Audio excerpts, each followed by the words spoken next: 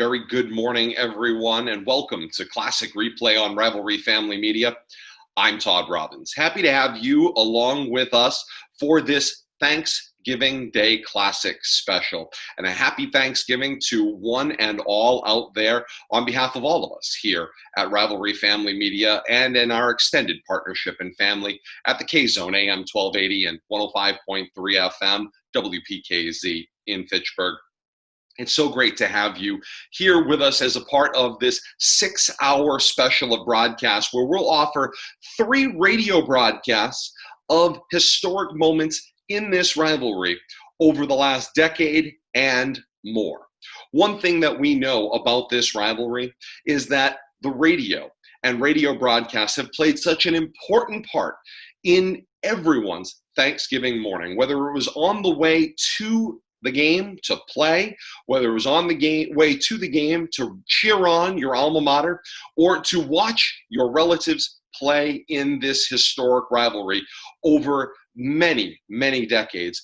The radio broadcast has been your way to the game, your way to recap the game on the way home, and for many of you who are at home preparing those fantastic Thanksgiving feasts across the Twin City, or those of you that had to travel each and every year to celebrate your Thanksgiving dinner, you would bring this rivalry with you via the radio. So we're so excited on this Thanksgiving morning, on this most different year, to be able to provide those sights and sounds and radio calls to fill your house with the spirit that no international pandemic can break for this historic rivalry across the community.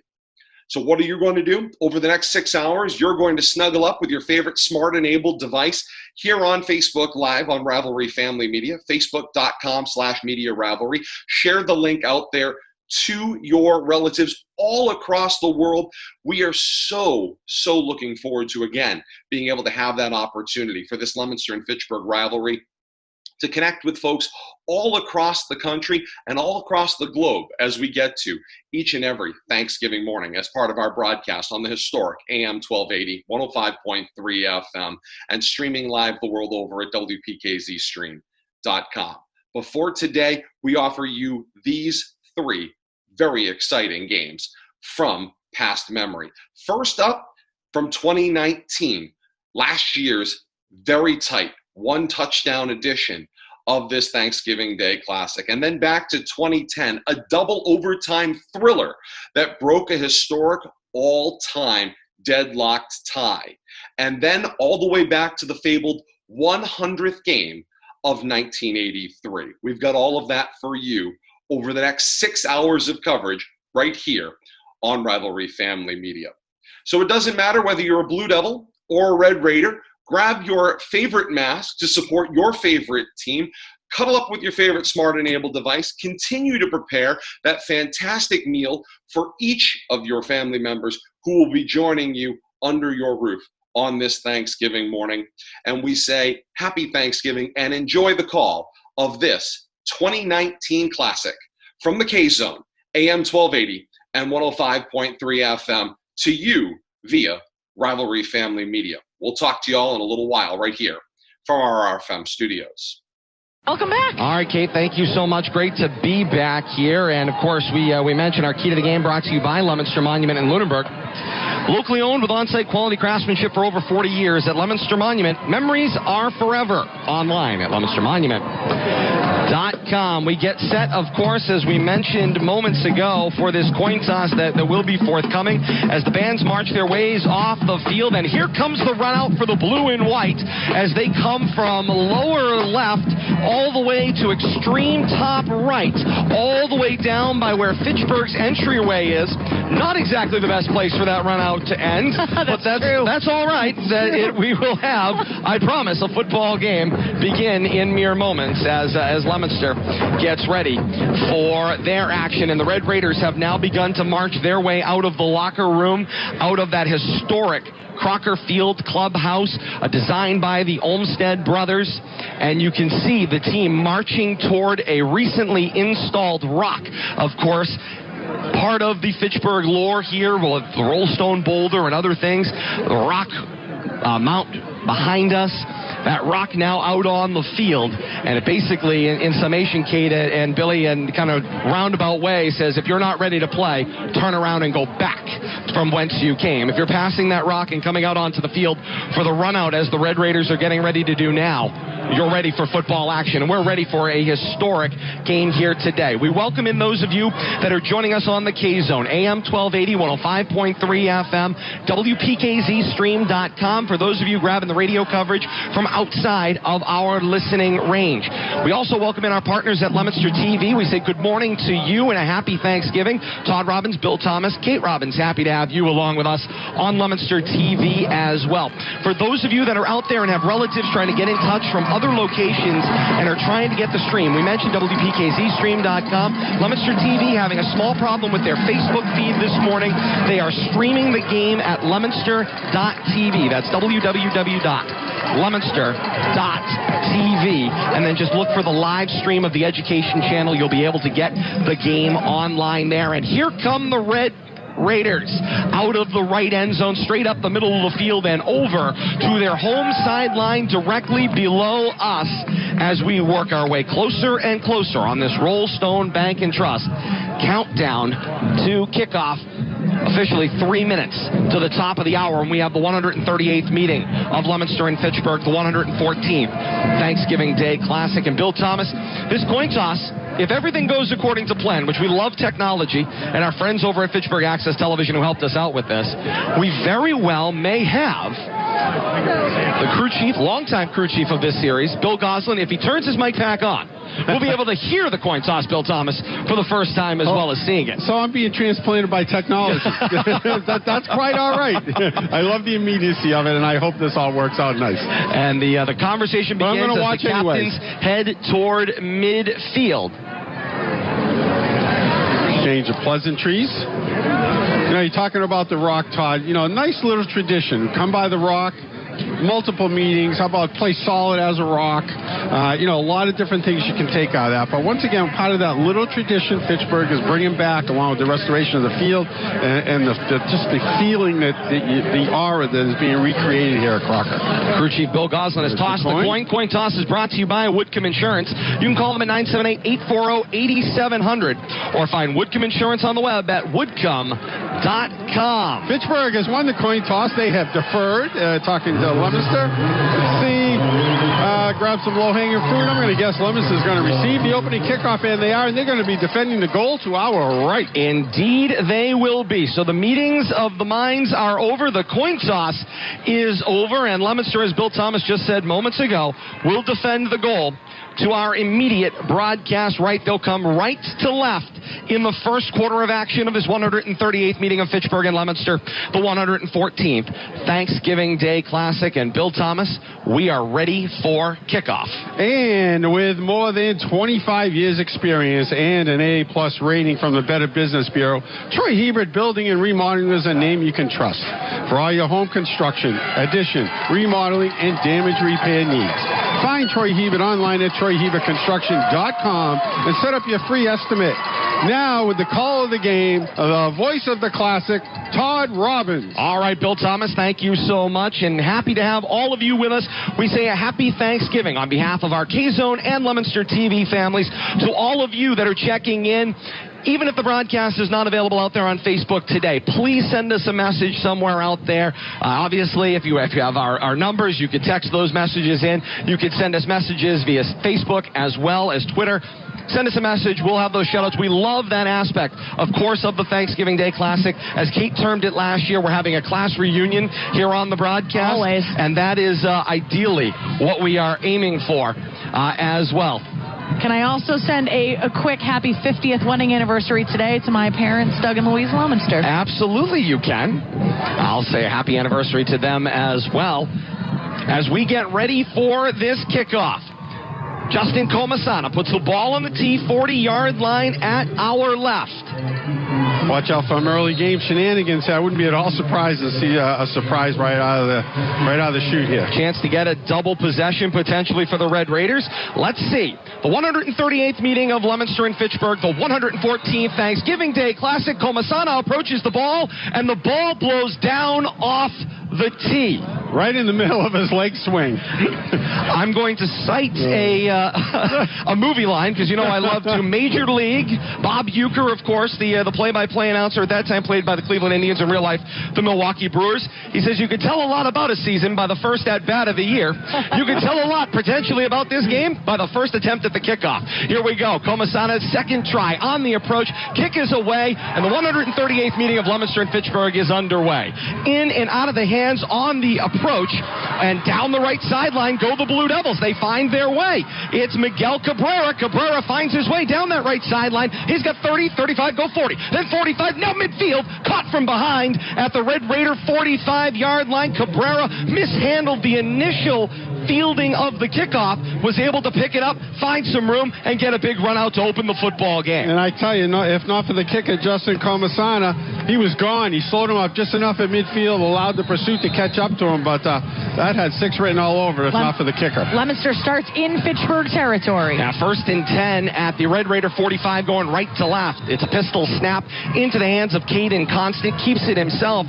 The sophomore quarterback takes it off the right of the formation, cross the 45, and dragged down around the 42-yard line, gains 3, 2nd down and 7. Looked like the left defensive end there jumped the snap count, just timed it perfectly. Jesus Padilla in the backfield. Caden lucky to make some yardage out of that. A 2nd down and 7 for the Blue Devils. Shotgun snap this time, mishandled by Constant, picks it up off the ground, and takes it straight into the A-gap, across the 40, 35, still plowing forward, and down at the 33-yard line of the Red Raiders, and it is enough. A gain of 9 and a 1st down. Kate and I talked about pregame how we've watched Caden Constant just mature the last 4 or 5 games. He's found his feet offensively. That is typical right there. Early in the season, he would have just fallen on that ball. He got up, ran that south right towards the end zone, and picked up a 1st down. Pistol formation this time, 2 receivers to the left. Something off with that snap as a flag is out on the play.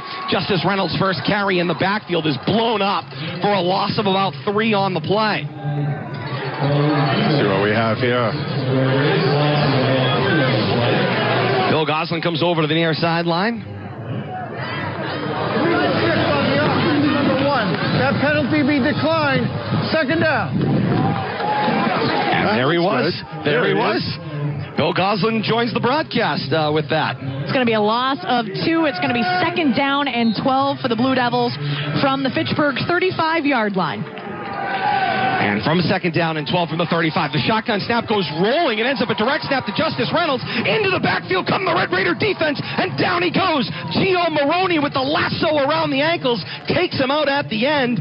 Jesus Padilla was there on the play as well. And that's 3 mishandled snaps basically in a row. And the center and the quarterback got to get some time in here. I don't know if it's a slippery ball or what, but that's not going to play out well offensively for the Blue Devils. And that's exactly what we're going to talk about. Natural turf, natural surface for the Blue Devils. They haven't seen it for a while. They only played on a natural surface 2 times all year long. 3rd down and long, make it 3rd and 15 from the 38-yard line, going right to left. Shotgun set, 3 receivers in the formation, 2 into the boundary short. Now the motion man is Rodriguez at the snap. Mishandled again. They couldn't get the snap off, and now they rule him down. Constant is ruled back across the 40 for lost yardage to the 43-yard line, and that offensive disaster of a first drive for the Blue Devils. That one loses 5 more. It'll be 4th down and 20. Inauspicious start for the Blue and White. Not just that play, Todd Caper. 3 negative plays in a row. Getting a look here. Yeah, he did touch his knee down when he picked it up. Good job there by LTV on the action replay. Unfortunate set of circumstances. That drive only nets 2 positive yards for the Blue Devils. But that was a mishandled snap once again, which led to that. Santi Rodriguez at his own 45 to punt. Gets a good snap. Kick is away. It's a low-angled kick. It hits about the 30-yard line, takes a slow roll across the 25, and is down inside of the Fitchburg 25 at the 23-yard line. And now, Todd, a little bit of breaking news, I believe, for the Fitchburg offense. Indeed we do. We have been informed. Anthony Aquendo, the all-everything running back for the Red Raiders, will not play today. He is in street clothes on the near sideline. That report came in from the Fitchburg sideline just before kickoff. Anthony Aquendo will not play today. He is in street clothes. Scratch Oquendo. You'll hear him in our recorded starters, but scratch Anthony Oquendo from this football game. That'll put the load on Devin Barasano to really carry the load for the Red Raiders, and they'll go single back on 1st down and 10 from their own 20, and it is Barasano who gets the first carry. Slips through the hands of Tossi, and across the 20-yard line to the 22, he gains a couple. You know, not only is it going to fall into Barasano, but Montgomery Graham is just going to have so much responsibility put on him now because he doesn't have that number one running back to go to. So one less thing the Leominster defense has to worry about, and they can key on Graham. They can key on who the second and third level running backs are. Quick thank you to Katie Kerouac out on Facebook. Happy Thanksgiving to you, and thank you for the very kind words. 2nd down and 7 to go. Shotgun set here for Graham. The snap. He faked the give to Barasano, pulled it out at the last second, and took it off the left side of the formation across the 25, into the pack. He continues to drive his legs across the 30-yard line and down at the 31. It's a gain of 8 and a Red Raider first down. Sheer determination from the sophomore quarterback. I'll tell you, a lot of pushing and shoving there. We've seen a lot of that the last few weeks, and we've seen a mixture of whistles, quick whistles and not so quick. We'll have to see how that plays out because that can lead to a lot of frustrations, pulling the ball out and, pile pushing and piling in. We'll have to see if the officials are going to allow that to continue. 4 minutes into this football game, Leominster's first possession, a net 0. Red Raiders with the first touch. They reset the sticks once. They've got 1st down and 10 to go at their own 31-yard line inside of right hash. Shotgun set. Now Barasano gets the give. Flag out on the play from the umpire, Dave Douglas. Barasano is driven back out of the pack. His forward progress seemingly was stopped. Micah Stinson and Liam Curtin on the hits for the blue and white. You know, and a great example right there. The officials let that play continue, and all of a sudden he gets pushed out, put it on his back 5 yards behind the line of scrimmage. That's going to lead to an unfortunate... Drop block, number 63 and 74 the offense. 15-yard penalty. Replay 1st down. And I hope that doesn't lead to an unnecessary roughness call down the line. We saw there a couple of offensive players teaming up for an illegal block. They're going to cross the Red Raiders 15 yards. It has been a point of emphasis all 2019 long, and 2 players combine off the Fitchburg line by that report from the field from their crew chief, Bill Goslin, for those blocks below the waist. So mark it back substantially. It'll be 1st down and that much longer all the way back. They're officially calling it 1st and 25. Back across the 20 to the 18-yard line. Left to right come the Red Raiders. That penalty pushes them back substantially left. Single back set with Barasano. Graham up under center. The snap. Gave it to Barasano. Takes it off the right of the formation. Into the pile. Spun down on the play. Gains 1. Pushing and shoving at the end of the play. What else would you expect from a meeting of these 2 storied rivals? Into the arms of Jack Philbin right there, and there was no more after that. Well, this becomes a situation. You have to play on the edge at all times, but you have to remain composed in certain situations because both of these teams, if they let themselves get beyond their ability to control their emotions, then the 15-yard penalties are going to add up. And with a veteran crew out there, Bill Goslin not going to put up with it. Flags will start flying. So both teams have to play on the edge but retain some control of their emotions. Graham in a shotgun set, single receiver tight to the right, make it 2. The snap for Graham. Graham will keep it himself, took it off the left of the formation. Saw that play a little while earlier. More pushing and shoving at the end of the play. As the play comes to an end around the 23-yard line, it's a gain of 5 for the quarterback, Graham. Emotions running high here early in the game. Micah Stinson in there on the tackle and a little push and shovel. Kids want to get up before the play's over, but that's what we see in this type of game, this type of rivalry on Thanksgiving, and we kind of come to expect that. On a fantastic weather morning here at Crocker Field, a great crowd continues to roll in. Just checking it out here Absolutely. At Crocker Field, wearing both the red and gray and the blue and white. People astride the hills over toward River Street, as well as by the Circle Street entrance and more, as people continue to file in for this 138th meeting of Fitchburg and Leominster. Big 3rd down here coming up, and a flag is out on the play as Fitchburg had 3rd down. They took a long time there. 5-yard penalty, still 3rd down. That's 2 penalties for a total of 20 yards already early on in this one for Fitchburg's offense, and that's going to back them up substantially. What was going to be about a 3rd and 15 turns into a 3rd and 20. And here's the snap on 3rd and 20. Graham back to pass. Sets his feet, looks out to the left and throws. Pass is caught by Devin DeLeon, and he's spun out of bounds right about the 30-yard line. It's a gain of 11, but still leaves a 4th down and substantially long. And now there's a flag out at the end of the play. Hall of Famer Connie Curley tried to jump in there and break up DeLeon and a Blue Devil over on the sideline, and somebody picked up a personal foul. I hope it wasn't her. Once again, emotions, and I was seeing this on the first drive by Fitchburg after Leominster's drive went nowhere.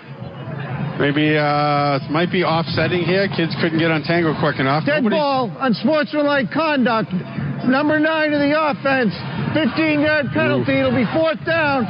That is his first UNS of the game. His first unsportsmanlike conduct penalty of the game, and of course, to Bill Thomas would lead to a departure from the football game. Yeah, that was DeLeon, the receiver. This, however, is something that we saw at the end of the Tantascwa game with Fitchburg. Trying to retain their emotions can get a little bit tricky, so early going here. They need to get something going. 4th and 18 back at the 23. Comasana to punt. Leaps, catches it, gets the punt away. Downfield, it is fielded in the play by J.V. Rodriguez. He's gang tackled right about the 45-yard line, and down he goes. Giovanni Maroney and Brian Rivera, Johnny on the spot there on that special teams. Risky catch there, but good job to hold on to the ball. Eamon Durkin had a real shot at blocking that punt. He was a hair too late, and a great job by Maroney and company to get downfield and wrap up Rodriguez right away. Leominster still with good field position. 1st and 10, their own 45. Middle of the field, the Red Raider 45, going right to left. 5:02 to play here in the first quarter. On 1st and 10, a shotgun set, play action fake. Constant looks over the middle, finds his tight end Darian O'Brien across the 30, the 25, and taken down at the 21-yard line. It's a quick strike. Leominster 1st down on a gain of 24. We've seen the Blue Devil offense run that play, gain confidence in it with O'Brien, running that seam down the hash and just a little in route.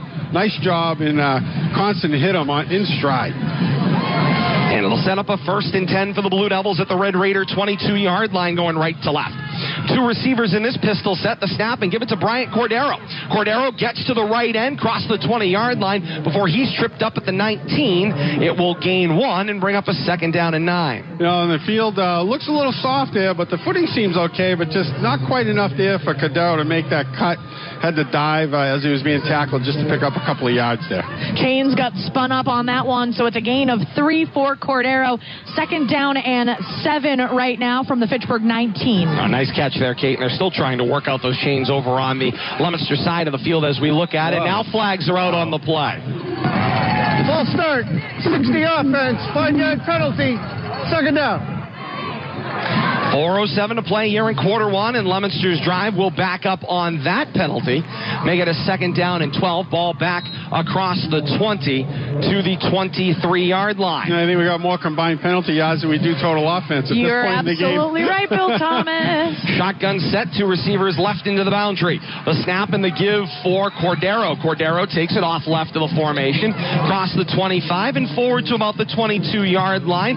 Gain back a little of what was lost. It'll be a 3rd down and 9 to go from the Red Raider 21 for the Blue Devils. And this is what Leominster has been plagued with. They get a nice big play, they get a pickup of 24 yards, and then their drive just completely stalls. They need to be able to continue the drive. They've had 2 phenomenal starting field positions on the Fitchburg 45. They need to take advantage of getting in the end zone when they get in the red zone. Pistol set here, Constant the snap, fake to Cordero, and now whistles kill the play again. Going to be another false start. False start, number 6 of the offense, 5-yard penalty, 3rd down. And Leominster's drive stalling once again. And Coach Tom DiGeronimo had talked about it for the Red Raiders, avoiding penalties that were costly throughout this season that put them in a bad situation. And right now, both teams can't seem to avoid the costly penalties. No, we saw 3 penalties kill the Blue Devils' first drive. Same thing happening right here. 3rd down and 14 back across the 25 at the 26-yard line.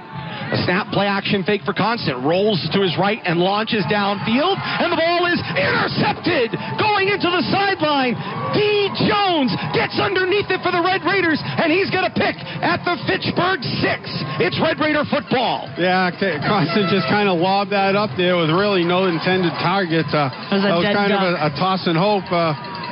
Kind of act like a pretty good punt right there, though, all things considered, because it was going to bring up fourth down if that ball had fallen incomplete. A little bit of positive possibly in that turnover, but we'll have to see how that plays out. 2 offensive drives for the Blue Devils and not much to show for it. 2:57 to play here in the first quarter of the Classic. No score. Fitchburg and Leominster on this Thanksgiving morning. Red Raiders, second touch of the football. First down and 10. Their own 6-yard line at left hash. They come left to right wearing the brick red tops. Brick red helmets with the white grills and the white bottoms. Leominster broke the neutral zone there. Philbin thought he was not across the zone. Defense, number 51, 5-yard penalty. First down. All right, let's take a look at these penalties so far. Leominster with 3 penalties for a total of 15 yards early in this one. Fitchburg, 3 penalties for a total of 35 yards thus far in this one. The Classic on the K-Zone brought to you by Tiny's Trees. Open now till December 15th, providing the area's best Christmas trees for over 55 years at John Fitch Plaza in Fitchburg.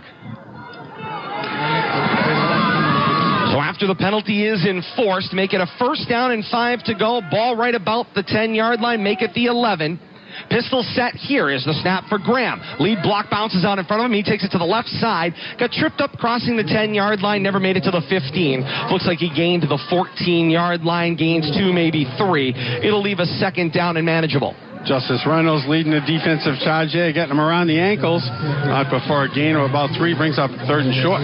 Right now, Leominster have been the beneficiary of difficult starting field position for Fitchburg. This drive starts on Fitchburg's own 6, and their first offensive drive started on their own 20-yard line. Conversely, Leominster's offense has been the beneficiary of starting on the Fitchburg 45-yard line in both of their offensive attempts thus far. So right now, field position favoring Leominster, but neither team able to get anything going early on here. Second down and 3 to go. Shotgun set, 2 backs in the backfield, 2 receivers right. Here's the snap and the give, and it's Barasano, and Barasano's off to the races. He's got some room to the middle of the field. Liam Curtin will catch him from behind, crossing midfield. There's a flag out from the back judge at the end of the play. Right now, a big gain for Barasano of 41 to the Blue Devil 45-yard line, but there is a flag out at the end of the play. There's probably going to be something on the tackle. Obviously, maybe a horse collar or a face mask. Talking about it here, we're going to get the call. Personal foul, horse collar tackle on the defense, 15-yard penalty. First down. Get a look at here.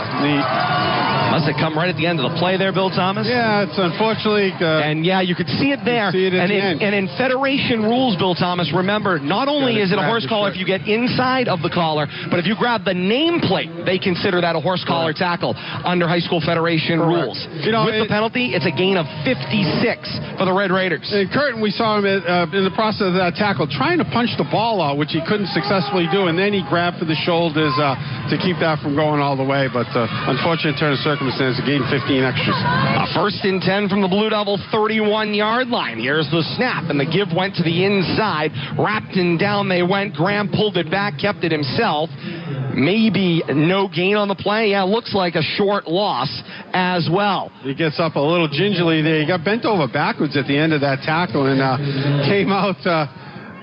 Takes his play guard off his left hand. I wonder if he got twisted up a little bit in that pile, but he's showing a little discomfort there over here on the sideline. They're going to give him this point of farthest progress, so it's going to be officially a gain of 1. It'll be second down and 9 for Fitchburg from the Blue Devil 30-yard line.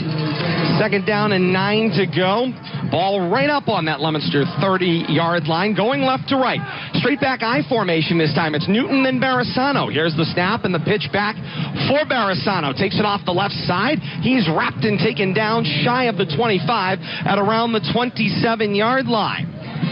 Nico Martinez leading the way that time, the middle of the Blue Devils defense. Let's get the starting lineup for the Red Raiders. It's brought to you by Leominster Credit Union. Make your plans happen with membership at Leominster Credit Union. You're somebody. Hey, Graham, boy, 1, junior, quarterback. Anthony Oquendo, number 7, sophomore, running back. Devin Beresano, number 13, junior, fullback. Mazias Nguyen, number 71, sophomore. Donovan DeLeon, number 9, sophomore, wide receiver. Brian Rivera, number 20, junior, wide receiver. Dylan Arujo, 8, senior, tight end. Gio Wong, 72, junior, left tackle. Peter Rivera, 53, senior, left guard. Jaden Velasquez, 64, junior, center. Samson Faulkner, number 73, sophomore, offensive guard. Stones Cacchetti, number 55, senior, right tackle. And it was a gain on the play for the Red Raiders on third down. Beresano got it back to the line and no further. And then a timeout taken on the field, stopping things here at the end of quarter number 1. The first quarter of the Classic is in the books. No score. Fitchburg and Leominster, the teams change ends. The second quarter, when we come back, this is the Classic on the K-Zone. Do you snore or suspect you suffer from sleep apnea? Does your child have breathing problems? Walker Orthodontics in Lunenburg and Harvard has helped over 35,000 patients since 1978 with concerns from breathing problems to teeth misalignment. As a director of airway courses at Boston University, Dr. Walker is a pioneer and specialist in airway orthodontics for children and adults. Visit them online at drwalkerortho.com to schedule a visit or for a free smile assessment. It's time for a good night's sleep and a worry-free smile. The best of the best. State champion Leominster High Blue Devils and Fraticelli Oil. Fraticelli Oil has served the community for over 85 years, offering 24-hour emergency oil delivery. Let automatic delivery keep a sharp eye on your supply for you. Sophisticated weather tracking and scheduling software allows us to monitor your oil heat supply. You are guaranteed an ample supply of heating oil at all times and all temperatures. Call Fraticelli Oil at 978-537-3637 for information or online at FraticelliOilCO.com.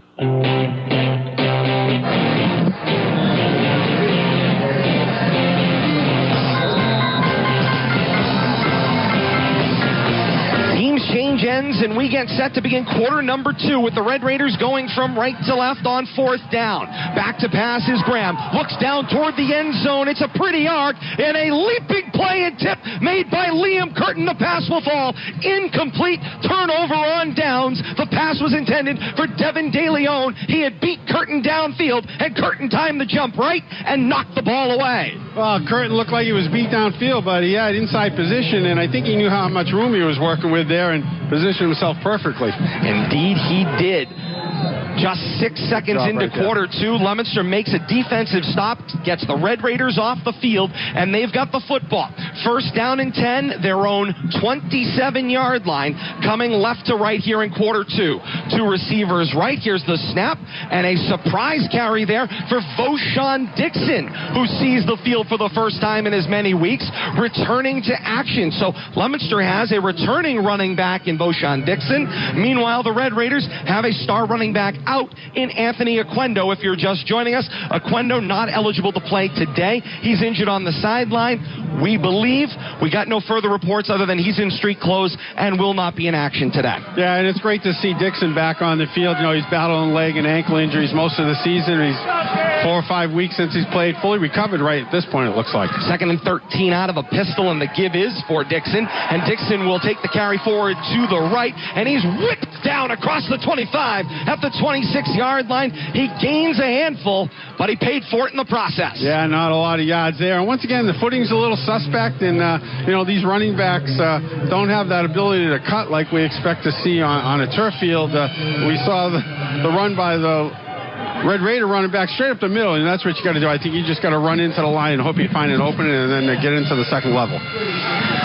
Third down and 12 to go for the Blue Devils, their own 26-yard line. They need to move the ball across their own 35 to the 38 for a first down. Shotgun set, 3 receivers, 2 short to the right. Constant hits the back foot on 3 steps, looks down the left side of the field, leaping and making the catch is Arlie Galat across midfield and down at the Red Raider 45-yard line. He battled D. Jones. He got up over top of him. He made the catch for a gain of 29. Nice pitch and catch right there. We've watched Galat use his height advantage time and time again here in the latter half of the season. out-leaping and timing it perfectly. And you're right, he out-leaped Jones. An incredible slow-motion replay on Leominster TV as well. Back to pass on 1st and 10 from the Red Raider 45. Flips it downfield, does Constant. He was looking to go back-to-back with Galat.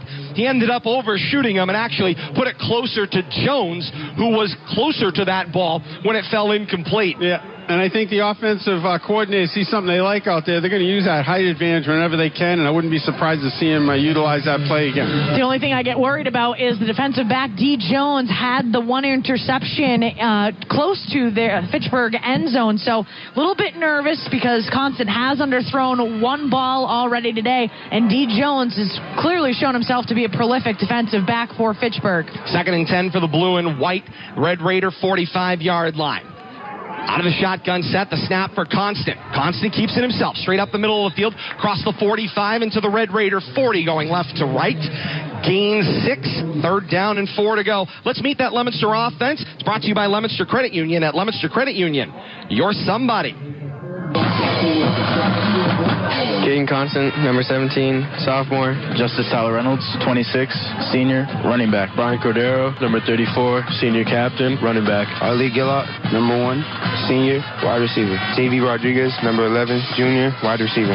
Liam Curtin, number 5, senior, wide receiver. Darian O'Brien, 82, senior, tight end. Kyle Philbin, number 51, junior, O-tackle. Savion Batales, number 75, senior, and tackle. Anthony Tossi, number 54, senior, center. Micah Stinson, number 52, senior, offensive guard. Joe Conlon, number 72, senior, right tackle.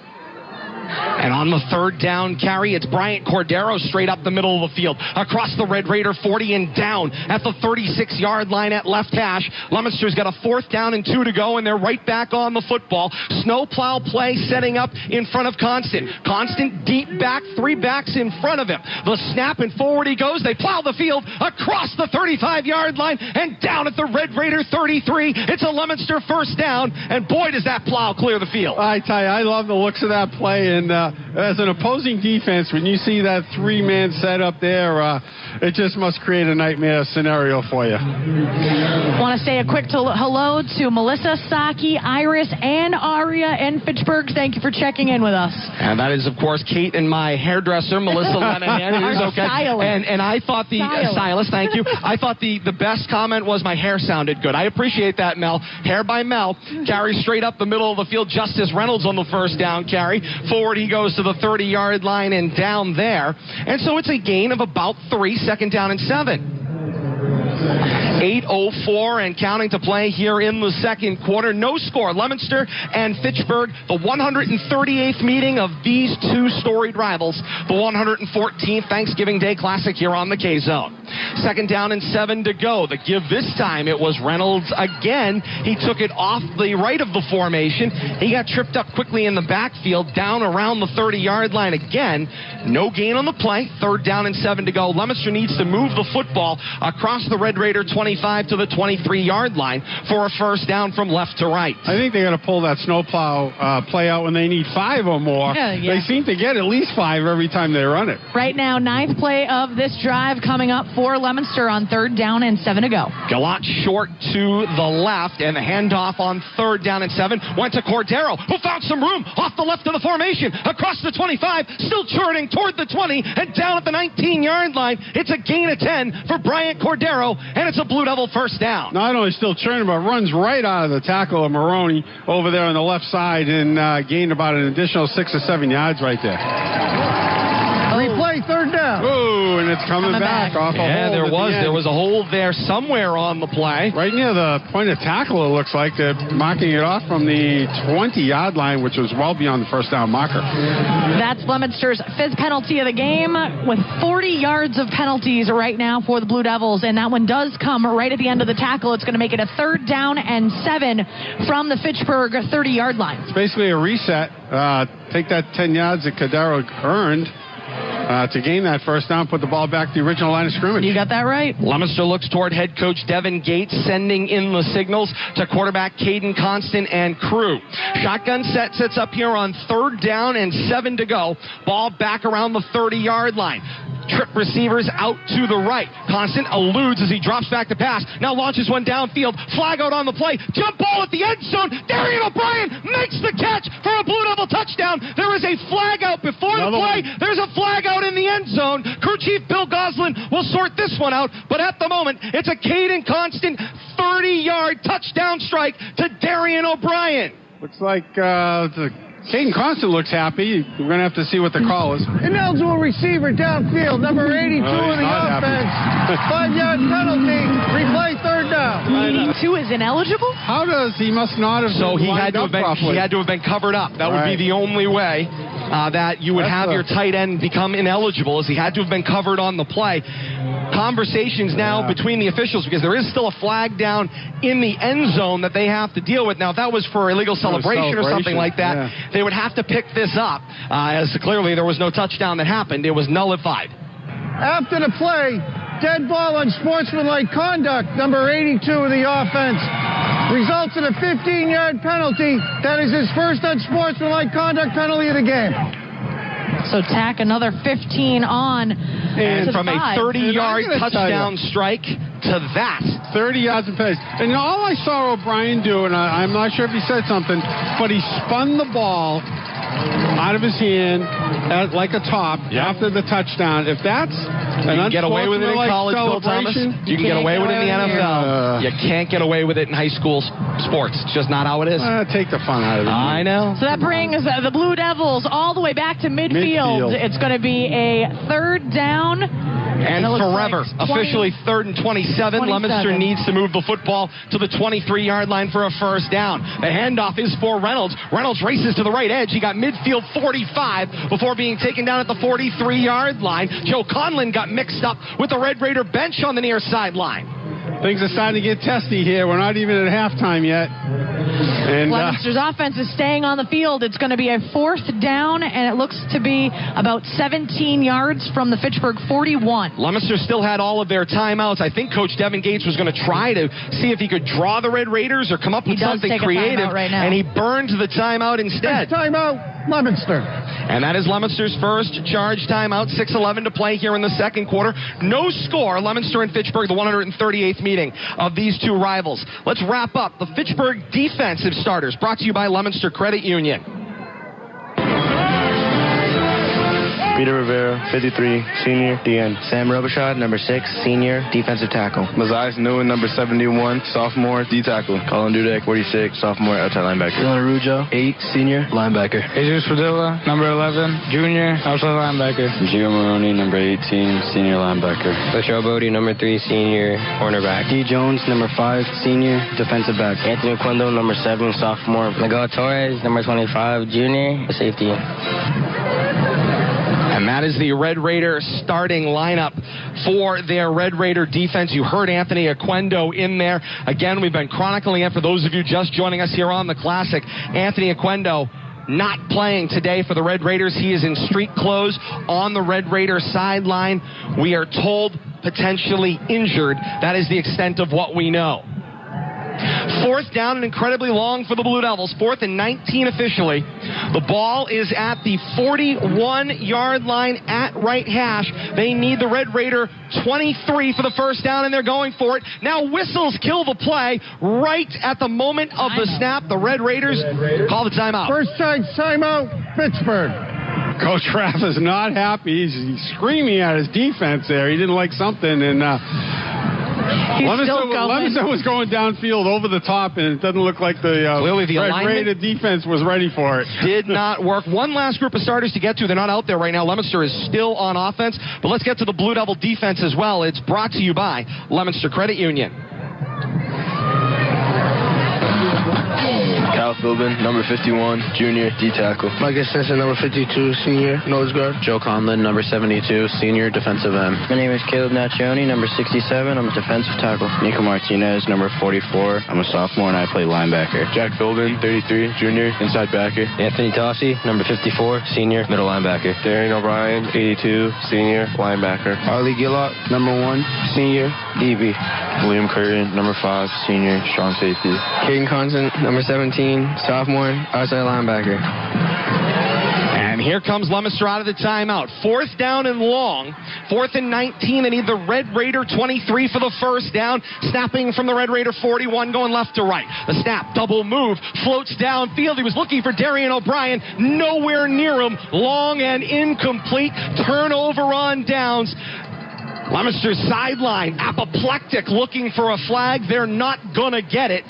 And it will be a turnover and the ball back to the Red Raiders. That drive, a net gain for Fitchburg. A Leominster 30-yard touchdown strike got taken off the board with 2 flags and 30 yards of penalties and set that drive off for the Blue Devils from great success to great agony. The ball back to the Red Raiders. Can the offense capitalize? Yeah, and I think the reason the Blue Devils went for that is they got confidence in their defensive set up right here, and I think they're thinking they can hold the Red Raiders, so showing some confidence in their offense. I think O'Brien got some contact downfield there, which wasn't called. We'll have to see if the defense can hold up here. And here come the Red Raiders out of that stacked 3-back eye. The pitch back, it was fumbled on the ground. Nice job there by the fullback. It was Maz Newton who picked it up on the hop. He had gotten blocked out of the play to the left. The ball went down as it went in and out of the hands of the running back, who was a first touch for Gabe Rivera. Rivera wasn't able to hold on to it, and Newton got back on top of it. And the Red Raider offense almost gave away the momentum they established defensively on the last drive. Yeah, Rivera not ready for that pitch.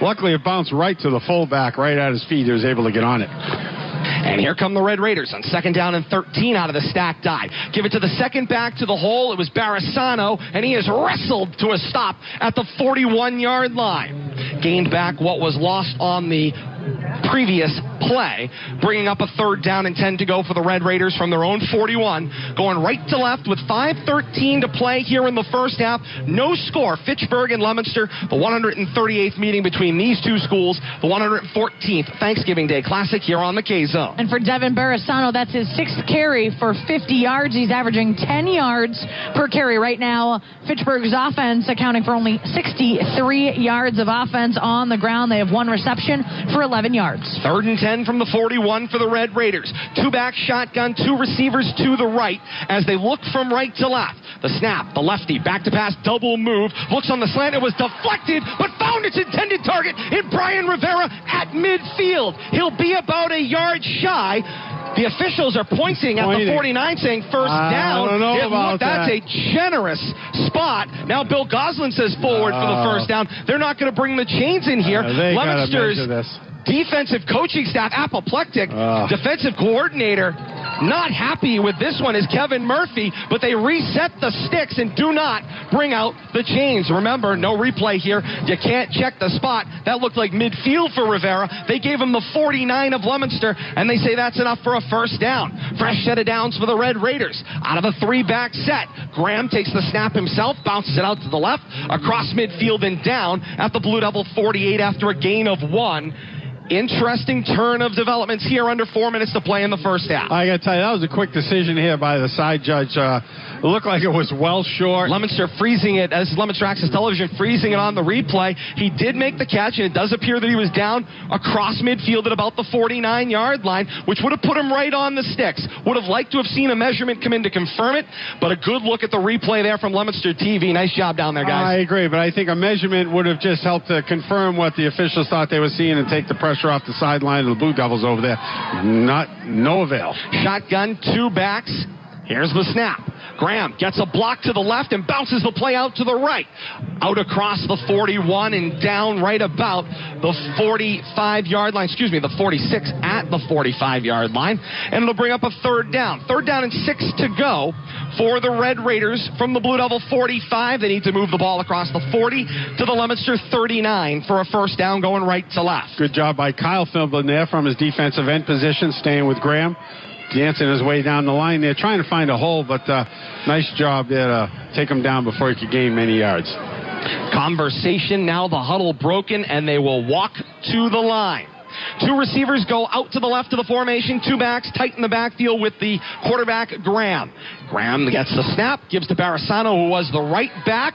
They stripped him of his hand warmer, but he's still on his feet as Barisano across the 45 and down around the Leominster 42-yard line. Nico Martinez with a handful of hand warmer, but I think it came I'm not sure where it came from, but the Blue Devils are confiscating it. Looked like flag football out there for a second. I was going to say, it went flying up in the air, that's for sure. They're not giving Barisano his hand warmer back. Indeed, they are now, not. That's Todd, mine. I have to give you some credit. You said this was going to be a low-scoring affair, and with 2:03 left in the first half, we're knotted up 0-0 here in this one. So kudos to you on that pick.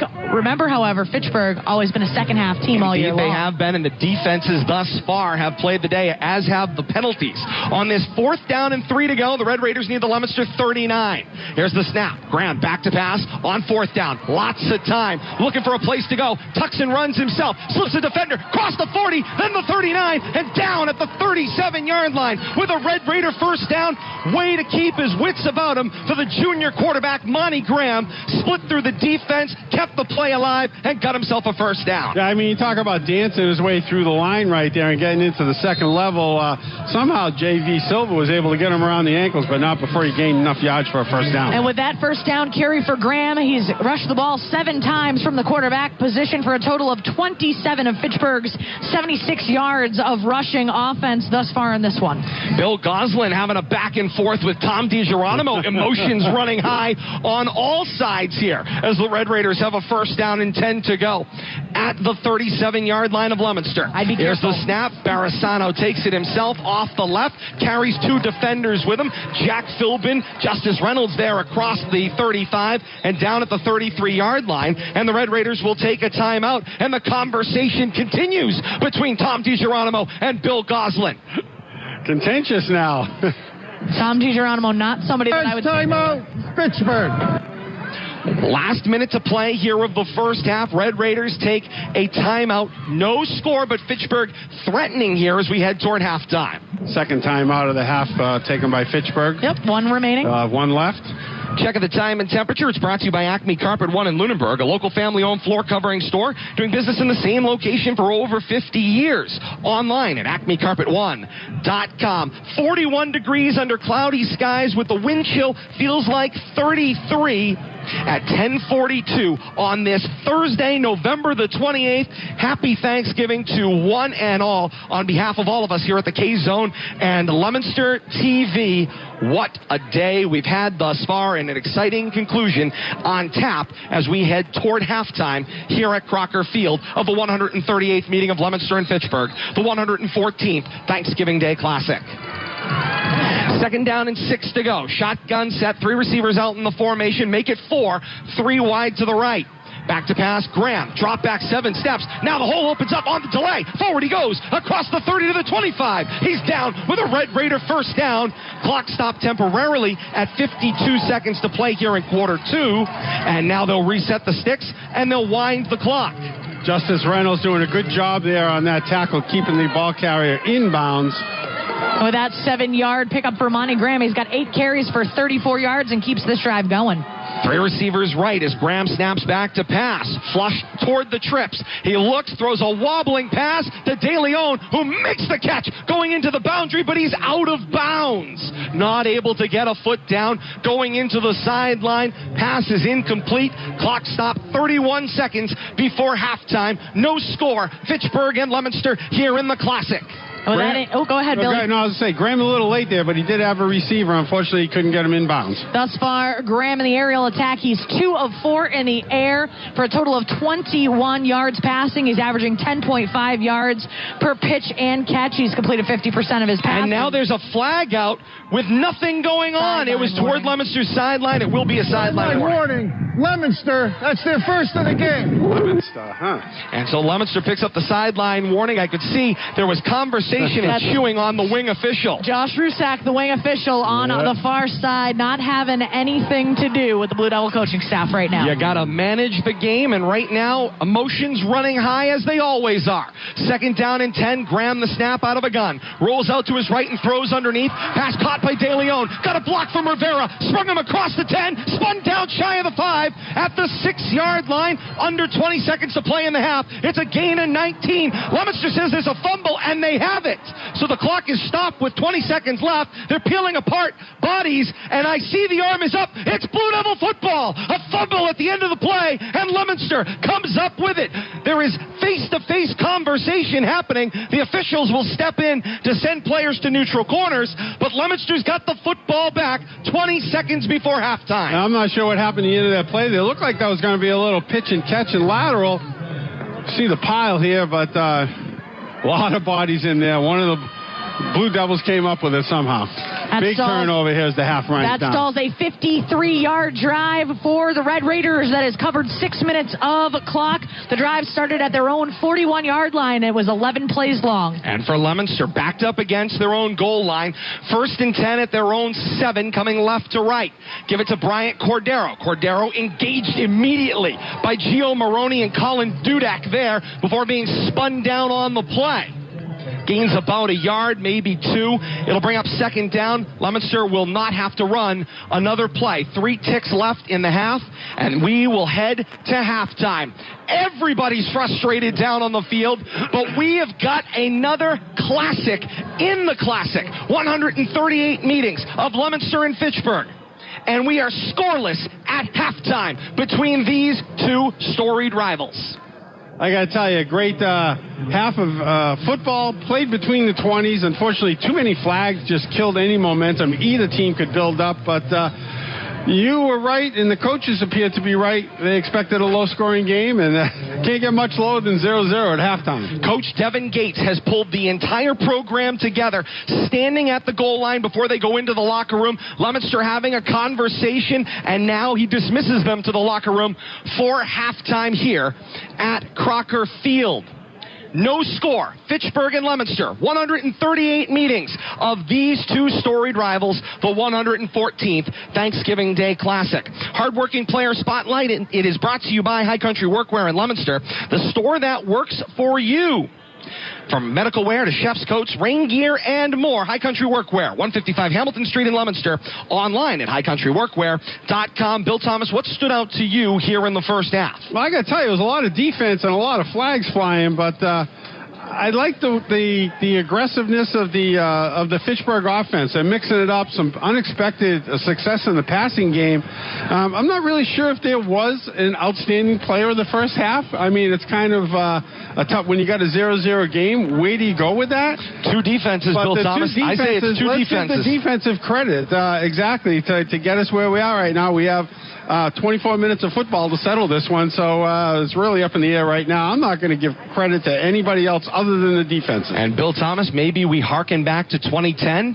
We might have more than 24 minutes of football left in this classic would be nice as well. So lots of things to come. If you're joining us on Leominster TV, you've got a performance from the Leominster High School and Fitchburg High School marching bands here at halftime. For those of you joining us here on the K-Zone, a quick break. We reset, and we're back with halftime here at the Classic. Classic on the K-Zone brought to you by Great Wolf Lodge in Fitchburg. This holiday season, gather a group and celebrate at the Great Wolf Lodge in Fitchburg.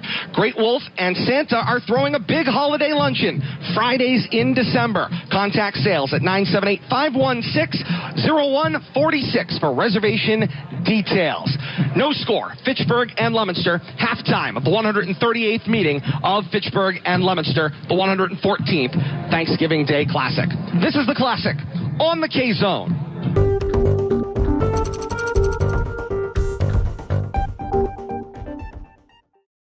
Halftime of the 138th meeting of Leominster and Fitchburg from 2019 here on Rivalry Family Media, and thanks to our partners of long time, AM1280, 105.3 FM, WPKZ, the historic and long-standing radio station that remains tried and true to broadcasting this Thanksgiving tradition, and will, just as soon as it returns to the calendars, fingers crossed, for 2021. We'll get you back out to Crocker Field and the call of the game in a moment, but first we want to let you know we continue here. This is the first of 3 games we are offering here on Rivalry Family Media. The radio calls as you heard them on the mornings these games were played, this historic tradition of Leominster and Fitchburg via Classic Replay here on RFM.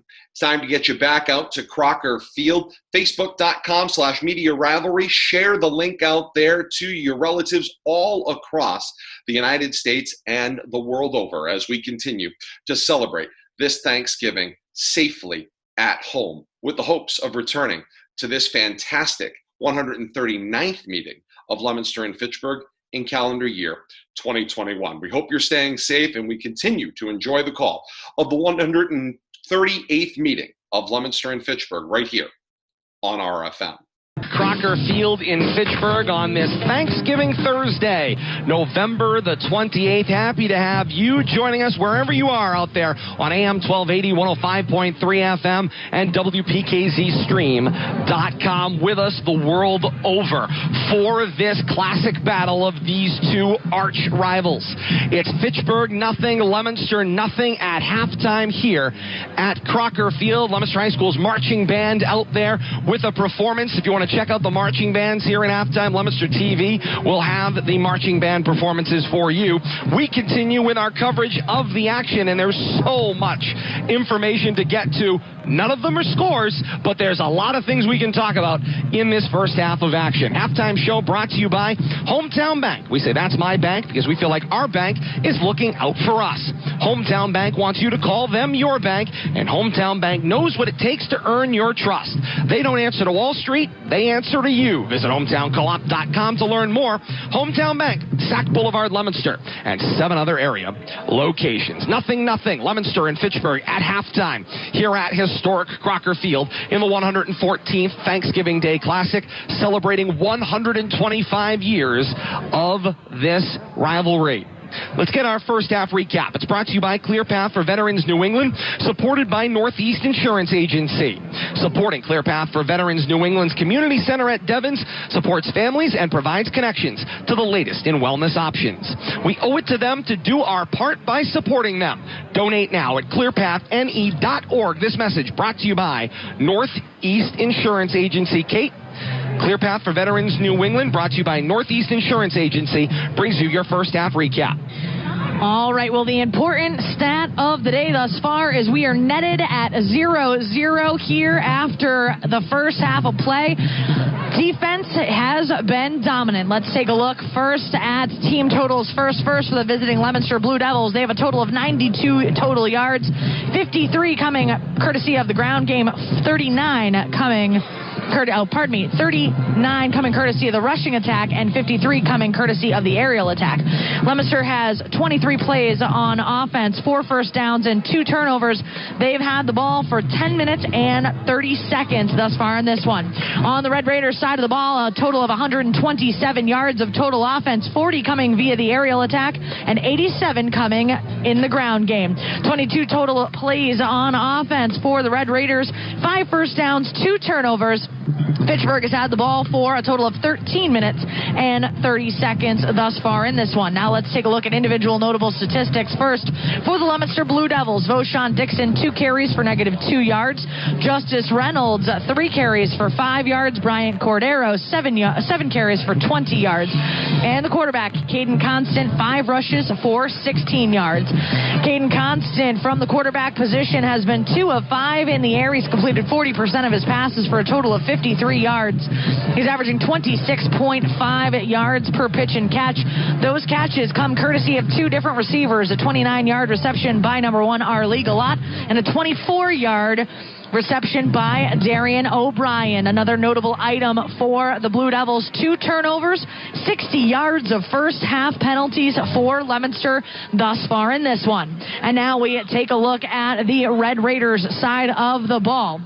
Individual notable statistics for the rushing attack, Devin Barisano, 8 carries for 57 yards. Once again, number 7, Anthony Aquendo, the star running back for Fitchburg, out and in street clothes for this, the 114th Thanksgiving Day Classic. Other individual statistics for the Red Raiders, quarterback Monty Graham, 8 rushes for 34 yards total. From his quarterback position, Monty Graham, 3 of 5 in the air for a total of 40 yards passing. He's completed 60% of his his passes. He's averaging 13.3 yards per pitch and catch. Those come courtesy of 2 different receivers thus far. Donovan DeLeon, 2 receptions for a total of 30 yards, and Brian Rivera, 1 reception for 10 yards. And let's take a look at the penalties that Fitchburg has racked up as well. 3 penalties covering 35 yards. Fitchburg, much like Leominster, also with 2 turnovers in the game thus far. And that is your first half stat recap. And again, the big stat, a 0-0 tie. Both of these teams knotted at nothing in the first half of play here from Crocker Field in the 114th Thanksgiving Day Classic between Leominster and Fitchburg. Todd? All right, Kate, thank you so much. Great job with those first half stats. What you hear, Bill Thomas, is a lot of futility between these 2 teams. Offenses are doing what they can, but they're not moving the football substantially enough, and bottom line is they're not scoring for Leominster. The question will be, as we progress into this second half, how much does that touchdown coming off the board hurt them in the long term?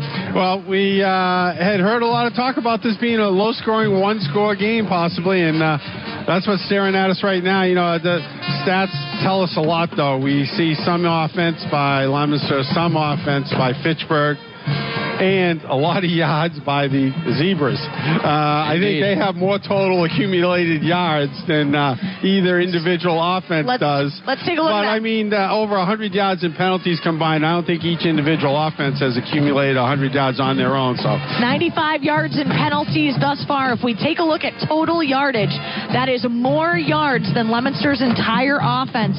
92 yards for Leominster's offense in the first half. 95 yards for the Zebras. Fitchburg's doing a little bit better, 127 yards for Fitchburg's offense, but penalties and turnovers right now the name of the game in this 0-0 tie. Which has taken away all chance of any momentum from either offensive squad. So I'm sure that's what a lot of the talk is in the locker rooms for both teams. Got to minimize the penalties so we can get some continuity, get some flow, and try to keep. It's basically been mostly offensive penalties. Try to keep our offense on the field, whichever team it is. The Classic on the K-Zone brought to you by Hartman Relocation Services, family owned and operated since 1969. They move your life. That's Hartman Relocation Services in Leominster. Halftime score here from Crocker Field.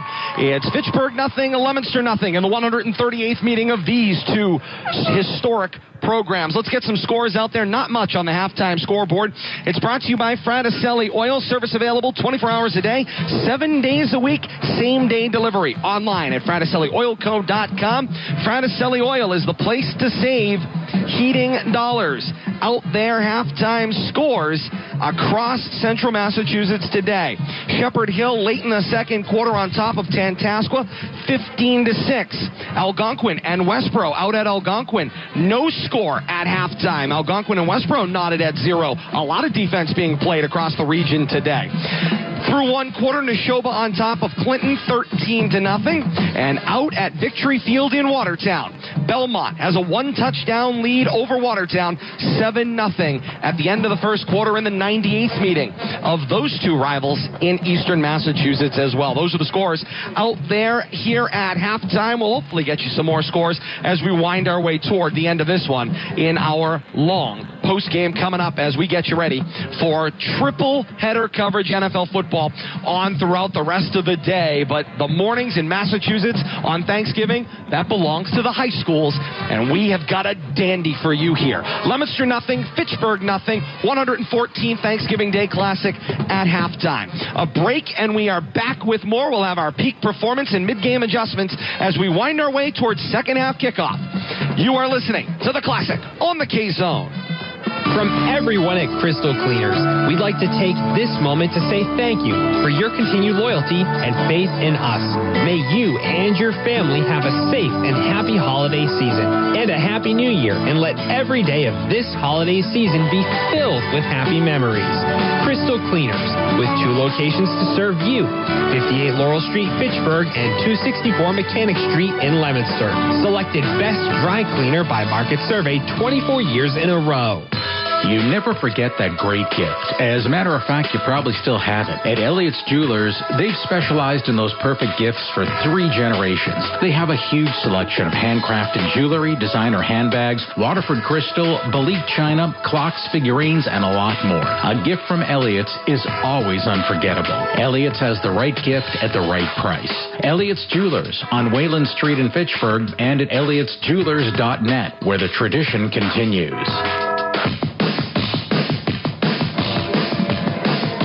On top. Shoulder clear.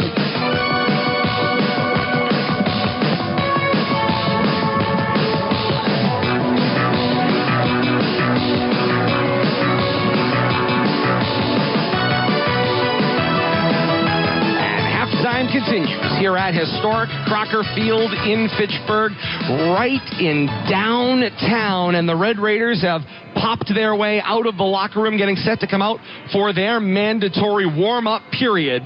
No score, Fitchburg and Leominster at halftime here at historic Crocker Field. Quick shout out for the holidays to Penard's Florist on Saturday, November 30th in Air, 8 a.m. to 4 p.m.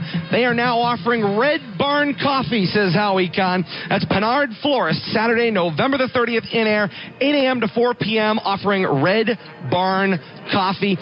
Also, by the way, coming up this weekend on the Scholastic Sports Zone this Sunday, a best of the Scholastic Sports Zone as everyone here at the K-Zone enjoys a great holiday weekend. Scholastic Sports Zone will be back the week following here on the K-Zone, wrapping up the high school football season and the fall season as well. So a best of Scholastic Sports Zone, 11 to noon here on the K-Zone coming up this Sunday. Happy Thanksgiving to Howie Kahn and family as well. Great job today getting us ready for the Classic as well. And the Classic on the K-Zone brought to you by Lou's Custom Exhaust Repair in Fitchburg. Lou's Custom Exhaust Repair in Fitchburg crushes competitors on price, top quality products, honest service, and full warranty.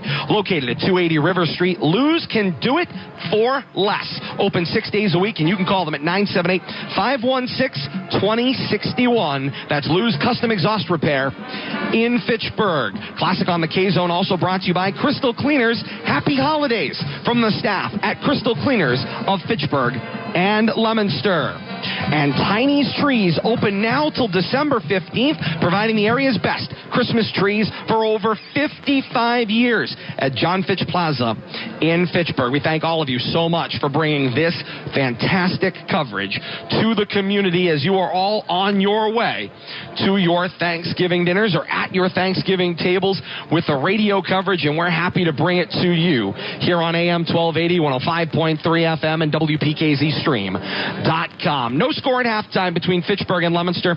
Let's get to the peak performance. It's driven by North End Subaru, a proud member of the Colonial Automotive Group, located on Route 13, 757 Chase Road in Lunenburg.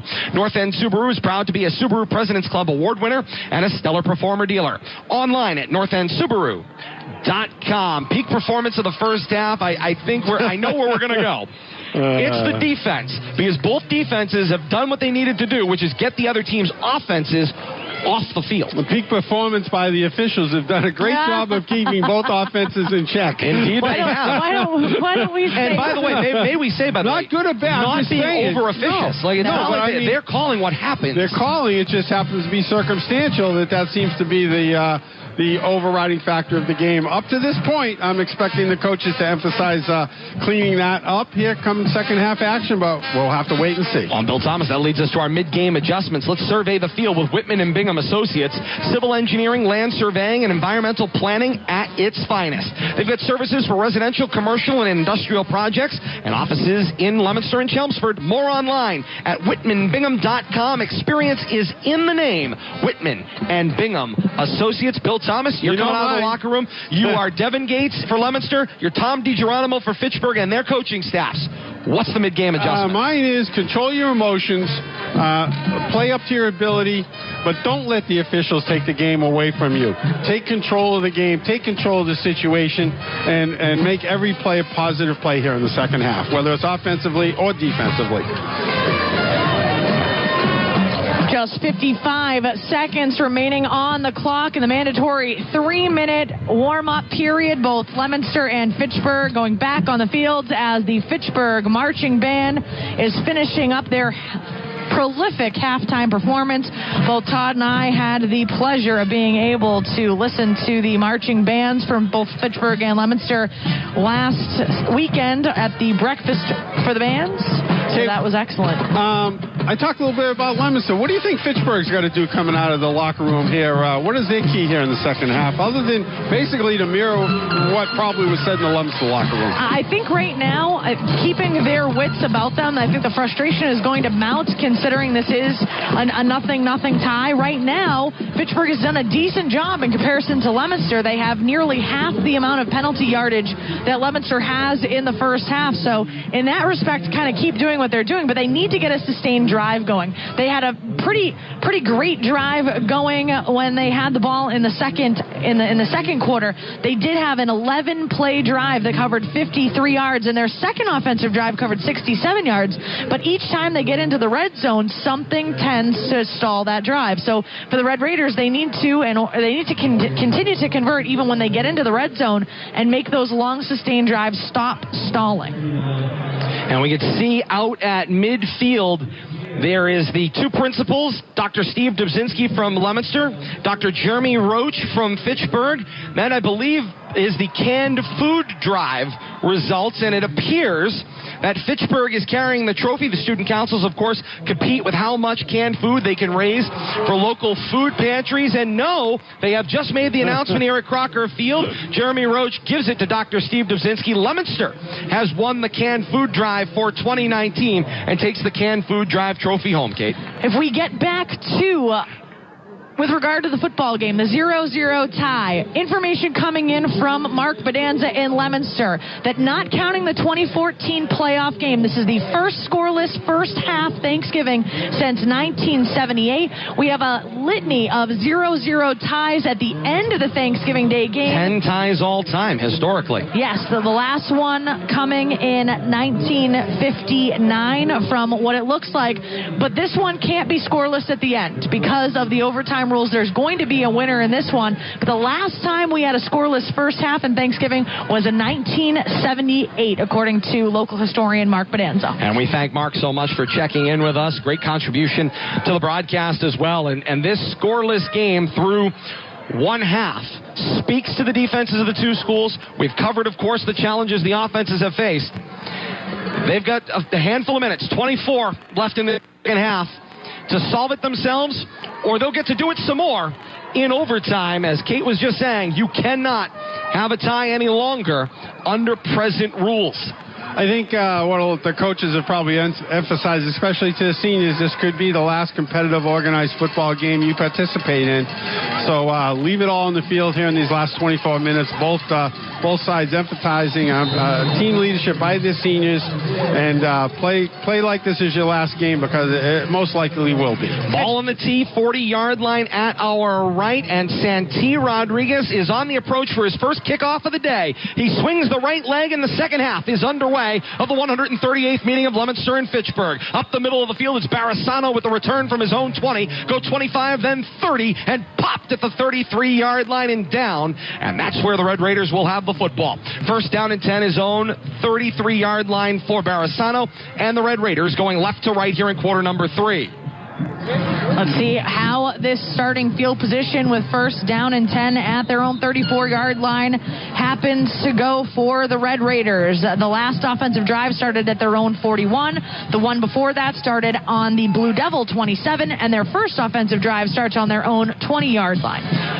First and 10 from the Red Raider 34, just inside of right hash. An offset set. And here's the two receivers out to the left. Double move. Graham tries to step up and into a sack. He had nowhere to go. Eamon Durkin finished him off. It's a loss of 4 on the play, and he saw a big blue wall, did Monty Graham. Yeah, and good coverage downfield by the defensive backs and safeties. No place for Graham to go with the ball. He ended up having to eat it. The pocket finally collapsed And good job by the defense to stay with them. Only going to give them a loss of 3 on that one, so it'll be 2nd down and 13 to go from the Fitchburg Red Raiders 31-yard line. And just inside of that right hash again. So 2nd down and 13 from the 31 at right hash. Red Raiders going left to right here in quarter number 3. Brick red tops, white bottoms, white numerals front and back. The classic brick red helmets with the white grills. The snap and the give to Barasano. First man of the hole. Bounces off an initial hit. Keeps taking it laterally across the 30 to his left and keeps stretching it horizontally. May have leaned forward for a gain of a yard to about the 33-yard line. It'll be 3rd down. Leominster coming out of the pile again, says they've got the football again, trying to buy that call, but official conversation. Nobody has said Leominster recovered a fumble, and the signal is down with possession for the Red Raiders. Yeah, official pointing at the ground, which indicates down by contact there. So 3rd down and 11 for the Red Raiders at the 33-yard line, their own at left hash, going left to right. Long time in this huddle for the red and gray. And now out of the huddle. Graham directing traffic. 10 seconds remaining. 10 seconds showing on the play clock. Red Raiders have to sprint to the line as the receivers, they might have had 12 in the huddle. And the flag is out with Bill Goslin. Violation on the offense. 5-yard penalty. Still 3rd down. So that'll be Fitchburg's 4th penalty now. A total of 40 yards in penalties for the red and gray. And so that will mark them back across their own 30 to their own 28-yard line at left hash. We saw them with 12 in the huddle, and all of a sudden somebody came sprinting to the sideline. I'm like, nope, you can't do that. 3rd down and long. 3rd and 16 to be precise. Back to pass Graham. He's flushed. Now has to move to his left. Throws downfield underneath. Took what he could get with Devin DeLeon across the 40 to the 42-yard line. Gains back what was lost and then some. It'll be 4th down and about 3 to go for the Red Raiders. Their own 42-yard line going left to right. Nice sure tackle there by Justice Reynolds after about a 10-yard gain. But flag is out at the end of the play. Oh, my God. It went flying into the air. The wind picked it up and carried it. Dead ball on sportsmanlike conduct. Number 52 of the defense. 15-yard penalty. First down. And that is completely undisciplined. Micah Stinson picks up a 15-yard flag and keeps the Red Raider drive going. Coach Devin Gates looking for an explanation, and Bill Goslin just gives him the mocking hand like he was chirping, and the flag goes flying. Coach Devin Gates now gets his 10 cents worth with Bill Goslin. He doesn't get to say much, though. He pushes him away and tells him, go back to coaching your football team. Blue Devils right now, 8 penalties, 75 yards in penalties right now for the Blue Devils. Not only does that keep the drive alive, it moves the Red Raiders into Leominster territory. 1st down and 10 for the red and gray at the Leominster 43-yard line. Offset eye, Graham the snap, 2 blocks to his right. They set up in front of him. He'll take it to the right, reach toward the 40-yard line for a gain of 3, and it'll leave a 2nd down and 7 for the Red Raiders at the Leominster 40-yard line. I tell you, you couldn't have said it any better, Todd. Unfortunate turn of circumstances there, but we're talking about a senior who should know better at this point in the game, and whatever was said, whatever motion was made, apparently it didn't set too well with the official. Ill-timed is the important point there. You could not use a more appropriate phrase right there. Ill-timed is the best way to describe it. You had them at 4th down and short in their own territory. Likely was going to force a punt. Your defense was going to get the offense off the field. You give up the continuation of the drive with a 15-yard penalty. 2nd and 7. The snap, give it to Barasano. He bounces off an initial hit. Now gets to the left edge, cross the 40-yard line. Leominster's defense keeps moving with him, keeping the edge shut. The play moved to the 39. It will gain 2 and leave a 3rd down and about 5 to go. I got to give the officials a little bit of credit. They didn't wait for somebody to get tackled. As soon as that pile got wrapped up and pushed around, blew the whistle. I think that they got to do that. They can't let these kids push and claw and pull and continue to jump into these piles. There's just too much extracurricular activity going on right now out there, and the amount of penalties that have already mounted. As you said, right now, proactive officiating and active officiating right now to try to maintain a little bit of etiquette and order in this one. It's officially going to be a 3rd down and 6 to go. Ball snapping from the 39 of Leominster. Left to right go the Red Raiders. Shotgun set this time. Defense was showing blitz, and here they come. They push Graham to his right. Wrapped and taken down. A sack on the play. Kyle Philbin threw the lasso around Graham's waist, and down he went. Kyle Philbin, the blitzer, found a hole right there, and also found a way to circle around to get Graham. Bill Goslin went diving into the Leominster defense to push them back. Both coaches are coming out from the sideline, pointing at what they believe is ill behavior on both sides. The sack leads to a loss of 4. It'll be 4th down and 10 for the Red Raiders. The defense does their job again. Punt team coming on the field on 4th down for Fitchburg. For anybody who thought there was no more bad blood between these two teams and that this matchup doesn't mean anything, just take a look at the penalties and take a look at how hard these officials are having to work to maintain order. 4th down and 10. Comasana stands at his own 45 to receive the punt. He got the snap, got the punt away. Downfield it goes. It's fielded by J.V. Rodriguez inexplicably, and he takes a huge hit. The 6-yard line will be the spot. He got driven back toward the goal line, but it will be at the Leominster 6-yard line as the point of farthest progress. It was a good snap to Comasana. He kept it low. It hit. It got a nice roll, and then Rodriguez decided to field it with 2 Red Raider gunners within arm's reach. You know, you kind of wonder there, and we've seen some ill-timed decisions, but that ball had the makings of bouncing down to the 1. I'm going to give him a little bit of credit there for at least helping the offense to have a little bit of room to work with. Indeed they will. 6:27 to play here in the third quarter, and now a flag out from the back judge. Has 40 seconds already gone by? That was a quick clock. Perhaps, or it could be a substitution there, showing the preliminary signal there as the back judge tries to signal Bill Goslin. Here's the call. Substitution violation on the defense. 5-yard penalty. First down. So Leominster will have a 1st down and 5 off of that situation. So you can't have extra people in the defensive huddle either? Is that apparently how that not, or perhaps aware of that. I've never seen that called on the defense. It's always an offensive huddle violation. Either way, it's a 5-yard penalty. It will be Fitchburg's 5th penalty for a total of 45 yards in penalties on the day for the Red Raiders. Across the 10 to the Leominster 11 after the enforcement. On 1st and 5, a shotgun snap, constant fake to give. Captain himself took it to the open side of the field, needed one more block to get the right edge. He's stumbling. Flag flies from 15 yards off the play, across the 25 toward the 30-yard line for Caden Constant. It's a great run, and I think it's all for naught coming back on a hold. It's a gain of 24 that's about to get whitewashed off the board. And that official threw that flag. Illegal block in the back, number 1.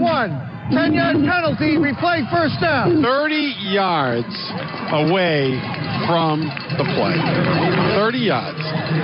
So that should bring it all the way back to the 1. And so they will mark the ball back. No, it's from the spot. From the spot of the foul. So they'll mark the ball back. Still be a 1st down. It's going to be a gain of 2. Yeah, positive gain of 2 yards. So it'll be a 1st down and 3 to go for the Blue Devils, back to their own approximately 11-yard line at right hash.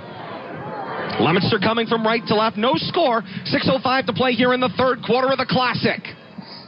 Leominster needs their own 16-yard line for the first. Beauchamp Dixon gets the carry here and gets spun down in the backfield. Lost yardage back to the 5-yard line, and Leominster is back behind where they started this drive. Pretty much back to the original line of scrimmage there. Beauchamp Dixon just not getting his legs moving in time there. And defense in the backfield wrapped them up, turned into about a 7-yard loss.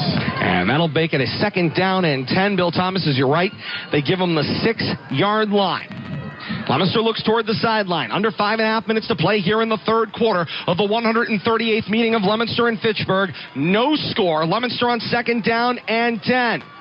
Give it to Dixon this time. Dixon spins away from an initial hit across the 10. He took a late hit going to the ground at the 11-yard line. That play was long over and no flag out on the play. And Captain Kyle Philbin has a conversation with the wing official going, look, he got hit. He got hit at the end of the play, and there'll be no whistle that's going to come out or flag comes out on that one. Yeah, he was on the ground, and one of the defensive backs, we're going to get a good look at it right here. Comes in really D. Jones made a great hit, got the tackle on his own, and that's leading with the crown and the helmet as well. Helmet. Unfortunate miss right there. All the flags. Gabe Rivera with the late hit uncalled. It brings up a 3rd down and 4 to go. Leominster needs their own 16 for the first. Play action fake. Rolls out, does Constant. Throw on the run. Gillott tries to come back to it. Can't get it.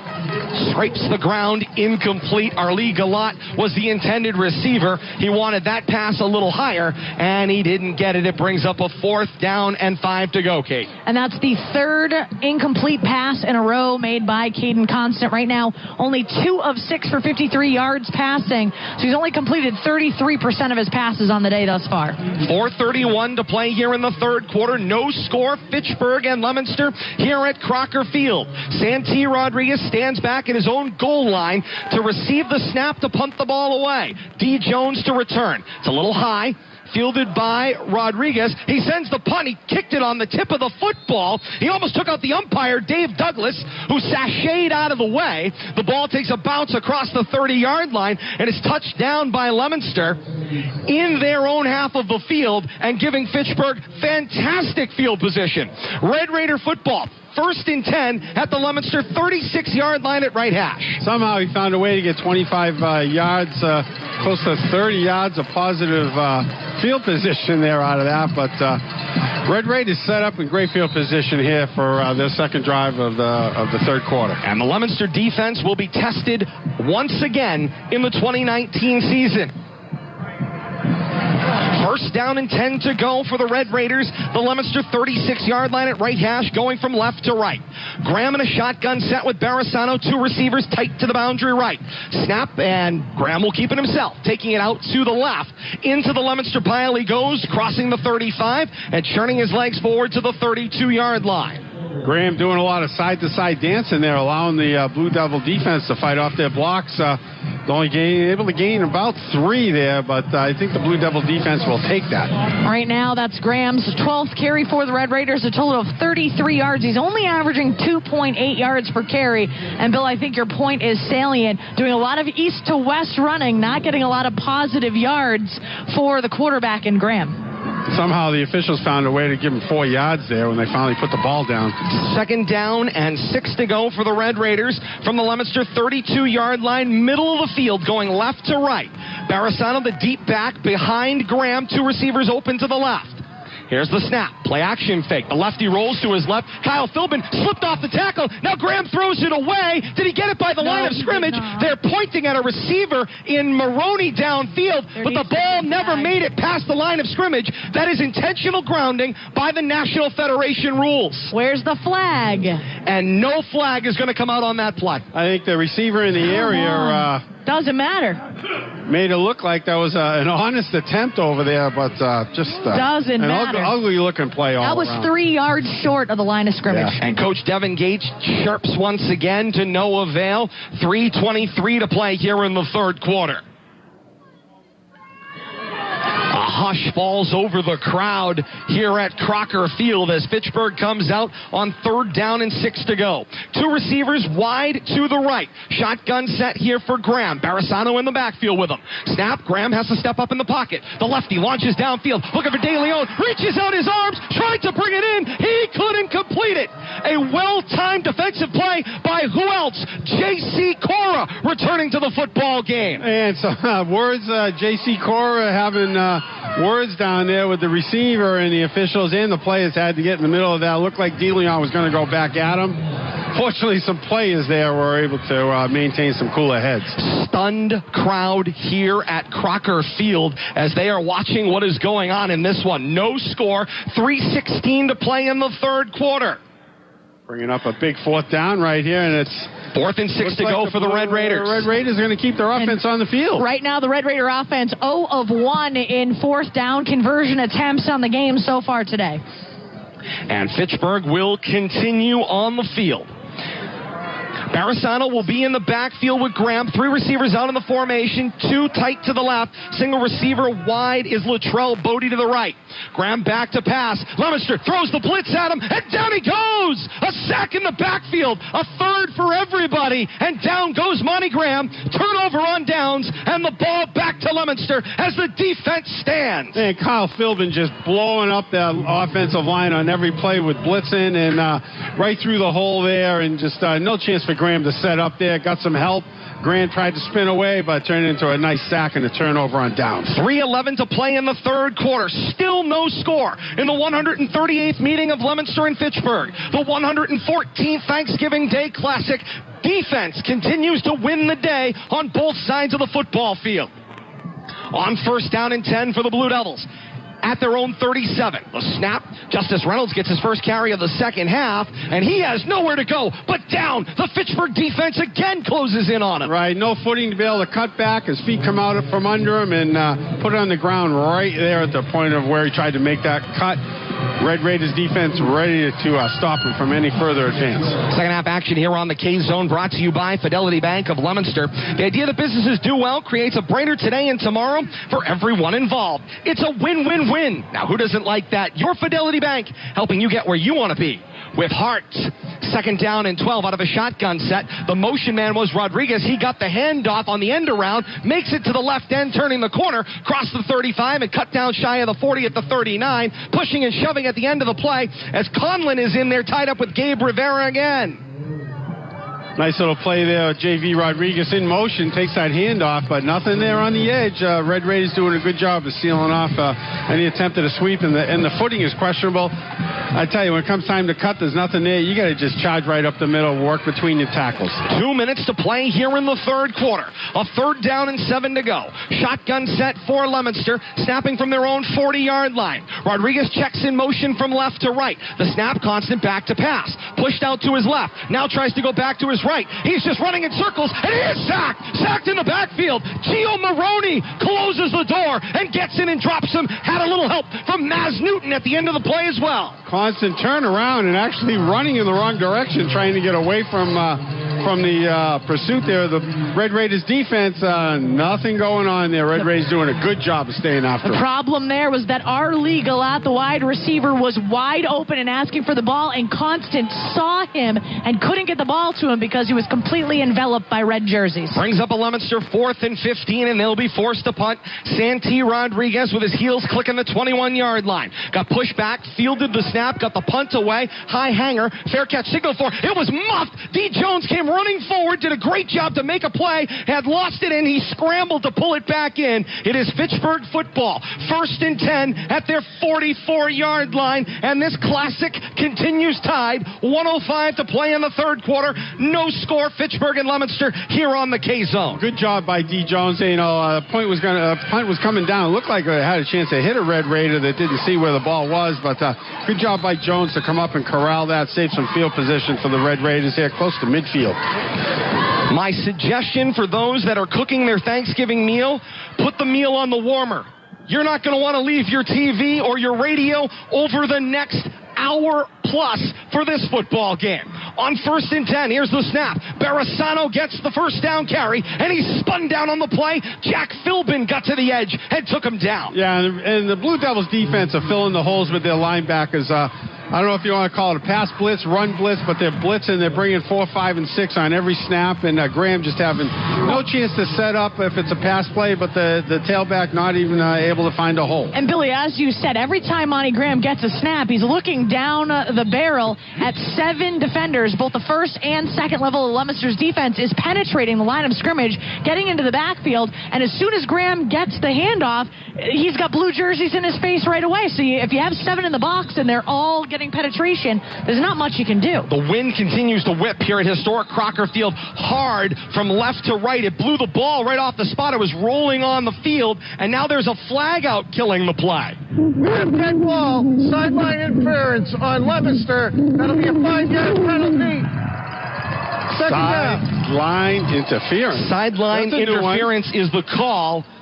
And there's some barking going on with the wing official and, of course, the Leominster coaching staff. And they're pointing at their feet like, I'm on the line, you know. There were some issues in Federation football back maybe about 5 or so years ago. They are very big on the sideline staying back off the line. We'll get to more of that in a second. 2nd down and 8 to go. Hard count. Leominster crosses the neutral zone. They're pointing at Fitchburg, but they're not going to get it. 64 offense. That is Bill Goslin down on the field. You could hear the wind snapping up against his microphone out on the field. It gives you a sense of how much wind is out there. But it was called this procedure against the left side of the Red Raider line. Marked back the 5 yards, so it cancels out the penalties. And it makes his 2nd down and 13. Ball back to the 40-yard line, middle of the field. 3 seconds to play here in the third quarter. And that's it. It's the end of the third period. And the third quarter is over. The 138th meeting of Fitchburg and Leominster. The 114th Thanksgiving Day Classic is scoreless through 3 quarters. Don't go anywhere. The teams change ends. The all-important 4th quarter when we come back. This is the Classic on the K-Zone. Lou's Custom Exhaust Repair crushes the competition on price, top quality products, and honest service. Lou's Custom Exhaust Repair is located at 280 River Street in Fitchburg. They manufacture their own exhaust systems and install them with a commitment to quality backed up by a 100% guarantee that you'll be satisfied. They can do it for less because exhaust systems is all they do. Every repair carries a full warranty. Lou's Custom Exhaust Repair at 280 River Street in Fitchburg, or call Lou's at 978-516-2061. Would saving up to 70% off retail help your decision to update your office furniture? This is Jim from ROI Office in Fitchburg. We are an authorized dealer of AIS, a local manufacturer of office seating, workstations, break rooms, and boardrooms. Plus, we offer commercial and residential upholstery services. Free consultation service available. ROI Office, your complete business furniture source. 800-876-1913 or roioffice.com. Back to Crocker Field in Leominster. We start the 4th quarter. Fitchburg will go right to left. The snap, and Graham is back to pass. Leominster closing in on him. They grab a handful of his face mask, and down goes Monty Graham. Face mask defense, 15-yard penalty.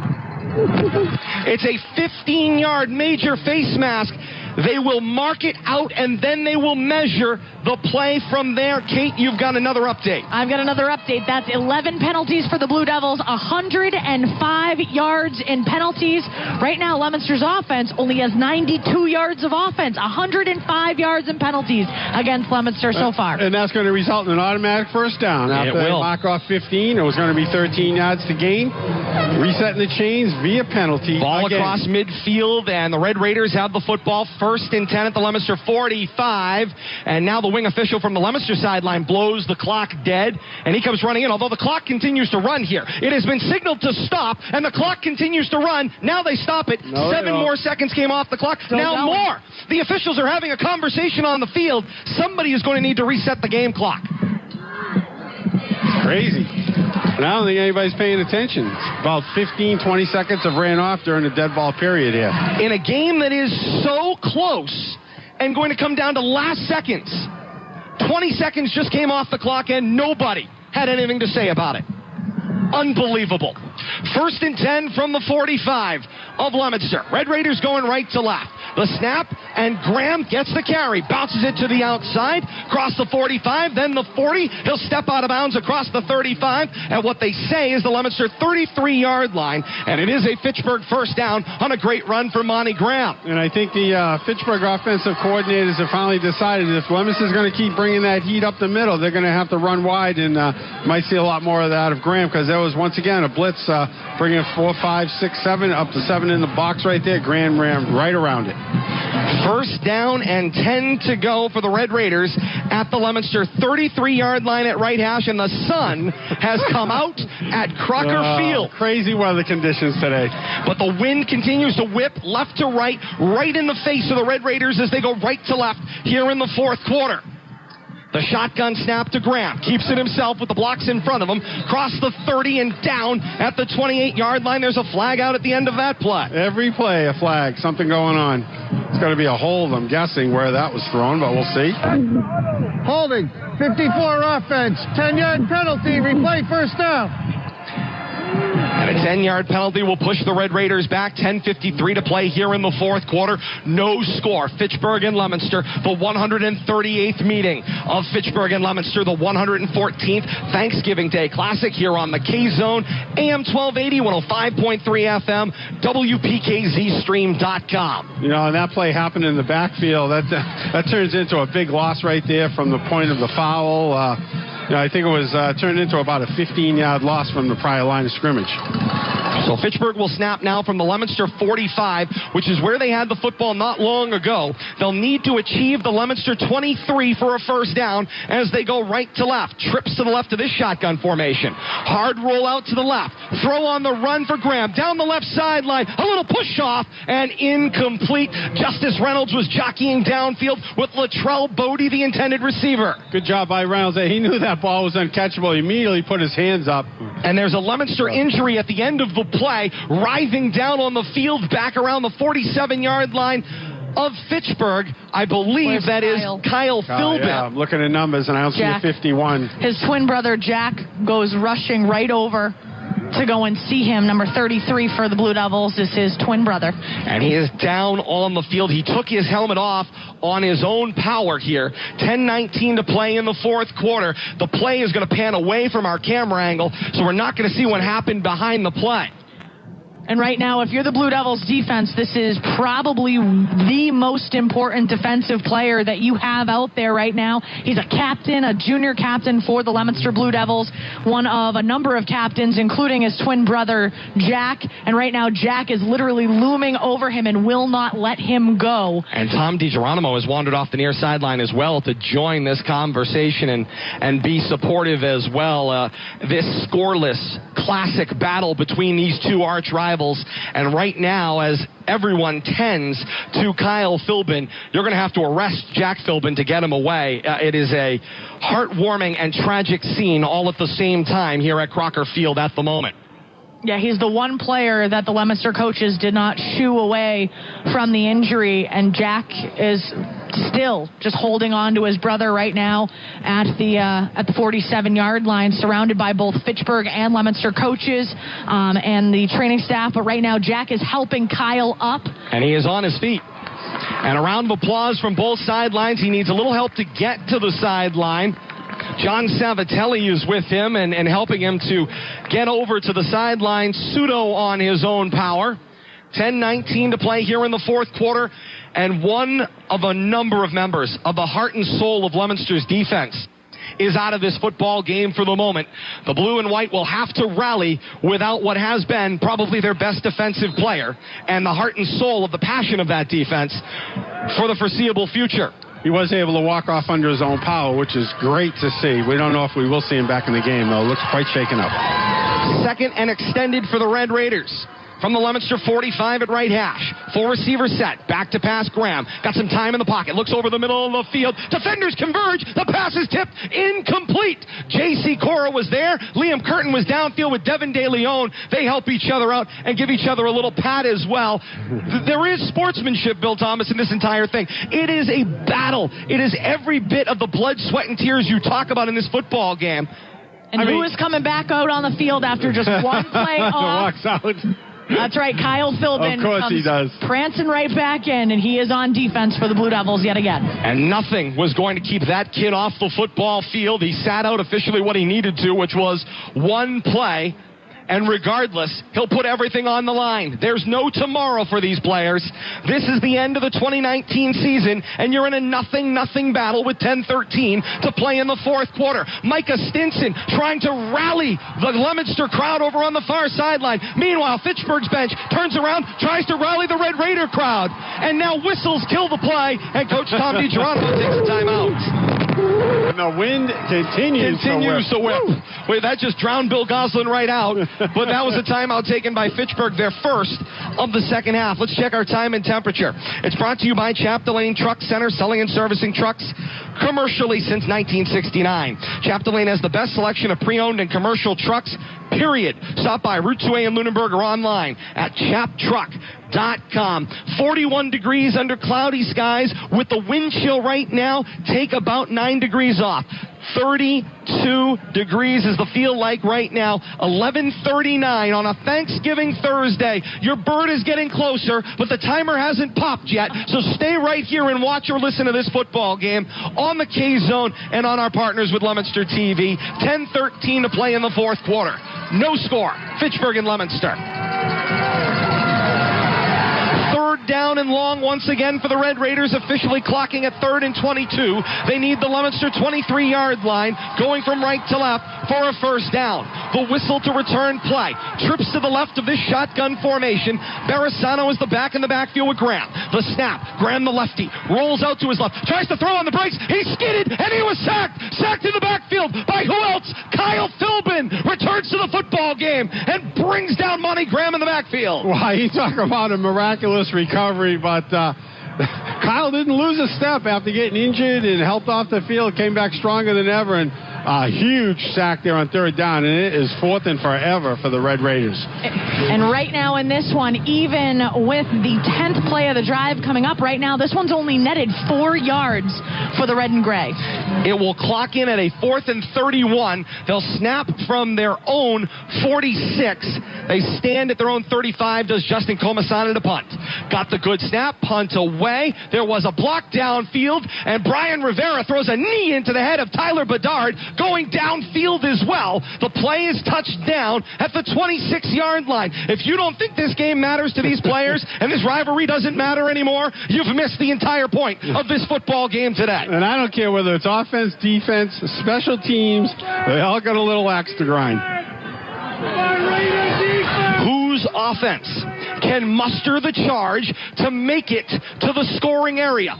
That's the game now. The defenses have maintained control to this point. 9:20 to play in the fourth quarter and no score, Fitchburg and Leominster. Here comes the Leominster offense onto the field. 1st and 10 at their own 26, going left to right. Trips to the wide side right of the formation. Snap, give it to Bryant Cordero. He takes it left. Bounces it toward Galat, who was the lead blocker, out to the left. Cordero drives his legs to the 30-yard line. It goes for a gain of 3, maybe 4. It'll bring up 2nd down. And I tell you, what the Blue Devils got to do right here is just put together a penalty-free drive. They've had enough positive plays without penalties. They just need to put together 6, 8, 10 plays together without having any yellow flags slow them down. And Leominster goes with no huddle here. Shotgun snap. Constant keeps it himself. Fakes the give and then takes it straight forward, across the 30, toward the 35, now across the 35, and there's a flag out at the end of the play, just shy of a Leominster first down.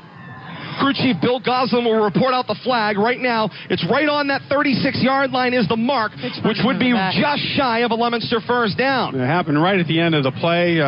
Curious on what was going on in the pile right there. Wait on. Dave Douglas, the umpire, reporting out the flag to Bill Goslin. Dead ball, unsportsmanlike conduct, number 10 of the defense. 15-yard penalty. First down. That is his first unsportsmanlike conduct penalty of the game. That is now 75 yards and penalties for the Red Raiders in 8 flags going on their way. Angel Alejandro gets dinged for the unsportsmanlike call and gives Leominster major yardage. Now after the 15-yard enforcement across midfield to the Red Raider 49-yard line. And now Fitchburg's defense has given Leominster's offense a glimmer, much the way it happened in reverse in the first half. On 1st down and 10 to go. The shotgun snap. Cordero gets the call. Forward he goes, dragging a couple of defenders with him to the 46-yard line. It goes for a gain of 3, 2nd and 7. Sam Robichaud had him around the ankle. Somehow Cordero found a way to keep his legs moving, even though he was wrapped up, and fall forward for a gain of 2. And Leominster right back on the ball again. Shotgun set here. Constant checks the sideline. Trips are tight into the right boundary. Cordero is the back now to the left in the backfield with Constant. One-on-one is Galat. Here's the snap. Constant keeps it himself. Middle of the field opens up. Galat missed the block downfield, and from behind popped is Caden Constant. It's a gain of 17.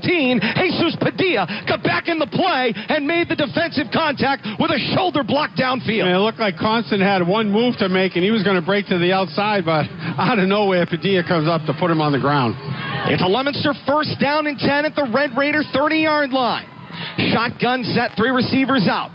The give is to Cordero. Cordero got a block from Galat downfield and lots of room across the 10, then the 5, turning his legs to the end zone. It's a Bryant Cordero 29-yard touchdown, Blue Devils. Woo! And that was an uninterrupted, no offensive penalty drive, which we come to expect. And I think that pep talk at halftime worked because the Blue Devils marched right down the field on the ground.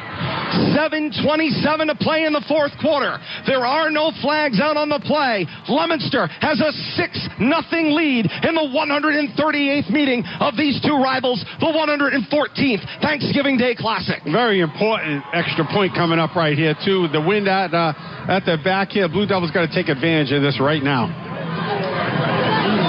The officials having a conversation down on the field. There were no flags, so there's no conversation about the placement. They just have to put the ball down for the point after. Santee Rodriguez will attempt the first point after of this 138th meeting. Eamon Durkin does the holding.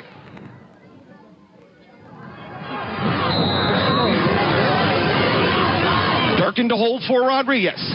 Snap ball down. Rodriguez swings the right leg. The kick is up towards Circle Street, and it's over the bar. Team's coming back up the field.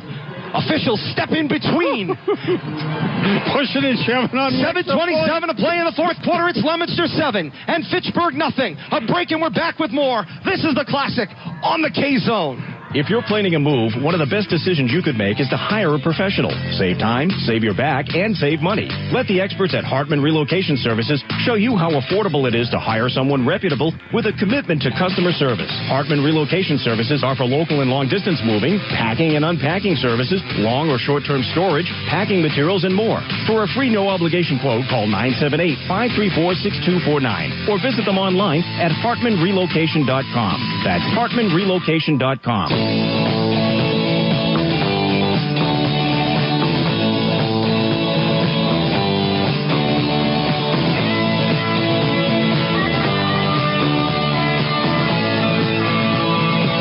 to the 114th Thanksgiving Day Classic here on the K-Zone, celebrating 125 years for these two storied programs, 138 meetings in 125 years, and the 114th of them on Thanksgiving Day. Leominster with a 7-0 lead, 7:27 to play here in the fourth quarter. Rodriguez with the ball on the tee, a little stutter step, gets to the ball, a one-step swing in the leg. He'll drive the Red Raiders downfield, and D. Jones watches it over his head through the back of the end zone, and Fitchburg will come out.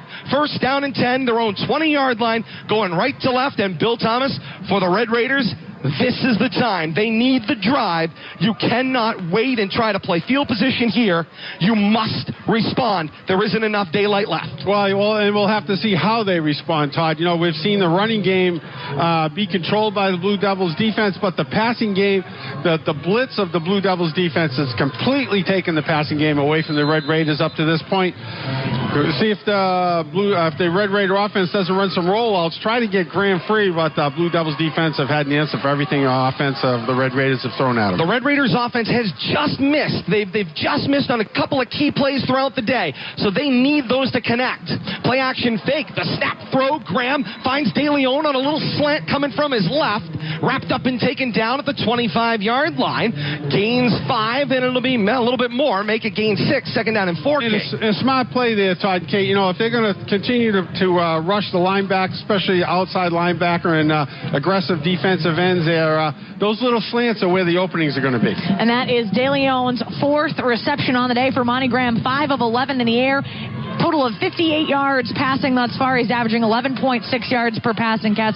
45-yard completion. 45% completion right now. Second down and 4. Back to pass. It's Graham. He looks to his right and throws, and a little comebacker hit in the hands this time of Bryant Rivera. Once again, nice little controlled in pattern right there, and Red Raiders have decided that running game's not working all that well. They got to treat this passing game like a running game, just get little bits and pieces here and try to put a drive together. That's Rivera's 2nd reception of the game. Gains 2, it brings a 3rd down and 2. Red Raiders are on right hash, right in front of the Leominster bench and cheering section, and the defense imploring the blue and white crowd to get in behind him. Meanwhile, the Red Raider bench imploring the red and gray crowd to get in the game once again. A 3rd down and 2 to go. Out of the gun, Graham the snap, keeps it himself, straight up the middle of the field. Monty Graham carries the Red Raider hopes across the 35 and down at the 38-yard line. It's a Fitchburg first down, and the drive continues. And that's what the Red Raiders need, get a little momentum, but they're in the same position that the Blue Devils have been in. Penalties have killed drive after drive after drive, and we'll have to see if the Red Raiders can keep themselves under control while they have the ball. It brings up a first down and 10 for the Red Raiders. The ball now out to their own 38-yard line at right hash. Graham is in the backfield with 2 backs with him. He's got a receiver to either side of this shotgun formation.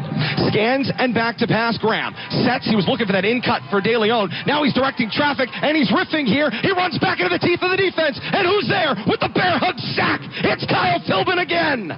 rejuvenated. I tell you, whatever they got in the water bottles over there, we'll have to give credit to Matt Hoole on the sideline. I'm so excited I couldn't think of his name. I'll have to give credit to Matty Hoole because instant rejuvenation there on Philbin, and just the Blue Devils defense is playing with such emotion right now that they're not letting the Red Raiders set up for any kind of offensive capabilities other than what's happening in the immediacy. That was not going to develop, and the Blue Devils did a good job staying in control there. Second down and extended for the Red Raiders, 2nd and 14. Back to pass. Double move here. Graham tucks, steps toward the line, takes the defense off, keeps it himself across the 40, 45, and out of bounds, right at the feet of Fitchburg head coach Tom DiGeronimo. And he's right about that mark for a first down. We've got a little bit of an angle here. Bill Goslin looks across the field, and he says that is enough for a Fitchburg first down. To my eye, it looked like he had it as well. He was right reaching the ball as he got pushed into the sideline. Great effort there by Monty Graham. Yeah, a couple of ball fakes and just nowhere for Graham to go with the ball, but did a good job, moving downfield that time as he kept looking for a receiver. And on that 10-yard carry, that's the 19th rush for Monty Graham from the quarterback position right now, by far doing the most rushing for the Red Raiders. 3rd down and 10. Shotgun snap, fake the give, comes with a dart over the middle. Liam Curtin headed in and out of his hands and incomplete. De Leon was the intended receiver. The timing of the play was off just a hair, and De Leon was past the mark where Graham snapped that bullet to. Yeah, Jack Philbin had something to do with the timing on that. He was in the backfield right at the point of snap. Classic on the K-Zone brought to you by Lou's Custom Exhaust Repair, Fitchburg. The Great Wolf Lodge, Fitchburg. Hartman Relocation Services.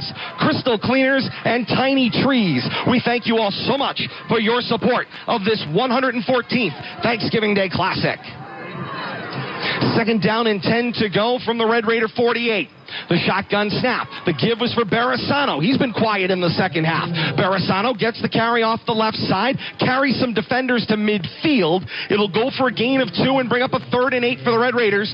Right from the Leominster side of midfield, they'll give them the 49. So make it a 3rd and 7. They need the Leominster 42 for the first down. And you made a good point there, Todd. Barasano was their number 1 ball carrier in the first half. He's seen the very few touches here in the second half. And the excitement, of course, has been, led us to not talk about in the second half. Anthony Oquendo, not in this football game. He had been the all-everything back for the Red Raiders this year on offense. 3rd and 7. Back to pass, Graham. Some backside pursuit. Pushes him up in the pocket, carrying the ball a little loose. He will tuck it as he dives into the Leominster defense, across the 45 and down at the 44-yard line. A lot of dancing going on right there. Somehow the Blue Devils not able to catch up to Graham and got some positive yards out of that, but big 4th down play right here. Right now, the Fitchburg Red Raiders are 0 of 2 on 4th down conversion attempts thus far in this game. Coach Devin Gates down with his defensive coordinator, Kevin Murphy, as they look at their defense on this 4th down and 3 to go. The Red Raiders need to move the football from the Leominster 44 to the 41 and about a half. Here's the snap. Graham back to pass. Double move. He waited for the middle to open up. He got hit in the backfield. Kyle Philbin had the first hit, and Micah Stinson finished him off at around the 45-yard line. He lost a yard on the play. Turnover on downs, and the ball back to Leominster. Tough defensive situation there. Leominster makes the great stop. Fitchburg not able to keep the drive alive. 2:52 to play in the 4th quarter. 7-0 Leominster's lead, and now Fitchburg's defense needs to get the Blue Devils off the field and in a hurry. They did, but what I saw there from the Blue Devils defense, Todd, was they had 7 in the box. They only rushed 4, and the other 3 stayed at the line of scrimmage, just waiting to see if Graham was going to react, and then they had a secondary rush. Nice job by the Blue Devils front 7. It's all about ball control right now, though, and the officials are trying to get the down mark correct. There we go. It said 4th down. It is first down for Leominster for a flag at their own 45. But Red Raiders only have 2 timeouts to work with also here as the clock winds down. 1st and 10 from the 45 at right hash. Low snap fielded by Constant. Picks him up, got a block to the left, slips through the second level of the defense. Midfield, 45, go 40, and taken down at the 38-yard line. Caden Constant with a run of 17. And that's the way to move the chains, and right up the middle. And that's what we've talked about. Running wide has not been the Blue Devils fan today, and they got to stay between the tackles and take advantage of that positive forward motion. situation. 2:42 to play in the fourth quarter. Leominster nursing a 7-0 lead. They'd like to add to it, and the Fitchburg defense desperately looking for any way to get them off the field. This Fitchburg defense has been incredible all season long. They need a huge stop here. 4 receivers in the formation, 3 of them are to the right. The low snap fielded by Constant, got it in the hands of Reynolds. Reynolds takes it into the pile. Forward across the 38 to the 36-yard line, and Coach Tom DiGeronimo is asking for a timeout. Out of the second half. So Fitchburg takes what they say is their first charged timeout of the second half. I have them for two. Yeah, I have that as their second as well. Scoreboard has 2 and has them taken 2. So that should leave Fitchburg 1 timeout remaining. Yep. Leominster with the 3 still available here in the second half. Now the scoreboard says Fitchburg has no timeouts. They're working that situation out. Power player of the second half is driven by Daewoo North Superstore. Show you how easy it is to buy a quality used car in Lunenburg. Let them do it at Daewoo North Superstore. Daewoo North has fair prices, superior service, and treats customers right, leading to satisfied buyers. Shop Daewoo North's virtual showroom of used cars, trucks, and SUVs online at DaewooSuperstore.com. Daewoo North Superstore. Find the perfect car you deserve, priced to fit your budget.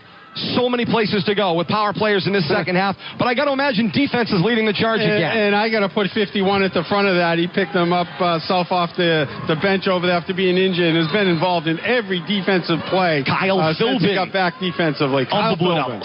Second down and 10. The give is for Reynolds. Reynolds had a lot of room through the A gap. He's across the 30 to the 25 and still moving toward the 20-yard line. And down after a gain of 18 is Justice Reynolds. And now I think you're seeing a byproduct. Of course, holes are opening up, but the Red Raiders are trying to tackle the football instead of tackling the player, leading to additional yards gained at the end of the play.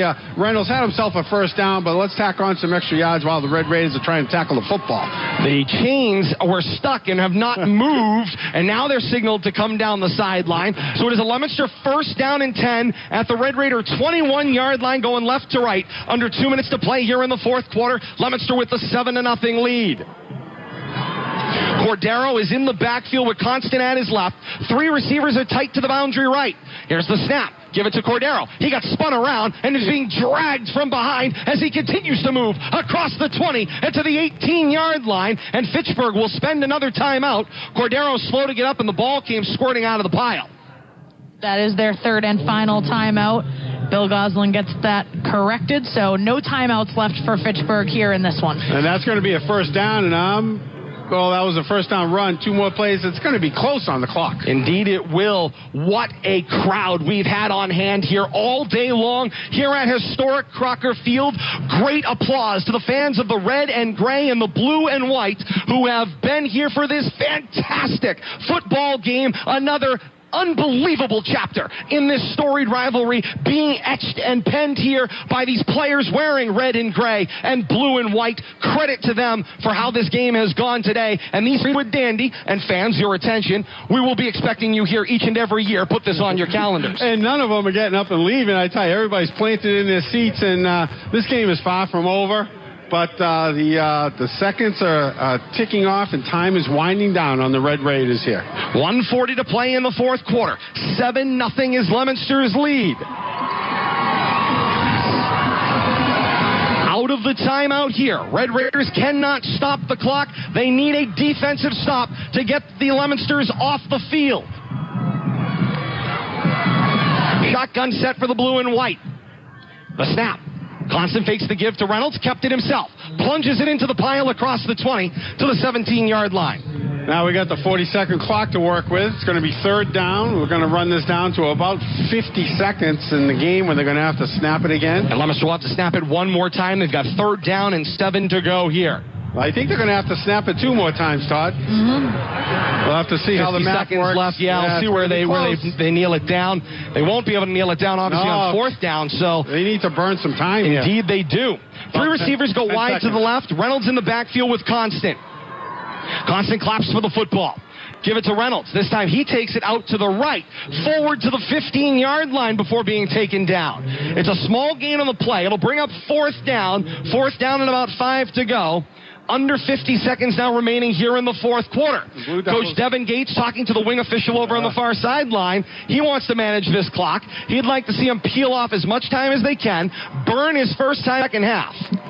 We get down to 1 second or whatever would be 1 second on the play clock, and then they're going to talk about this, how they can kill the last 10. 30 seconds to play here in the 114th Thanksgiving Day Classic. 10 seconds now on the play clock. Somebody call a timeout. And they continue to let it wind down. And now Leominster will spend the timeout. 16 seconds to play here in the fourth quarter of the 138th meeting of Fitchburg and Leominster. Leominster with a 7-0 lead. And Coach Devin Gates is 16 seconds away and a couple of snaps away from sealing his first head coaching victory in this storied rivalry. It'll be interesting to see if they run a play here and try to burn as much time as they can. I can't imagine they would try to punt. Too many things could go wrong here. No. I don't see a field goal attempt. If this was possibly for the game, maybe. But this has to be some type of clock-burning play, but it's going to be tough to burn 16 seconds. The excitement down on the field is palpable for Leominster. Meanwhile, for Fitchburg, they frustrated, you can tell. This battle, it's going to be horrific that somebody has to come away and lose this football game, because it has been absolutely amazing. We've talked about it year in and year out. What you need for a great rivalry is two vigorous rivals in order to do it. The vigor is there in both red and gray and blue and white. You got the snowplow set up here. Indeed they do. The three backs in front of Constant. They clap. There was a neutral zone break from the Red Raiders. This may be enough for a Leominster first down and seal the football game. Offside defense, 5-yard penalty. Result, first down. And another flag flew at the end of the play. Referee picked it up. There was some loss of composure. Flag went flying up again. That's an unfortunate ending as Leominster celebrates their soon-to-be victory. Dead ball and sportsmanlike conduct. Pushing and shoving. Fighting has begun. There's been a gag tackle there. More flags are out on the play, and this one has begun to devolve. Flags and hats. Helmets are off. Coaches are stepping in. They are having trouble getting control of this football game. They may have to end it as officials from all sides, administrators from both schools dive in. This is an unfortunate development. We don't like to see this happen. Very, very, very sad to see this at the end of what has been a fantastic battle, but it tells you how much it means to these players. Emotions running extremely high here at the end and leading to a flag on a defensive penalty, which just ramped up the emotions on both sides. The conversations continue at midfield between the officials and the administrators, pushing and shoving out there. Adults starting to shove as well. Coaches. Right now with 16 seconds left remaining in this one, it looks Athletic directors have jumped into the play as well, Kate. And now players are coming back around. They're not going to be able to control this. They're going to have to stop it. The officials have jumped in between the two sides. They're going to have to stop it. And I believe, sadly, we won't see the last 16 ticks come off the clock. Red Raiders. Pittsburgh players are heading to the locker room. This football game is over.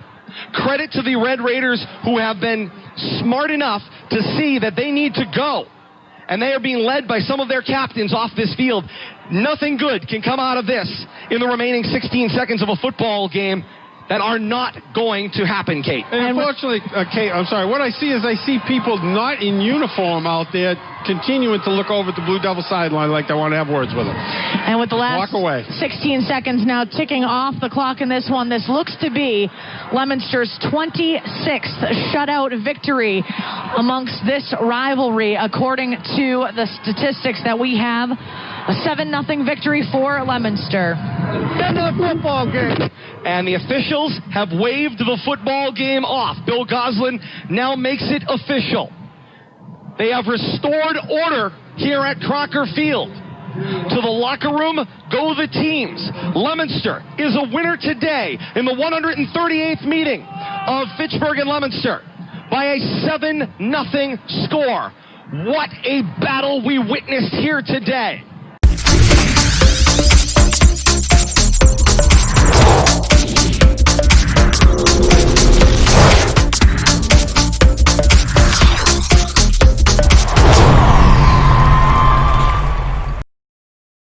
What a battle.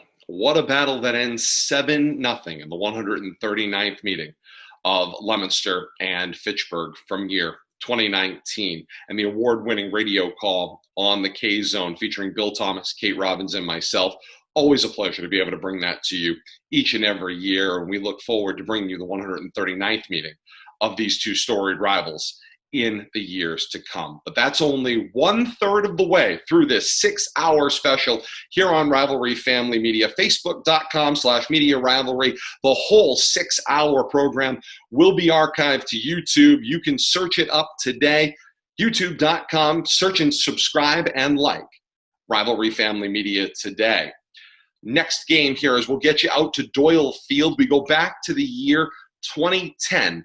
Thanks to WPKZ AM1280 and 105.3 FM for the radio call of another one of the many times all time that these records between these two storied rivals have been tied dead even. Same number of wins, same number of losses, exact same number of ties going into a battle in this historic rivalry. This 127th meeting between these two schools that took place at historic Doyle Field in November of 2010. Boy, was it ever a tiebreaker. Ben Parker and Bill Thomas join me on the play-by-play call from WPKZ, AM1280 and 105.3 FM, and we'll bring you through this fantastic battle of two storied rivals, deadlocked historically all time and deadlocked at the end of regulation. Stay with us for that as this classic replay special celebrating the Thanksgiving Day Classic between Fitchburg and Leominster continues here on RFM. Fitchburg won the toss and has elected to receive. Leominster will defend the goal to our right for the first half. It will be a ball game. Here they come. They're piling up, and we are getting set to go. It's the 127th Thanksgiving Day Classic. We will have the kickoff when we come back. You're listening to the 127th Thanksgiving Day Classic on WPKZ, AM1280 and 105.3 FM. Welcome back to Doyle Field in Leominster. It is time for the kickoff of the 127th Thanksgiving Classic between Leominster and Fitchburg. All knotted up, 58 wins, 58 losses, 10 ties. That will change by the end of today. Time for your time and temperature. It is 10:10 on Thanksgiving morning, 34 degrees at Doyle Field at kickoff time. The time and temperature brought to you by 1933 by Mark Bedanza. Go back in time for a classic high school matchup. 1933. Football at the height of the Great Depression by Mark Bedanza. Find out more at forgingrivals.com. Kickoff time from Doyle Field in Leominster. Here's the voice of high school football in the heart of New England, Todd Robbins. All right, Ben, thank you so much. Leonardo Trento for the Blue Devils. Ball in the tee, 40-yard line to our right. Leominster will kick from right to left in quarter number one. Trento set, he's on the approach, and the 127th Thanksgiving Day Classic is underway. End over end it goes. It will be returned by Quentin Perkins from his own 1-yard line. Perkins straight up the center of the field, across the 20, 25, still on his feet. Met by a blocker, continues to run into a tackle, and finally finished off as the pack continued to move laterally across the 25-yard line at about the 26. Pushing and shoving, and a late flag flies. Referee Bill Goslin was in the midst of that pack, and he's going to hit somebody with a 15-yard personal foul. Whole bunch of pushing and shoving going on. I don't know who it was against, but everybody was pushing. It'll be against Fitchburg. And Leominster. Offsetting 15-yard personal fouls. So the spot will remain first down and 10, Red Raiders at their own 26-yard line. Well, that's a way to start a 127th football rivalry matchup, isn't it? Offsetting personal foul. It started right after the national anthem. The referees had to jump into the middle of the pack and force both teams to their sidelines. Heck, it started at birth. First half kickoff brought to you by Il Camino. We'll have more about them coming up in a moment. Quentin Perkins will start in the quarterback spot out of the Wildcat gun. He gets the snap working to the right. Flag flies for a grab of the face mask. Perkins went laterally and got popped out of bounds, but already a flag down, and it looks like it's going to be a 15-yard personal foul for a face mask. We wait the signal. Good pursuit by Leominster, but it looks like somebody got a hold of the face mask. And that's the signal. Major face mask against the Blue Devils. A 15-yard penalty and an automatic first down. It was a nice job. They defended Perkins well. They angled him out of bounds, but unfortunately grabbed his face mask as he came around. What I will say is they didn't use it to make the tackle. It kind of grazed across him, which is why they eliminated the 5-yard face mask. Awfully harsh to hit him with a 15-yarder that early. Yeah. It wasn't exactly intentional, but nonetheless, 15 yards gets marked off. Hey, for nearly 40 years, Il Camino Restaurant has been the place for authentic, homemade Italian food, parties, and more. Il Camino Restaurant, 555 Central Street in Leominster. Route 12, right there online, too, at ilcamino-restaurant.com. Become a fan on Facebook. So they will reset the sticks. It'll be first down and 10, Red Raiders. Ball out to their 41.5-yard line. Spot just inside of the right hash. Perkins will maintain the Wildcat quarterback spot. He calls for the ball.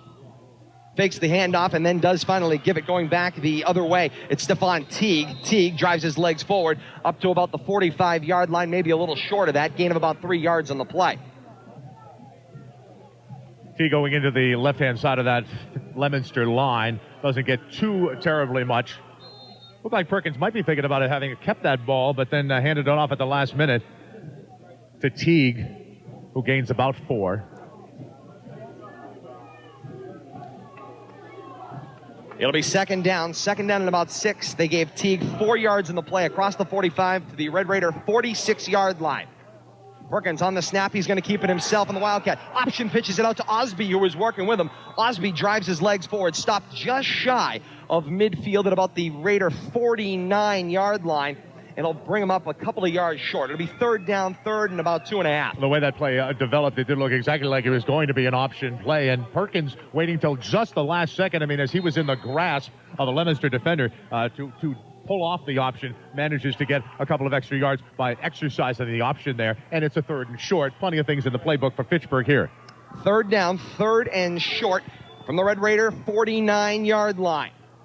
Perkins out of the gun, 4 receivers split out wide. Teague comes in motion left to right. They fake the handoff to him, and Perkins is going to keep. Hit initially, met by the defense, and driven back. Back he goes. Loss of a couple on the play. They give him his farthest progress, maybe a half a yard loss. It'll be fourth down and about 3 coming up for the Raiders, their own 48-yard line. A whole bunch of Blue Devils in on that play, among them Kyle Sanders, but basically the Fitchburg line collapses and Leominster's blue swarms across and is able to make that a loss for the Red Raiders. They're near the 50-yard line. We'll see if they gamble here and go for it on fourth down and about 3.5. Well, remember, Perkins is that do-all guy. Just because he drops back into the punting formation, because he's also the punter and place kicker, doesn't mean he is going to punt or place kick. For the moment, he is coming out in punt formation on fourth down and 3. He'll punt from about his own 38-yard line. Yeah, strategically for field position, you'd think they do punt here, but who knows? They may pull something out of the hat. Kyle Sanders back for the Blue Devils to return, standing about his own 17. Perkins bobbles the snap, picks it up, met by some Blue Devils, and driven back. Down he goes at the Red Raider 35-yard line. The Blue Devils will get great field position. A flag is down on the far side of the field. Judging by the fact that the play was allowed to continue, this could be against the defense. We await the signal. Illegal formation against the Raiders is declined. The Blue Devils will take the football in great field position. And 2 great plays in a row on defense. It was not a great snap to Perkins, and he bobbled it, but certainly the Leominster defense, those last 2 plays, been right in on Fitchburg, and now they're going to start with the ball at the 35-yard line of Fitchburg in great position to start this game out. Ideal field position for the Blue Devils. First down and 10 at the Red Raider 35-yard line. Kyle Ford leads the team out, split backs behind him, showing a little double wing with Rivera kind of split off the left side. On the snap, play action fake, roll out to the right. Ford's going to tuck and run. He's got the corner, 20, 15, first down, angled out of bounds just before the 20-yard line. Across the 25 and up to about the 21-yard line is where they angle him out. It's good enough for a Blue Devil first down. Well, there's a situation where I think Fitchburg got caught by surprise because Leominster has traditionally come out with a run, and they go into the rollout. They have Kyle Ford rolling out to his right. Nobody for Fitchburg is over there. They need to pursue. Kyle's able to pick up a good chunk of yardage on first down in what might be considered a trick play by Leominster, considering how often they come out with a first down run. No doubt about that, and it's certainly a different looking formation, different than the standard straight back eye that they use.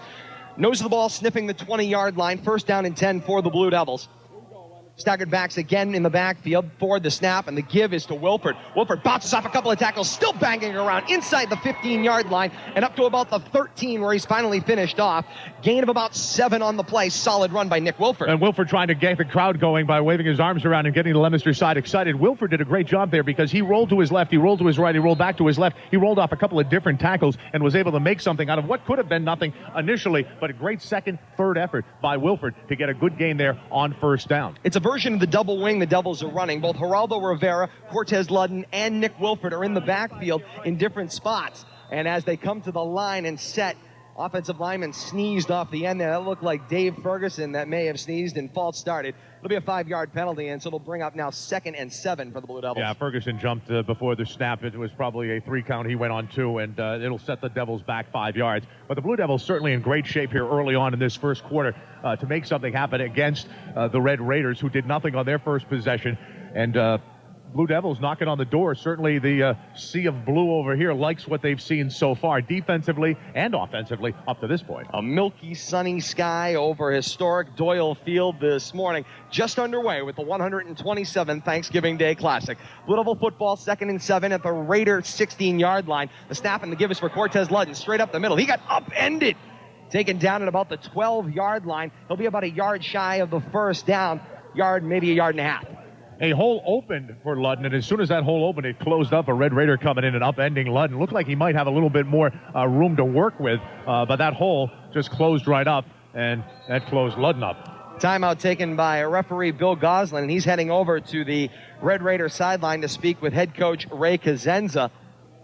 Sideline warning there as they need to keep all players that aren't involved in the game on the sideline. Well, you can feel the emotion here. You saw it on the first play of the game, the kickoff, with the offsetting penalties. There's certainly a lot of emotion charging through this stadium, both sides of the field. 3rd and short for the Blue Devils from the Red Raider 12. Ford, split back eyes behind him on the snap. The give was for Wilford. Wilford met in the backfield, stacked up and taken down. At best, no gain on the play. More pushing and shoving going on after the play, and a flag flies in that pack.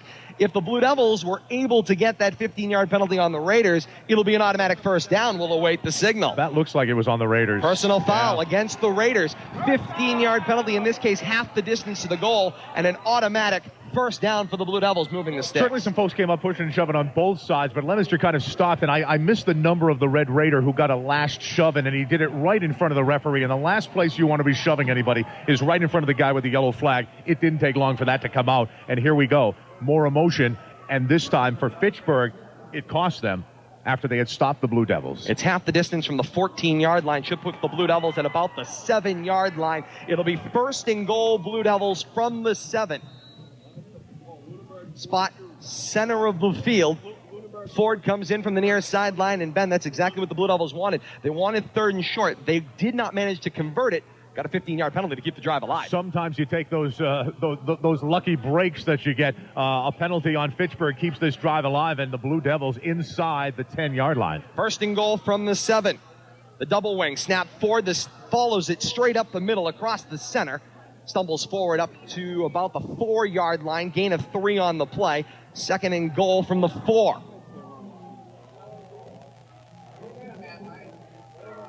Blue Devils with nothing tricky there. Just Ford takes the snap and plows right up behind his center and gets about half the distance he needed to get to the goal line. Ford comes in from the near side of the field. Crowd continues to build here at Doyle Field. An awesome crowd on hand on this Thanksgiving morning. 2nd and goal from the 4 for the Blue Devils. 4:18 remaining, quarter number 1. Power eye in the backfield. The give is for Ludden. Ludden drives into the pack, still pushing. Maybe gained about a yard on the play, max 2. 3rd and goal from about the 2.5-yard line coming up.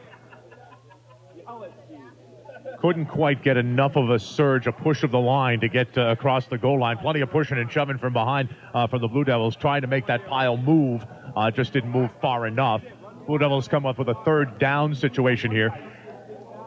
3rd and goal from the 3-yard line will be the mark.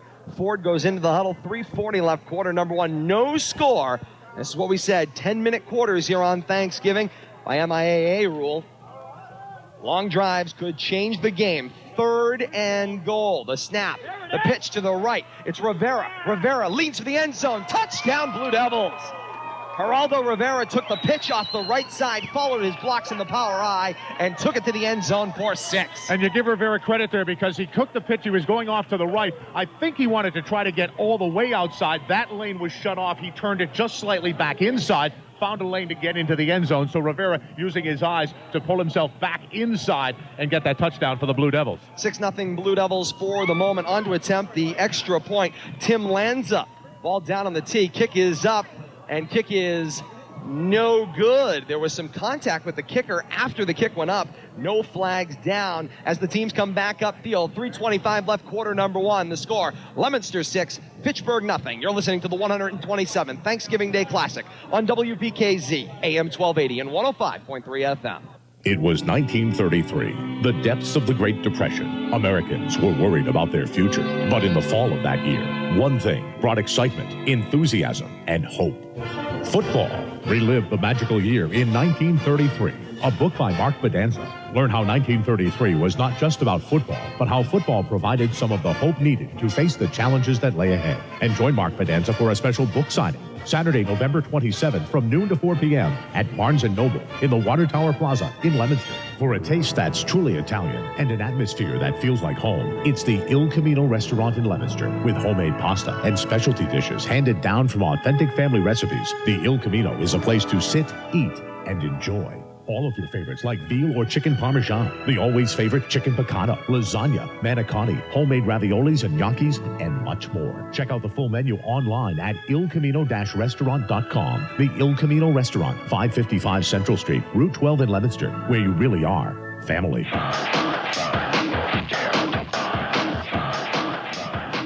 As we come back to Doyle Field, Leonardo Trento with the ball teed up 40-yard line to our right. Sends the kickoff, a low liner, hops about the 15-yard line, will be returned on the one hop by Tyree Osby. Osby across the 25, taken down at the 30-yard line. Good return by Osby as he came up the center of the field. First down and 10, Raiders, their own 30-yard line. You're kind of getting a little bit of credit there to both sides. A nice return by Fitchburg, but not so nice. Leominster doing a good job at making the tackle and bringing down the returner. We have some stats. We'll have those in a moment for you from the drive, which was capped off by a 2-yard touchdown run by Geraldo Rivera.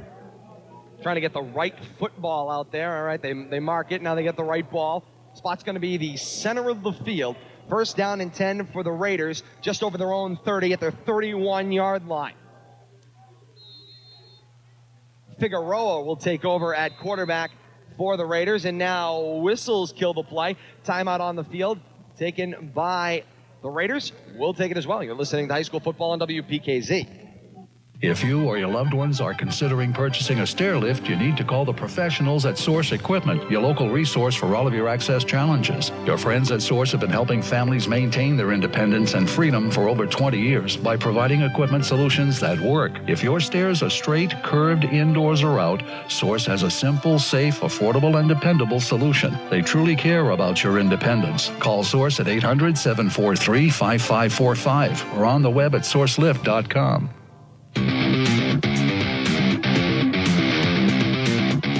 Anthony Figueroa takes the snap on first down. Handoff inside for Osby. Sniffed out by the Blue Devils and taken down in the backfield. Back across the 25-yard line at about the 24. They give him his point of farthest progress. They say he got over the 25 to about the 27-yard line. Loss of maybe one on the play, maybe two. Give credit to the Blue Devil defense. They are surging, and again, they get across the line there and are able to smother the Fitchburg Red Raiders before they're able to get out of their backfield. So far, Leominster playing like the 7-3 team. 4-yard loss on the play. Second down and 14 for the Raiders at their own 27-yard line. Shotgun formation for Anthony Figueroa, who continues in the quarterback spot. Trips to the right side of the formation. Option's going to go to the weak side. He's met in the backfield. No time to pitch. Down he goes. Down he goes after losing another yard. And it'll be 3rd and 15. And right now the Raiders are going the wrong way downfield. Yeah, and Cortez Ludden gets in there, and he makes a big hit on the ball carrier, takes him down. There are a couple other numbers in there, too. Just Leominster making the searches across the line. It's pretty impressive so far what we're seeing from this Leominster defense. That last offensive drive by the Leominster Blue Devils, 35 yards, 7 plays. It took 3 minutes and 52 seconds. It is Geraldo Rivera with a 2-yard touchdown rush for Leominster. Big play there was after the Blue Devils were stopped on 3rd down. A penalty on Fitchburg that kept that drive alive. And confusion forces the Red Raiders to take a timeout. It will be a full. We'll take it as well. You're listening to the 127th Thanksgiving Day Classic on WPKZ, AM1280 and 105.3 FM. Fall into the holidays with North End Mazda. This weekend, buy any new 2010 or 2011 Mazda and make no payments until 2011. Plus 0% financing and no money down on every new Mazda in stock. Drive a brand new Mazda for as little as $169 a month. No credit? No problem. North End Mazda has its first-time buyers program on every Mazda 2 or Mazda 3 in stock. Or choose from over 50 certified pre-owned Mazdas. Ready for delivery, all with 0 down and no payments until 2011. This weekend at buynorthend.com. Must qualify 0% down up to 60 months on select models. $169 per month, 36 month lease, $1,763 due at signing. Tax and registration extra. See dealer for complete details.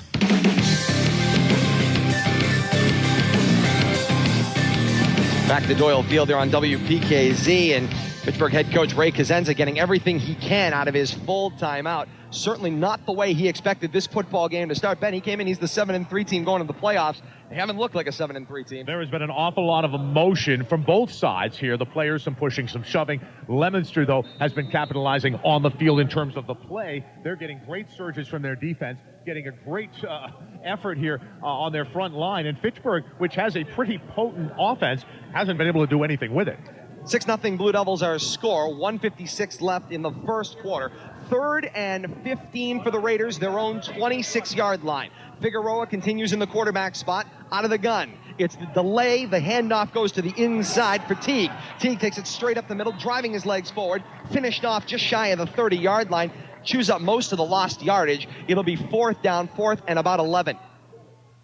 Dave Ferguson was in there, had a chance at making another play in the backfield as Leominster's defense did get in there over the line. But Ferguson looked like he might have slipped or fallen or something, and that allowed the Fitchburg runner, Teague, to make up some of that yardage. But Ferguson was there again, so Leominster's still getting into that Fitchburg backfield. It's a different number back there on the punt. Looks like 25. Tony Onakiku standing just inside of his own 20-yard line, about the 19. Gets a good snap, steps into it, kick is away, wobbling on end, hops shy of midfield, takes a Red Raider bounce across the 50-yard line into Blue Devil territory. It'll be down at the Blue Devil 48-yard line, and they'll take over there. 1st down and 10, their own 48. Time flying by with that one less minute. We're at 1 minute and 2 seconds left in the first quarter here from Doyle Field in Leominster. And the 127th Thanksgiving Classic is brought to you on WPKZ in part by Fidelity Bank, Colonial Hotel, Lidio's Restaurant and Lounge, Russell's Package Store, Murphy Insurance, Concrete Solutions, Tiny's Trees, and Rollstone Bank and Trust. Hey, by the way, I don't need a temperature update. I know now it's warm enough you can take your gloves off, actually, here at Doyle Field. That's definitely good above news. Freezing then. 1st down and 10, Blue Devils, their own 48-yard line, showing this single wing. The snap and the give is for Wilford. Wilford swings from right to left across the formation, tried to take it straight up the middle, got it back to the line and no further. It'll be 2nd down and 10 from their own 48.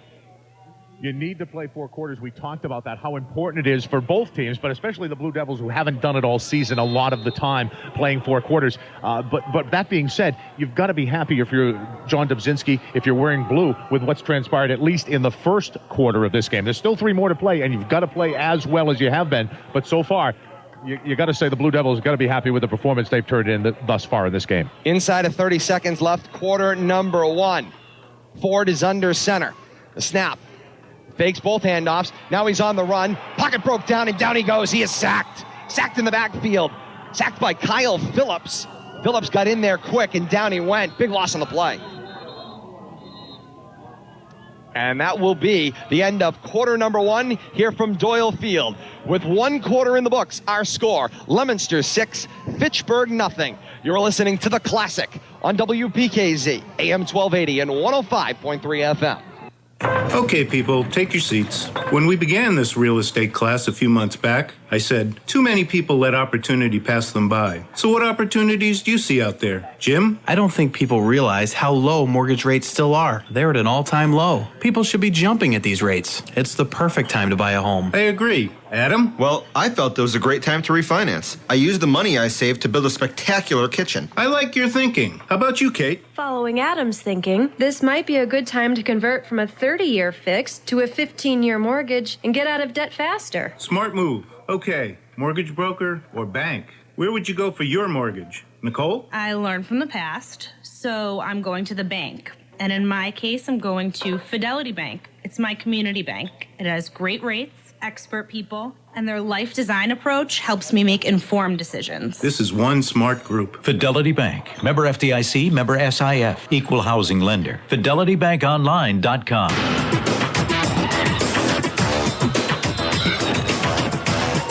Teams change ends as we start quarter number 3. 3rd and 15 for the Blue Devils. Ball spot their own 40-yard line. They'll go left to right. The snap, Ford back to pass, swings the screen out for Cowett. Cowett gets around the edge across the 45 and taken down at about the 48-yard line. Closed up quite a bit of the gap lost, but it'll still be 4th down at about 11 from their own 48-yard line for the Blue Devils. 4th down coming up, and Kyle Sanders on the field astride his own 35-yard line to do the punting on 4th and 11. Good snap to Sanders, steps into it, shanked it badly. It's rolling on the ground across midfield and laterally across the Raider 40-yard line. Man was tackled shy of the ball, and nobody picked it up yet. It was finally down just across the 40-yard line, not quite to the 41. Raiders will have good field position. Kyle Sanders flat out missed the punt. Let's get you some statistics from that first half. Fitchburg just the first down on the penalty. No first downs. They were held pretty stagnant by the Leominster defense there. In terms of rushes, of course, Geraldo Rivera had the touchdown rush. 1 rush for 2 yards. It was that touchdown. Kyle Ford had 3 rushes for 12 yards. Well, when you think about the explosive Red Raider offense, they were just non-existent in quarter number 1. No, it wasn't explosive, that's for sure. The defense of Leominster far more explosive in the first quarter. Raiders going right to left here in quarter number 2. And off inside is for Teague. Teague bounces it to the outside across midfield and taken down at about the 45-yard line of the Blue Devils. And the Raiders finally got themselves into opposition territory. Leominster's defense wasn't able to wrap him up until he got a first down. But Fitchburg's offense, there looked like there was some confusion in the backfield as that play unfolded. Teague did a good job getting out of the backfield, going down the right sideline, picking up enough yardage to move the sticks, but looked like there was a bit of confusion in the Fitchburg backfield, something that may be of a concern. It was enough on the down and distance to get a first down for the Red Raiders. 1st and 10, the Blue Devil 45-yard line. Figueroa in the gun. Snap, and the give on the delay is on the inside for Teague. Teague takes it straight up the middle, behind the center, across the 45 and up to about the 40-yard line. Give him a gain of 5 yards on the play. It'll be 2nd down and 5. In just a minute and a half that's passed so far in the second quarter, Leominster not getting that much of a surge like they were. Fitchburg's line doing a better job at controlling the situation, opening up a hole for Teague to get through right there. So Leominster needs to find a way to get across that line and take down the defender, the running back, before he gets out of the backfield, like they did so successfully so many times in the first quarter. Nose of the ball nudging the 40-yard line of the Blue Devils. Figueroa in the gun on 2nd and 5.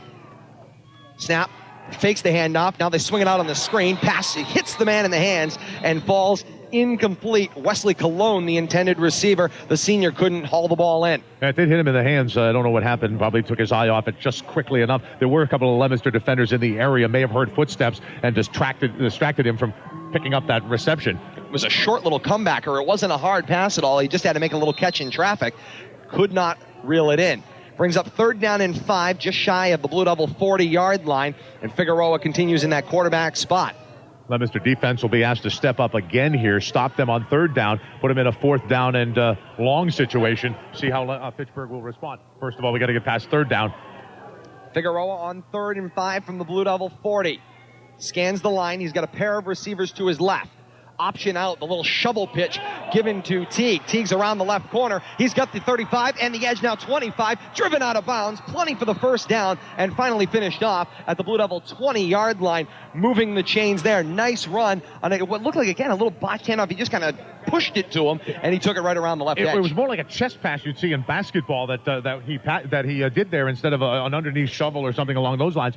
Kyle Sanders, it appeared, got held as he was coming around. No flag on the play. No flag, no foul in football. And so the yardage stands, but the Leominster crowd certainly wanted the flag to fly as Kyle Sanders looks like he got held in the backfield. 1st and 10, Red Raiders from the Blue Devil 20-yard line, left hash. Figueroa, the shotgun snap. The draw handoff inside for Teague. Takes it straight off the left tackle up to about the 15-yard line. Gain of about 5 more on the play. And very surprising here, Stephon Teague has been the featured back for the Red Raiders when all we've talked about running up to this game is Quentin Perkins. And that makes you wonder, is there something wrong with Quentin Perkins? Does he have some minor injury or something that's affecting him? So whereas he can't be the featured player here, we don't know, but you gotta think something like that is possible. Got to give credit to Fitchburg here. Their offensive line doing a much better job at containing the Blue Devil defenders and opening up those holes for Teague to find. Inside 7.5 minutes left in the first half. 6-0 Blue Devils. Figueroa the snap. The give is to Teague again. Teague bounces off the left side of the center across the 15-yard line up to about the 14. Gain of about a yard. It'll be 3rd and about 4. Nobody picked up Cortez Ludden. Cortez Ludden making the tackle there.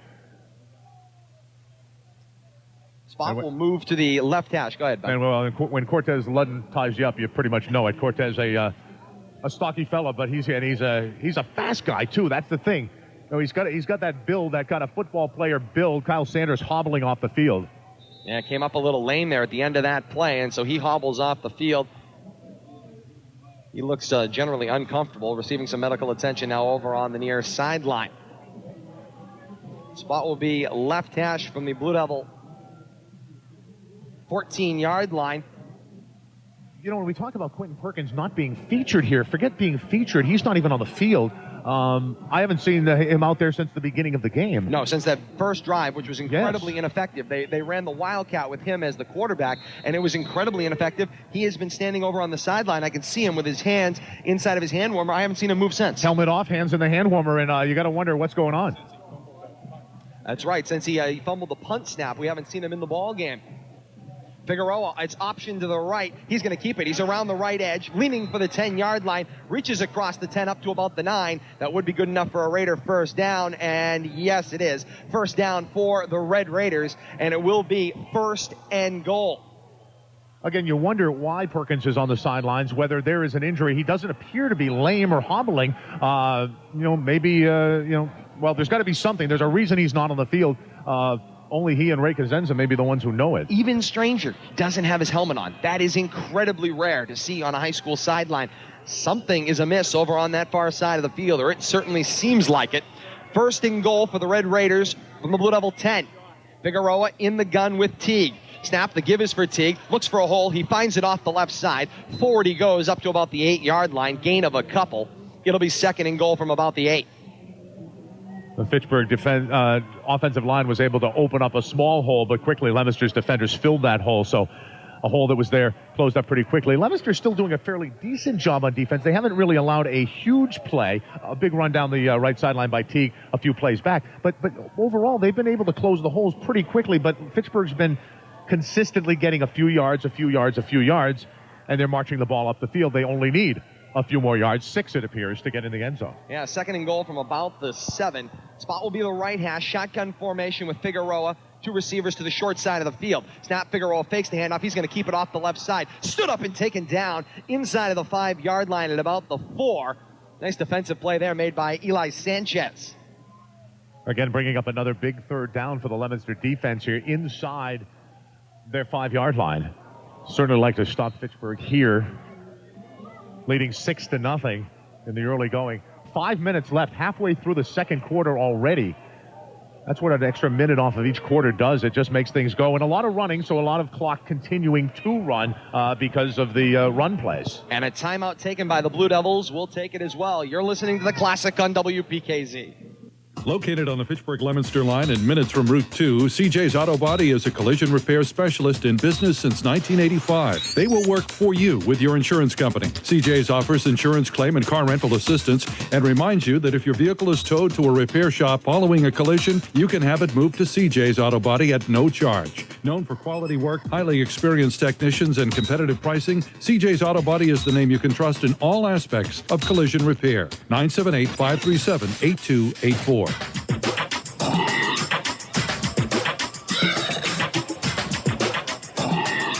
We're back to Doyle Field on the 127th Thanksgiving Day Classic. Todd Robbins alongside Ben Parker. So happy to have you along with us today on this beautiful Thanksgiving morning. Milky blue sky and a crowd that is just chock full here at Doyle Field. Yeah, we're at about 35 degrees now. It's warming up slightly as we've gone through the morning, expecting a high in the mid-40s later today.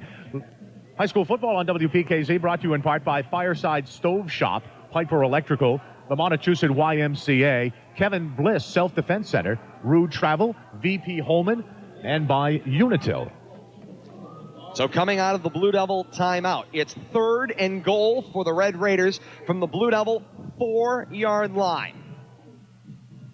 Checking in at quarterback now is Kyle Phillips. He's come in with the play. Phillips, the third of the three-headed monster that are the quarterbacks for the Red Raiders, and Phillips hasn't seen the field as a quarterback today.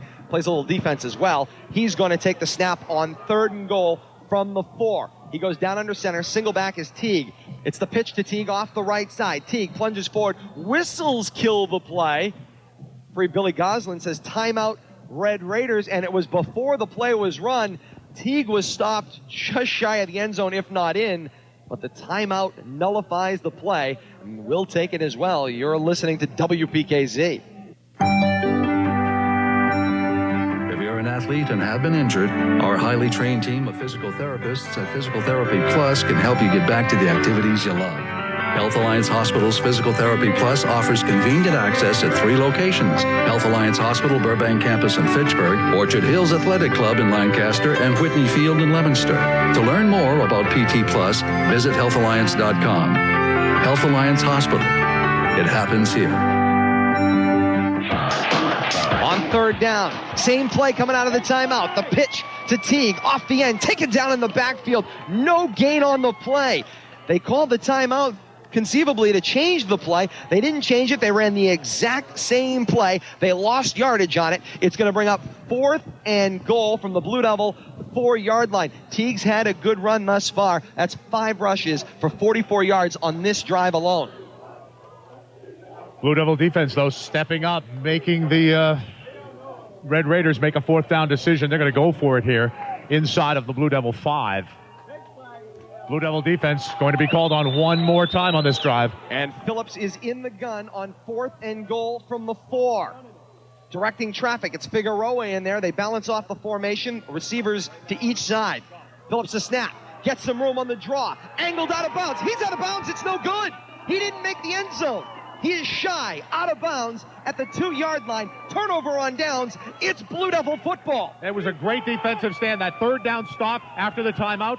That 4th down stop, Geraldo Rivera getting in there on the play, just not allowing him to get to the goal line, knock him out of bounds, tackle him. Blue Devils take over inside of their own 5-yard line, but they'll take it. A big, big defensive stop for the Leominster Blue Devils. That was a long, sustained drive for the Red Raiders, and it is fruitless. 3:51 left in the first half. It's Leominster 6, Fitchburg nothing. And the Blue Devils want to take a timeout. We'll take it as well. You are listening to the Thanksgiving Day Classic on WPKZ, AM1280 and 105.3 FM. Snuggle up with the home heating experts at Fireside Stove Shop, 10 Mass Ave in Lunenburg. They carry wood, pellet, coal, and gas stoves, along with coal and pellet fuel in stock at all times. Get $100 off the purchase of a new stove by just mentioning this ad. Offer valid until December 31st. Fireside Stove Shop, 10 Mass Ave in Lunenburg, 978-424-4333. Monday through Friday, 10 to 5, Saturdays, 9 to 3, and Sundays, 10 to 2. Cozy up to the Fireside today.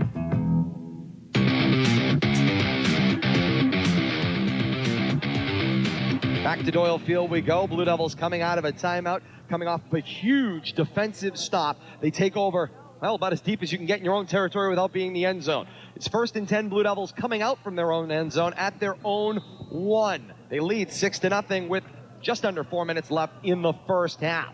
Good drive by the Red Raiders there. The only thing that stops it from being a great drive is they didn't put it in the end zone. That's right. Straight eye backfield, Wilford Dots on the keeper. It's Ford. He got the snap and plunged behind the center. Gains maybe a yard, max 2. Short gain, and it'll be 2nd down and about 8. Blue Devils in a tough position here. I mean, their defense made a great play, and obviously that's what you wanted them to do, but it now puts the offense in a position where they got to dig themselves out of a hole down near their own end zone. At the very least, they need to work their way out enough so that you can punt and change field position. Fitchburg has some timeouts left, but with 3:20 and the clock still ticking, a couple more plays will burn some of this time off. Now, Leominster, of course, wants to move the sticks, but you got to be careful. You're in a position where you don't want to give it back on a turnover or some silly kind of play. 2nd and 10 coming out of their own end zone for the Blue Devils. And flags fly and whistles kill the play before the snap. Referee Billy Goslin will give us the signal. Delay a game against the Blue Devils. Too close to the end zone for the full 5 yards. It'll be half the distance. And the Blue Devils will go back to about their own 2.5. Of course, half the distance to the goal is about a fraction of an inch where they're pinned way back, but still you don't want to commit penalties regardless. But almost in that situation, it's almost a situation where the penalty doesn't really hurt you. Not much. It's changed it by maybe 1.5 yards. So this time, instead of 2nd and 8, it's 2nd and a long 9. Back to about their own 3-yard line for the Blue Devils. Still working their way out of their own end zone. High backfield is Ludden and then Wilford dotting. Under center is Ford.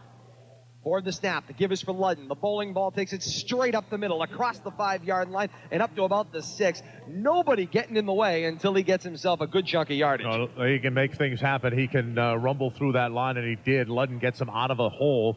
He's across the 5 to about the 7, and that certainly gives Leominster a little bit of breathing room to do something here as we close in on the 2-minute warning in the first half. By the way, on that Fitchburg drive, 11 plays, 58 yards. They needed 59. 6 minutes and 9 seconds as the stopped at the 1. 3rd and about 4. The snap and the give is for Wilford. Takes it off the left side of the formation. Driving his legs forward. Stopped just shy of the 15-yard line at about the 14. The mark is showing the 15, and it's a first down for the Blue Devils.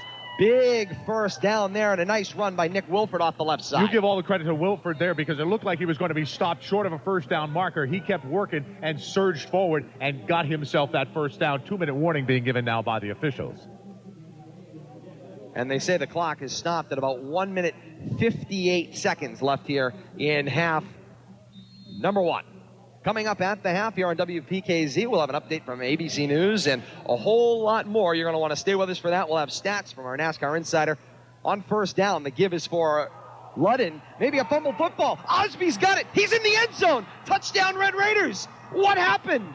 Ludden was taking up the middle. I thought Ludden had been stopped. The next thing you know, Osby's got the football and going the other way. And the only people that knew it was Ray Kazenza and his coaching staff. That was the only ones that knew. Now the ball got popped free, and he picked it up and ran it into the end zone, and nobody really knew it. Tyree Osby running back the fumble.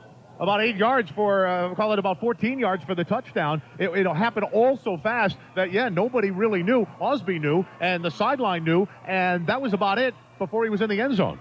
They're looking to get a football out there on the field. 6-all. What a turn of events. How you can change that first half where all the momentum was with the Blue Devils. One late fumble and into the end zone. It's tied at 6. 1:51 left in the half. Timeout on the field. Timeout. Red Raiders will take it as well. It's 6-all with the point after coming up. You're listening to 127 Thanksgiving Day Classic on WPKZ, AM1280 and 105.3 FM. Piper Electrical 186 Main Street in Leominster can handle all of your electrical needs. Their services include industrial electrical service, machine control circuit designs, high voltage design and maintenance services. Plus 24-hour emergency services are available. Piper Electrical can also take care of your building and parking lot lighting and any industrial electrical upgrades. Piper Electrical Company 186 Main Street, Leominster for all that's electrical. 978-537-3520. Good luck to the Leominster Blue Devils.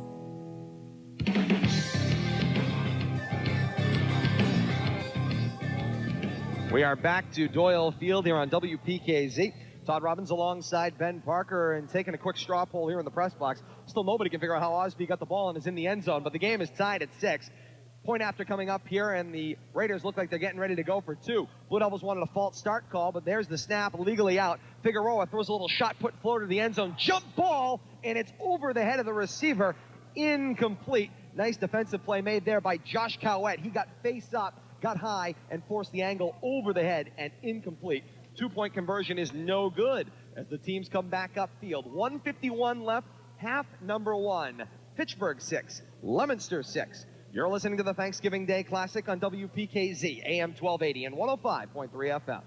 Kevin Bliss Self-Defense Center in Leominster, the leader in martial arts training, offers self-defense with multiple martial arts training in Shaolin Kempo Karate, Tai Chi, and weapons training. Kevin Bliss specializes in training for children, adults, and women for peace of mind and physical fitness. Kevin Bliss Self-Defense Center, a great program in martial arts training for children diagnosed with autism. See Kevin Bliss at kblisskarate.com. That's kblisskarate.com.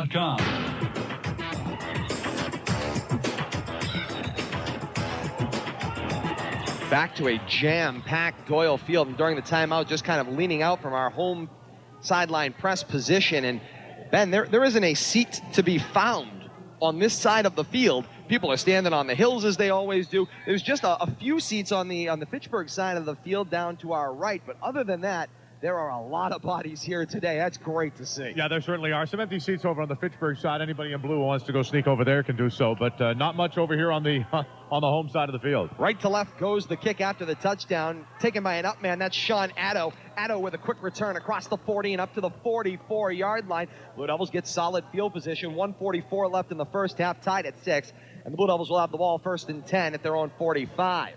The drive, well, which wasn't really a drive. 15-yard fumble return by Osby for the touchdown. Tyree Osby, a 15-yard fumble return. Touchdown, Fitchburg, with 1 minute and 50 seconds or so left in the first half. Blue Devils will go out of a shotgun here on first down. They send trips out to the right side of the formation. Sanchez, Sanders, and Cowett.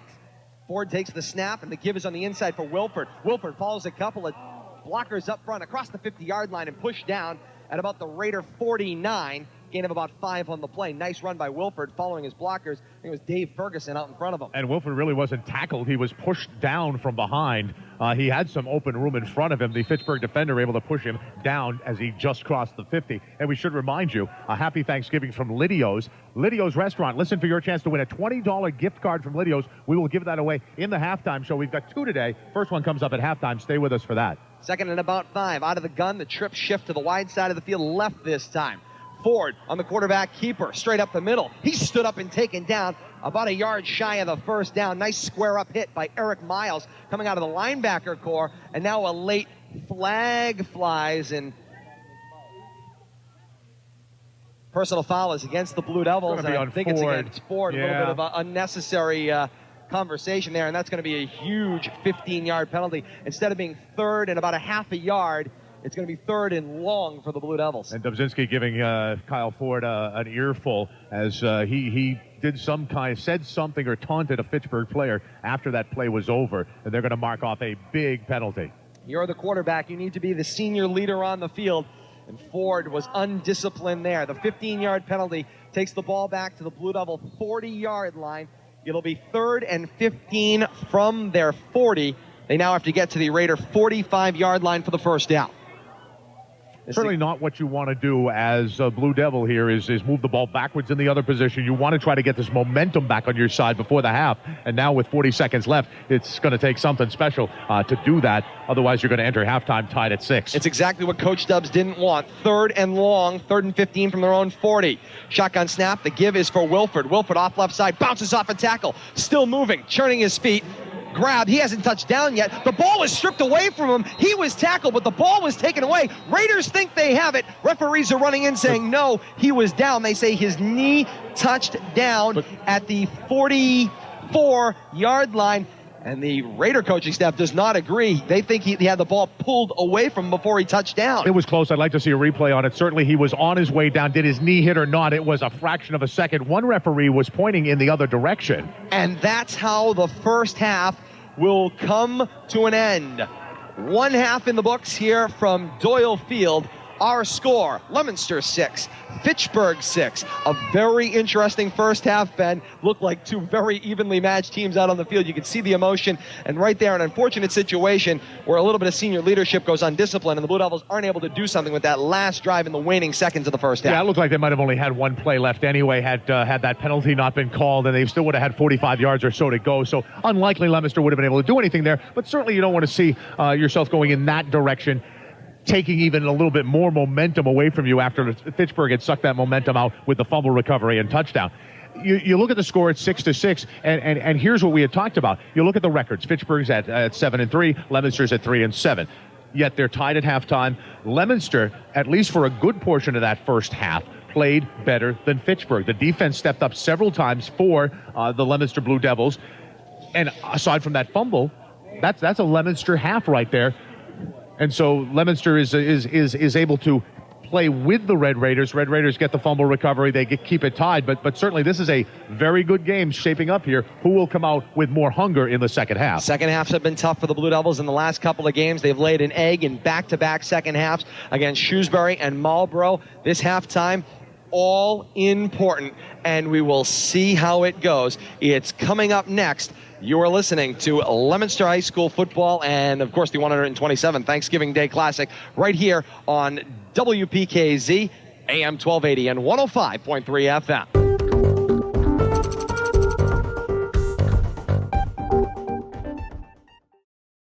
Oh my, what a roller coaster first half it has been of this game from 2010, the 127th meeting of Leominster and Fitchburg. From WPKZ, AM 1280 and 105.3 FM. Today, the K-Zone. Happy to have you back with us here on Rivalry Family Media. I'm Todd Robbins. Hope you're having a happy Thanksgiving and you are moving along through your Thanksgiving morning as we started way back at 6 a.m. this morning as we continue to work our way through this 6-hour special here on Rivalry Family Media, bringing these historic radio calls into your house to fill them with a little extra warmth during this most difficult year. We hope you're being safe and taking care of one another as we continue through this different Thanksgiving Day. But the sounds of Leominster and Fitchburg football, they are in your houses today, and we're glad to bring them to you. Second half action from the 127th meeting of Leominster and Fitchburg, the 127th meeting of these two storied schools from the year 2010 continues as we continue here on RFM. To Doyle Field, second half action about to get underway. The ball is on the tee, 40-yard line to our left.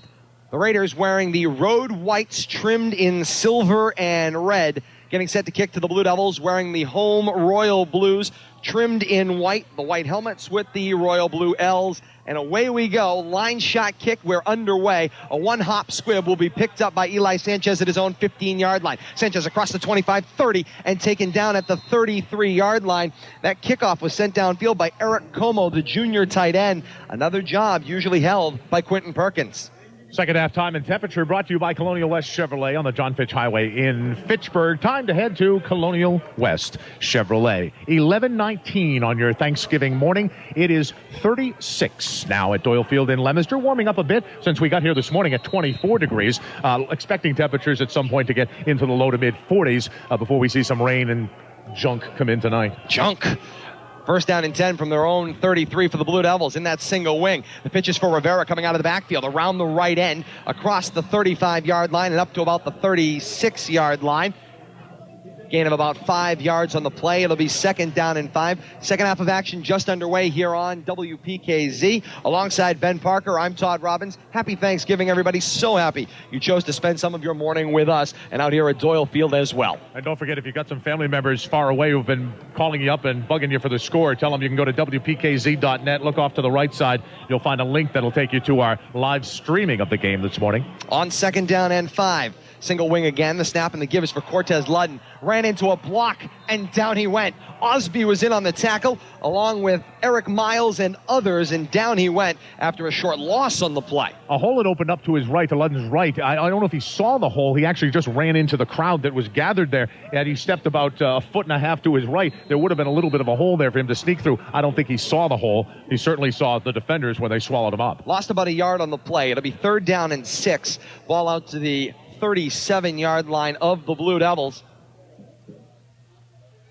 6-6 our score. Just underway, second half of action. Out of the shotgun, trips to the wide side of the field left, and from the right hash out of the shotgun, it's Kyle Ford.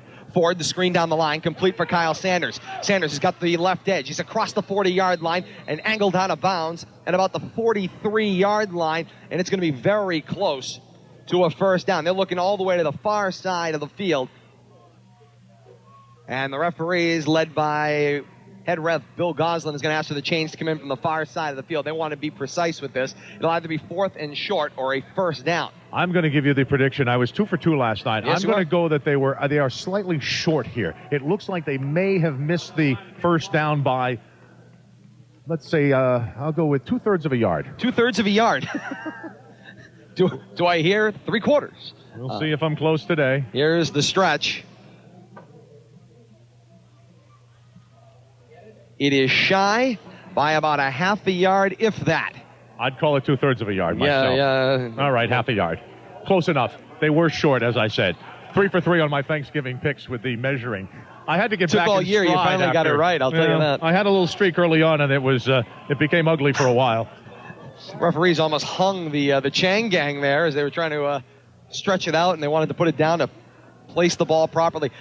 You're only looking like at about 3 links of the chain here on this upcoming play. This is an interesting call for the Blue Devils because they're inside their own territory here. If they turn the ball over here, they give Fitchburg a relatively short field, but you need so little. If you can get up there, a quick snap and Ford surges across the line, something like that, a quarterback sneak, you can keep this drive alive. So it's going to be an interesting call what the Blue Devils are going to do here. Certainly a little bit of a gamble if they go for it. And they are going to go for it. Coming out of this measurement, 4th and an inch. Under center goes Ford from their own 43. Ford pops, then he wiggles into the side, dives forward across the 45-yard line up to the 46. It's a Blue Devil first down. Huge gamble there, but a big gain. He was initially stopped. Had he been taken down right where he was initially stopped on his progress, they would not have made that first down. He got a little bit of an extra surge, shifted to his right just a bit, and was able to plow through for a couple of yards. But the initial surge, he was stopped. And they got a nice second effort from Kyle Ford to get the first down and keep the ball moving and the sticks moving and the clock moving. He did a nice job to improvise. First down and 10 now, Blue Devils, their own 46-yard line. Single wing, the snap, and the pitch is for Rivera going to the right side. Kyle Ford out in front to block. Rivera reaching for midfield, took a whack. He may be stopped just shy of midfield. Gain of about 4 yards on the play. Second down and 6. You know, we talked about this early on before the game started about Leominster, and with the shorter quarters, if you can keep the ball moving, keep the ball out of Fitchburg's hands, keep the clock moving, and get something accomplished, you're going to have a good chance to win this game. Leominster is moving the ball. They're moving the clock, and more importantly for Leominster right now, with the score tied at 6, Fitchburg doesn't have the ball. Second down and 6 from the Blue Devil side of midfield. Single wing again. It's Rivera, and under center is Ford. For the snap, the pitch is for Wilford, swinging right to left across the formation, spun around across midfield and up to the Red Raider 47-yard line. It'll be third down and about 3 coming up. Nice little spin there to get an extra yard or 2 out of the play. We have an update, by the way, on Quentin Perkins. We'll see how this plays out. What we're hearing is that he was shaken up, and he is expected to play later in this game. We'll see if that plays out. We see him on the sidelines now with his helmet back on, hands still in his warmer, but word from the Fitchburg sideline is, the word we have, is that we will see Quentin Perkins at some point later today. Single wing again, third down and 3. Under center, Ford. For the snap on the give, coming right to left, it's Wilford again. Wilford over the 45-yard line and up to about the 43. Looks like it'll be enough for another Blue Devil first down in Red Raider territory. And give credit there to Kyle Ford. He hands off the ball, and then Kyle Ford jumps out in front of his running back and throws a block, which helps to spring free the running back for an extra yard or 2, enough to get the first down. Kyle Ford, not a big guy, but laying a block in there. When you're using any of these kind of single wing, gimmicky kind of offenses, usually the quarterback becomes a lead blocker. That's always nerve-wracking when you're sending your quarterback into harm's way. Ford under center on first down and 10 from the Raider 43. The give is for Cortez Ludden. Ludden, big hole there. Ford, 8 yards, 9, and across the 35-yard line up to about the 34. Close to about a 10-yard gain and another Blue Devil first down. He had a wide hole there, did Cortez Ludden. He absolutely did. The Leominster offensive line opening up a huge hole. Ludden found it and rumbled forward. Almost a first down. They're going to measure, I think, now. Second and short. I'm going to say, and I'm running my risk here, I'm going to say the nose of the football, he has made a first down. So the nose, he has made it, according to Ben Parker. This is going to be very, very, very close. He may have made it by a nose. They stretch it out. He made it by a half a football. It's a first down for the Blue Devils. They'll reset the chains. It'll be first and 10 Blue Devils from the Red Raider 32-yard line. It did appear from where the flag, the stick was on the other side of the field to where they placed it, where the ball was touching the 42-yard line. I'm sorry, the 32-yard line, that he had made it by a little bit, and he did make it by a little bit. I hate to be perfect on this run here, but I got to take credit for what I can take credit for. I get so little credit. Just a little bit. I take just a tiny bit here and there. Speaking of credit, by the way, big credit to our NASCAR insider, Bill Thomas, who's done a great job with stats all season long and continues to chase them for us today. Absolutely. Single wing, 1st and 10 for the Blue Devils from the Raider 32. The give is for Ludden again. Ludden finds that hole again, bounces off a tackle, fumbled the football. Loose football. Josh Cowett may have been the first person on it. If he still has it when they uncurl the pile, he does. Heads-up play by Josh Cowett. He saw the football come out of Cortez Ludden's hands, and he got on top of it. That is a big break for the Blue Devils. They're moving the ball successfully here. The clock's ticking. We're halfway through the third quarter. To cough it up there and give it back to the Red Raiders would have been very bad for the Blue Devils. They recover it. As you mentioned, Josh Cowett sees the ball, hops on it real quickly. Saves a disaster for the Blue Devils. Spoke to Josh Cowett's mom last week, and she informed me that he had his birthday yesterday. Turned 17 yesterday.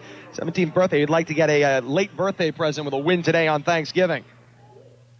For the snap, the give is for Wilford. He spins off a tackle, and forward he goes for about 3 yards. Well, Cowett definitely giving Leominster a gift by falling on that fumble. He did. It'll be 3rd down and about 4. Ball just shy of the Raider 25-yard line. 4:18 left, quarter number 3. Still knotted at 6 here in the Thanksgiving Day Classic from Doyle Field. And so far in this second half, Fitchburg has not touched the ball. This is the opening drive for the Blue Devils. And as we said before, if you can control the ball, especially with the shorter quarters, you can eat up a good portion of, if not an entire quarter. Blue Devils have already eaten up 6 out of the 10 minutes so far. And head coach John Dubzinski has some personnel issues on the near sideline, so he's going to take a timeout and talk things over. We'll step aside. You're listening to the Classic on WPKZ. When it's time to remodel, it's time to call Dream Kitchens and Baths of Leominster. How about that dream bathroom you've always imagined with beautiful vanity cabinetry by Dynasty? Stop by the beautiful showroom on 44 Meade Street in Leominster to see what your dream bathroom could look like. In business since 1993, you can trust professional installation by the Dream Kitchens and Bath staff. With national brand names like Dynasty Cabinetry, you'll have the bathroom you've always imagined. Dream Kitchens, where all your kitchen dreams come true. See dreambathrooms.net for your dream bath. On 3rd down as we come back, the naked boot, the throw from Ford, complete to Justin Bailey. Open down the near sideline. He's got the 10, the 5, reaches for the end zone. He's got it. Give him 6. Touchdown, Blue Devils.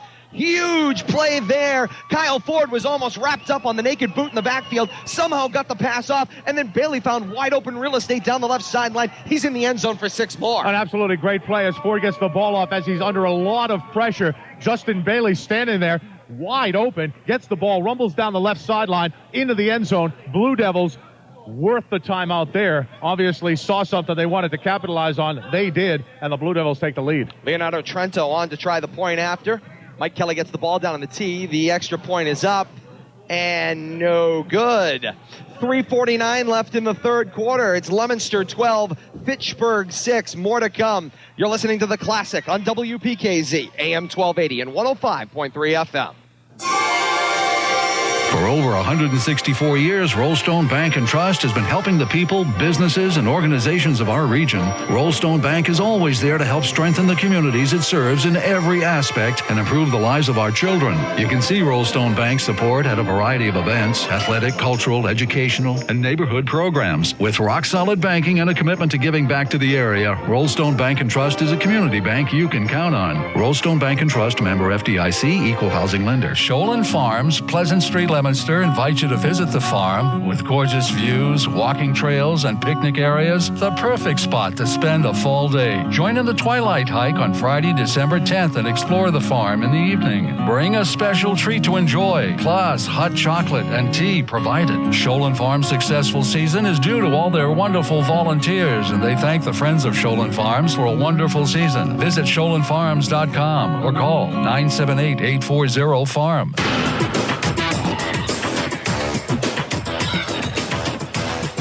12-6 Blue Devils as we come back to Doyle Field. Leonardo Trento on the approach, sends the kick away. It's a Butte wobbling on end. Over the head of Quentin Perkins, who's returned into the ball game. Touched it, stumbles. He's standing in his own end zone. Now he decides to run it out. He sees a hole. He's still moving across the 5-yard line and up to about the 7. A late flag flies. We'll see what that is. Interesting decision by Quentin Perkins to decide to take the ball out of his own end zone when the play was seemingly over. The referees were getting ready to blow the whistle. He decides to run out, gets it out 7 yards. We'll see what the flag is. Personal foul, major face mask against the Blue Devils. Tack 15 more yards on to the end, and all of a sudden, the decision to run it out doesn't look so bad. No, it still wasn't a great decision because even with the penalty on there, you're just barely beyond the 20-yard line, and we know that Perkins had some issues health-wise. Something happened to him. At that point, maybe you just take the knee and go to the 20. So for 2 extra yards over what a knee would have done, probably not worth the risk. And certainly if there wasn't a penalty there, absolutely not worth the risk. So it ends up being worth a grand total of 2 yards more than a touchback. Touchback would have given them the ball at the 20-yard line. With the penalty, they're out to the 22-yard line. First down and 10, Red Raiders, their own 22. Leominster's defense now with 3:41 left in the third quarter needs to dig in, make a stop here. Again, if you can get Fitchburg off the field, get the ball back, that'll be a big boost for the Blue Devils here. Anthony Figueroa at the quarterback spot. 4 receivers split out wide. It's first and 10, Raiders, their own 22. Perkins swings in motion from left to right. They give it to him on the end around. He's around the right edge. He's stumbling all on his own. He's across the 25, gets whacked and is angled out of bounds across the 30 at the 32-yard line. Gain of about 12 yards and a first down on the play for Quentin Perkins on the end around. We'll get to the stats from the last drive for the Leominster Blue Devils. They did eat up a good amount of time in the third quarter, more than half of the third quarter, 5 minutes and 47 seconds, 10 plays, 67 yards. A 26-yard touchdown pass from Kyle Ford to Justin Bailey. Nice play by Ford under pressure to get the ball to Bailey. Bailey down the sideline does the rest of the work. Ball's up to the Raider 34-yard line on first down and 10. 4 receivers evenly split again. Perkins from the left slot comes in motion. They fake the handoff to him. They give it to Stephon Teague coming right to left. Nick Wilford got into the backfield, latched onto Teague's right leg, and took him down in the backfield for a 2-yard loss. It'll be second and 12. Wilford, good job hanging on to the leg. Went for a little ride, got dragged a few yards across the field, but held on to Teague and managed to bring him down. That's what you need to do. You grab them by the place where they're running and just hang on, I guess, for dear life. If you can't get anything else, just hold on to the foot. This just tells you what this rivalry is all about, Ben. I'm taking a look just down to our left in the seating section in front of us, and I see a baby in one of those little bassinet kind of deals here. If that doesn't tell you what this rivalry is all about, what is? Your kid can't even see the game, but he's here. He's experiencing his very first Thanksgiving, I'm sure. Second and 12. From the Wildcat shotgun, it's Perkins. Perkins finds his way up the middle, stumbling and bumbling, but across the 45 he goes, met by a pack of Blue Devils, hauling 8 players with him. Some late pushing and shoving as the play ended. He'll be stopped just shy of midfield, but it's good for another Red Raider first down. I will say there's another apparent holding that was missed or let go by the referees. A Fitchburg player grabbed the Leominster player while the play was going, grabbed him by the shirt and threw him down. There have been very few flags in this ball game. One for an illegal procedure, I can remember, and a couple for face masks. Yeah. And the face masks have gone against the Blue Devils on both occasions. First and 10, Red Raiders. The ball sniffing their side of the 50-yard line. Shotgun formation. Perkins in the Wildcat position. 2 running backs in the backfield with him. On the snap, the give is for Tyree Osby. Osby on the carry. Spins across the 50-yard line up to about the 48. Gain of about 2 on the play, and second down and 8. Osby, the lone scorer for the Red Raiders today. He picked up a fumble in the second quarter, rumbled it back 15 yards. Well, the only score for the Red Raiders. Ball is across midfield at the Blue Devil 48-yard line. And Perkins has resumed that leadership role. Whatever was bothering him, not bothering him anymore. It's amazing how those injuries can go away when the adrenaline starts pumping. The thing you think about, the thing you worry about is if he's got something that was bothering him, will it be re-flared up by getting hit here? Fitchburg not worried about that at this point, but that's something that you do keep in the back of your mind. In this case, he's on the short side of the field, split all the way out wide. Kyle Phillips is in the backfield taking the shotgun snap. Quick 5-step drop. He sets. He's looking, streaking down the sideline for Perkins. Perkins up against Rivera. Rivera gets inside position and picks the ball off. Picked off by Geraldo Rivera. It was one-on-one, number 1 against number 1, and Geraldo Rivera gets underneath Quentin Perkins for the interception. It looked like Perkins had a step on Rivera, and somehow Rivera managed to make up that ground, get the turn, gets the look, gets the ball. What a great coverage by Geraldo Rivera. Again, Perkins had a step on him. Somehow Rivera was able to close that gap, keep from running into Rivera. You don't want to see the Rivera commit a penalty. Gets turned around, gets the ball. Great play all around by Geraldo Rivera. They were stride for stride, and Rivera just decided to take the inside line at the last minute. Got right up underneath the rib cages of Perkins and makes the interception. Blue Devils take over. 1st and 10 deep in their own territory at their own 6-yard line. Forward the snap, and the give is for Wilford, who is dotting the I. Takes it straight up the middle. He'll be stopped just shy of the 10-yard line at about the 9. Leominster's defense so far in this game has really stepped up big. Again, the only touchdown that Fitchburg has is their defense on a fumble by the Leominster offense. So the Leominster defense really doing great work. And then you look at Geraldo Rivera with that great coverage on Quentin Perkins to pull down the interception, give the ball back to the Blue Devils. Again, when Fitchburg doesn't have the ball, they can't do much damage. You eat some clock here, you'll be into the 4th quarter. And, you know, I'm just consulting my defensive spotter chart for the Blue Devils. Geraldo Rivera's name's not on there. I don't know that he's played defense all year long, but he shows up with a huge INT today. 2nd down and 9 for the Blue Devils, and Rivera is dotting the I. He's around the right edge, across the 10-yard line, and up to about the 13. Gain of about 3 more on the play. 3rd and about 6 coming up. And you look at Rivera, who has impressed us at times during the season, has had some very good play. There's one of them right there on defense. He's a junior, listed as a running back, 5'8", 180 pounds. Leominster will get another year out of him and another year of maturity. So you got some promising things there in the number 1 uniform. Whistles on the field. 3 quarters in the books in the Classic. Our score at the end of 3 quarters: Leominster 12, Fitchburg 6. The all-important 4th quarter of action comes up next. You're listening to the Thanksgiving Day Classic on WPKZ, AM1280 and 105.3 FM.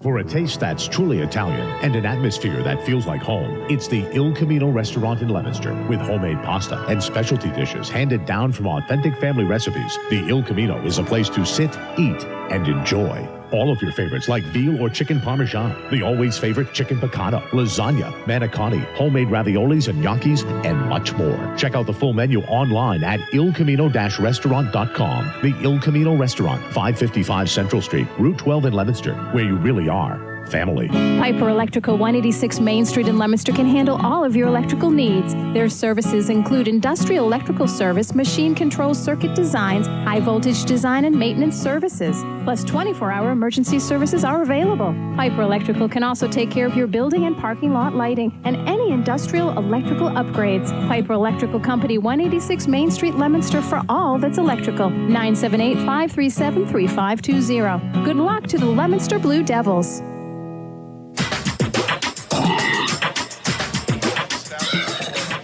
As we come back to Doyle Field, the Great Migration is just over as everyone went from our right to left, moving from one side of the field to the other as the teams change ends for quarter number 4. 10 minutes on the clock, and we're underway with 4th quarter action. On 3rd down and about 5, the pitch was for Wilford. Wilford driving his legs forward. He reaches out for about the 19-yard line. He'll be very close to a 1st down for the Blue Devils, who are facing 3rd and 5, and the referees are going to want to take a measurement. And Ben, that 3rd quarter, 1 possession apiece. I think he made this, by the way. I think he got just enough to make this. I'm going to go for 5 for 5 here and say he made it by a nose. Again, very close, but it looks like he may have made it based on the spot. They will stretch out the chains. He's got it by a full football. 1st down, Blue Devils at their own 19-yard line. Nice run by Nick Wilford to convert on 3rd down. Got a little 3rd quarter stat action there, Ben. Yeah, Leominster's 3rd quarter stats: 5 rushes for 12 yards for Nick Wilford. Geraldo Rivera, 3 rushes for 12 yards, but Geraldo Rivera also with that interception on defense, a huge play. Of course, he had the touchdown pass of 26 yards from Ford to Bailey. 1st and 10 from their own 19. Single wing. Wilford's in that wing spot from the right side. Rivera was in the backfield. Got the pitch coming around from left to right across the formation. Takes the ball across the 20 and up to about the 23-yard line. I'm going to say this about Leominster's game today, and there's still almost an entire quarter to go. But out of 3 quarters, Leominster has played 3 quarters today. And that's something that I know John Dobzinski wanted to see his team play a full game. So far, after 3, he's got 3 quarters from him. He needs 9 more minutes and 3 seconds. And Leominster will have a very big Thanksgiving victory. But they need to control the ball. They need to control the clock, and they need to keep Fitchburg's offense off the field, which can be very powerful. 2nd and 7. Give is for Cortez Ludden coming out of the backfield across the 25-yard line, bowling his way forward to about the 28-yard line. And the Devils will get it to 3rd and short, 3rd and about 1. And Ludden is slow to get up. He is heaving his breath on the ground and now rolls over to his back. You can just see he was trying to get his breath, like he either landed on the football or took it down in his stomach. And we're going to step aside while they check the injury. No, wait a minute. He gets up. He got right back up. He didn't grab any portion of his body, like his arm or his leg. It seems more like it is a wind knocked out of him situation. We'll see if he returns and when he returns. But it didn't look like he was favoring any portion of his body there as he was on the ground. So I think it may have just been, hitting the windpipe, catch a little bad breath. Yeah, I thought for a minute there we were going to have an injury timeout, but we do not. Tough kid. He's up. He's off the field. Hopefully okay. We'll see what happens. In a bit, we'll update you on and they roll the clock again. Fitchburg tough, quickly trying to get a play, and they have some late arrivals to the line. 3rd and 1. Ford the snap, takes it straight forward, falls forward across the 30-yard line, about the 31. He's got enough for a first down, Blue Devils, and they move the chains once again. You almost wonder if Fitchburg should have called a timeout there. They had a guy coming. Leominster was assembling at the line, and Fitchburg still had one of their defenders running across the field to get in position. I don't know where the confusion lied, but you think, boy, it's a 3rd and short. Maybe you call a timeout there and let your defense get organized. They weren't ready. And you have to think about each and every timeout you take in the second half with only 5. Single wing. The snap, the pitch is for Wilford going to the left. Wilford following Ford across the 30-yard line and up to about the 33. Gain of about 3 on the play. It'll be 2nd and 7. And as Leominster continues to chew up yards, 3, 4, 5 at a time, the clock continues to roll. Under 7 minutes and 40 seconds left in the game. Leominster leading 12-6. The NASCAR Insider is sending signals into the broadcast team. Into the broadcast huddle here. Here's the all but short Fitchburg third quarter stats. 2 rushes total, both for Quentin Perkins for 30 yards. And then it was Perkins who was the intended receiver on Kyle Phillips' pass that was intercepted by Geraldo Rivera. And that's all you got for third quarter stats for the Red Raiders. For the snap, the give is for Rivera. Rivera bounces across a tackle across the 35-yard line. They'll give him forward progress just shy of the 36. He got finished off well after the whistle. But no penalties there in the Raiders crowd trying to motivate the defense. It's a positive gain for the Blue Devils out to about their 36, and it's 3rd and 5 coming up. Number 56 for the Red Raiders, Jose Cabrera making the tackle. Did not want to let go. 3rd and 5, the yard to gain, the 41-yard line of the Blue Devils. With the Fitchburg only having a couple of plays in that third quarter is really goes because of the Leominster drive that took so long and ate up so much of the clock. And the Devils were getting set to run a play, and Coach John Dobzinski wants to call everybody over, take a timeout. We'll take it as well. 6:24 left in the ball game. Leominster 12, Fitchburg 6. You're listening to The Classic on WPKZ, AM 1280 and 105.3 FM. Right choice for all the right reasons. With over 50 years of combined experience, Bob, Eric, and Kevin Griffin at Brothers Tire offer better selection, better prices, better warranties. We're also the right place for dependable service work, right here at 45 North Main Street in Leominster. Proudly offering you the right products, the right prices, at the right place. Come see us soon. Brothers Tire. The right choice for all the right reasons.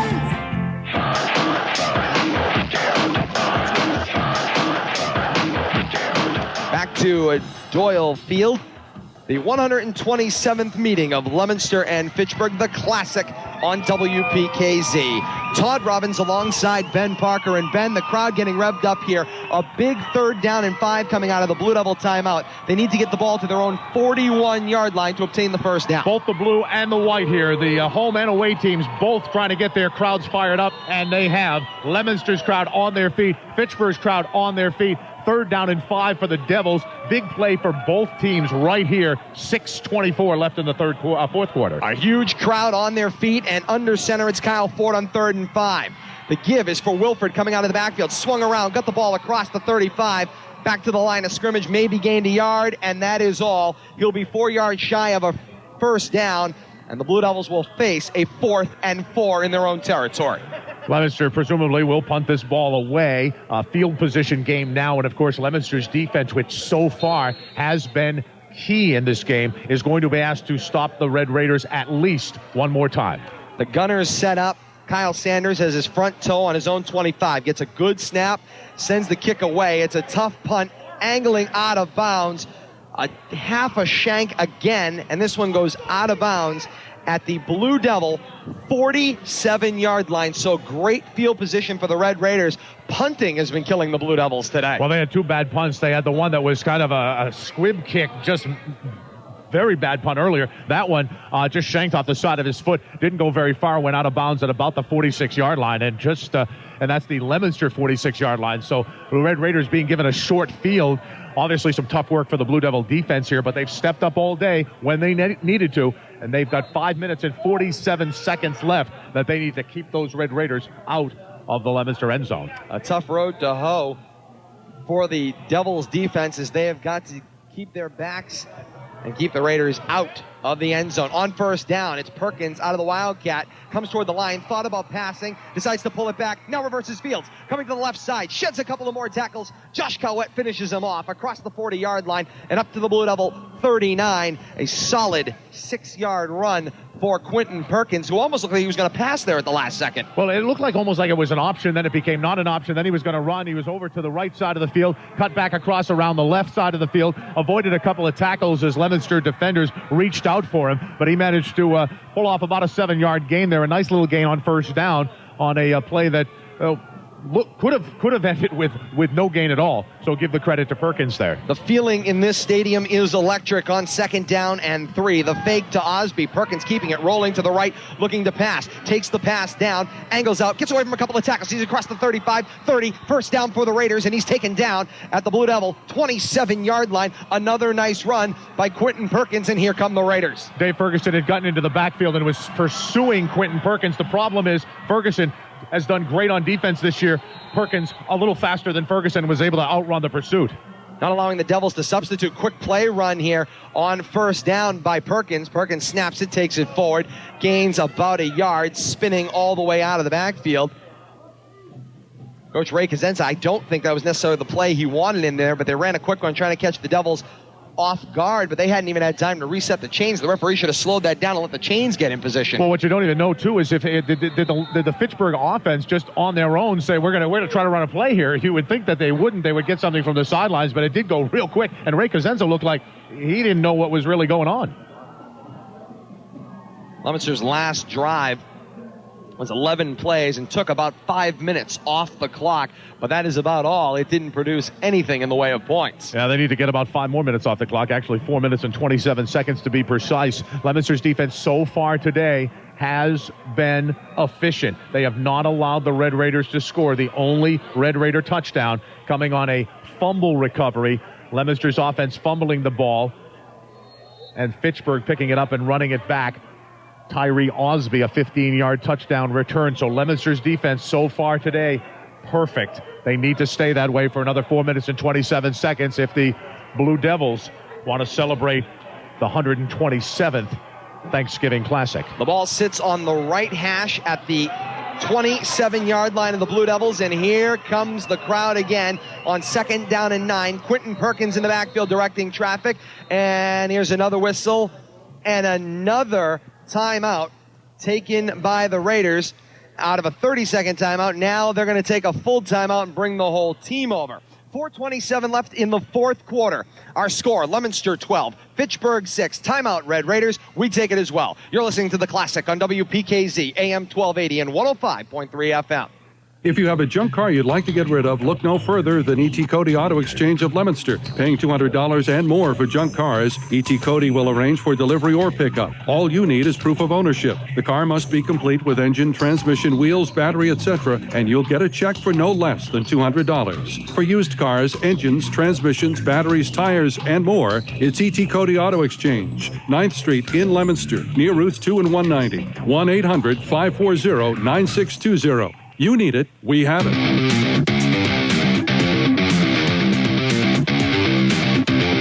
By the way, I want to welcome the class of 1994 to Doyle Field today. That's the LHS class of 94. They've been kind of sitting right out in front of us all morning long and interacting with us. They're a lot of fun. I don't know if it's a reunion here for them or not. But, apparently, the class of 1994. But they've certainly been a lot of fun, that's for sure. 2nd down and 9 coming up as we come back to the Classic here at Doyle Field. 2nd and 9 out of back-to-back Raider timeouts. They do run a play here on 2nd down. No, they didn't. Whistles and a flag kill the play for a false start. False start against the Red Raiders, and all of a sudden the wheels have come off the bus. They're going to lose 5 more yards, and it's going to be 2nd down and about 14. Certainly not what the Red Raiders wanted to see coming out of a timeout, actually out of back-to-back timeouts to commit a penalty. But you have to say that it is smart of Coach Cosenza to call those timeouts. This is very important. Time is running out, 4 minutes and 24 seconds. If you don't score on this possession, you may not have another chance to score in this game.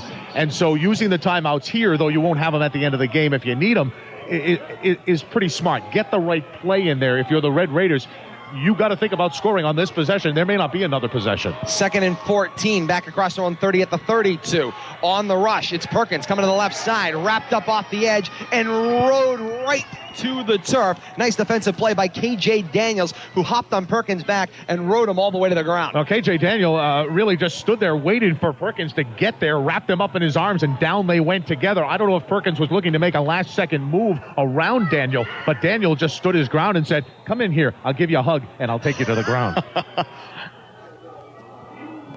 Got a positive yard back off of the penalty, so just past the original line of scrimmage.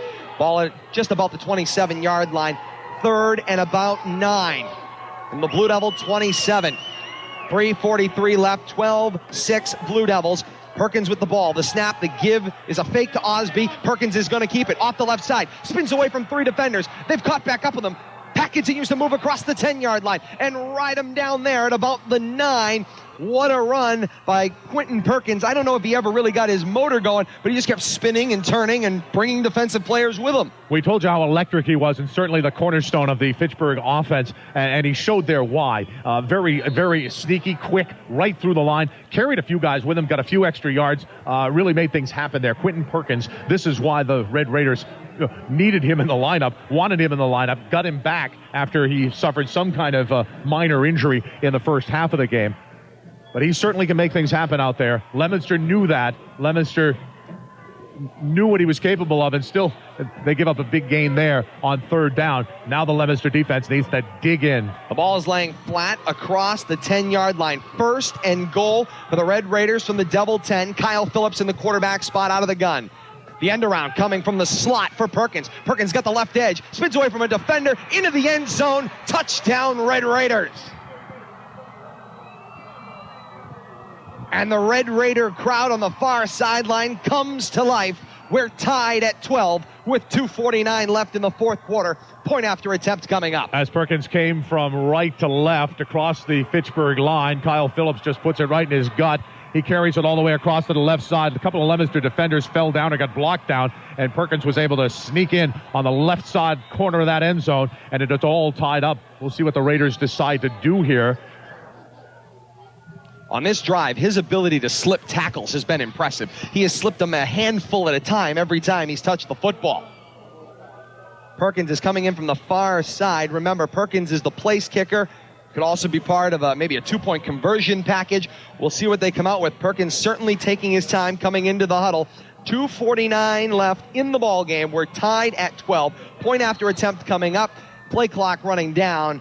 And the Red Raiders take a timeout. They want to talk things over. Huge play coming up. You don't want to go anywhere. We've got the point after attempt when we come back. This is The Classic on WPKZ, AM 1280 and 105.3 FM.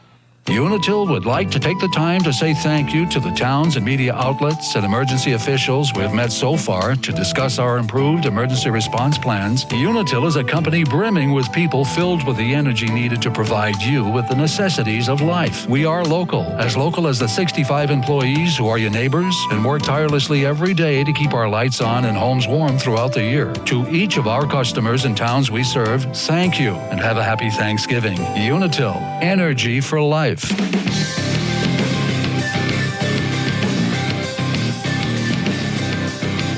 Back to Doyle Field. key moment in the ball game coming up here. 2:49 left, tied at 12.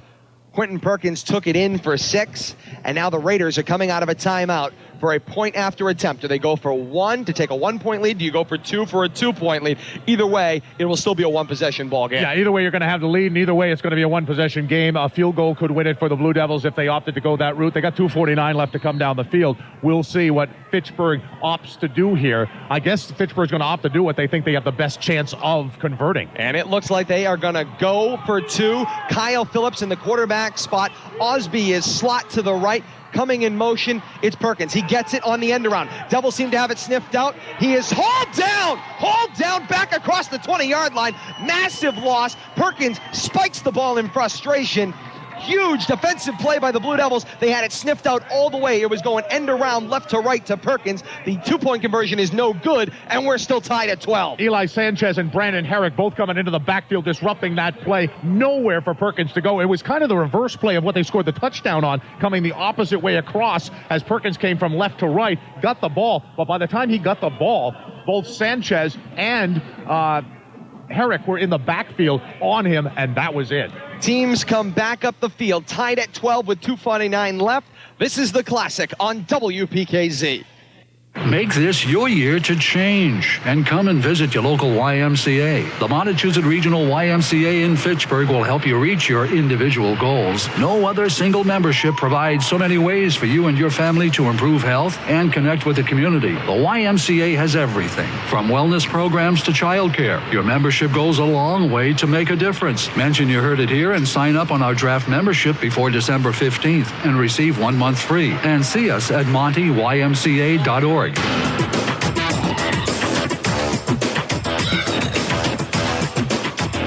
Back to Doyle Field, tied at 12, the 127th meeting of Leominster and Fitchburg. The all-time series is tied, 58 wins, 58 losses, and 10 ties. We're still tied with 2:49 left in this one. Tiebreaker coming down to the last 2:49 in number 127. Over the shoulder on the return, left to right for Rivera from his own 9-yard line. Works his way out across the 20, 25, and taken down there at about the 26-yard line. And the Blue Devils will start first down and 10, their own 26. The 127th Thanksgiving Classic on WPKZ is brought to you in part by Brothers Tire, Colonial West Chevrolet, Dream Kitchens and Baths, E.T. Cody Auto Exchange, Garapi Furniture and Mattress Center, Health Alliance Hospital, Il Camino Restaurant, and Joseph's Jewelers. And, of course, we thank all of the sponsors of high school football here on WPKZ. We have some stats from that drive coming up for you. We'll get to that after Leominster runs their first play as Kyle Ford jogs in from the sideline to bring the play in.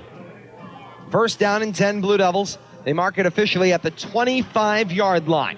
Step inside of the left hash. That single wing continues. Wilford's in the wing back spot. Under center goes Ford. Ford the snap. The give is for Rivera, coming left to right across the formation, across the 25, and forward he goes to about the 27-yard line. Gain of about 2 yards on the play. Second down and 8. Fitchburg drive, 2 minutes and 58 seconds. It covered 47 yards, 6 total plays. It was Quentin Perkins on the touchdown run. 10 yards. He had all 6 carries, 52 yards total. There was a penalty mixed in there? 5 yards. We knew that. On second down and 8. Thanks to the NASCAR insider Bill Thomas for keeping us up to date with the stats. The give inside for Cortez Ludden on second down. Bangs his way forward, maybe gets it back to the line of scrimmage, and that'll be all. Third down and about 8 coming up. I want to mention it was the short shanked punt that actually set the Red Raiders up at the 47-yard line. The officials take a timeout on the field to signal the 2-minute warning.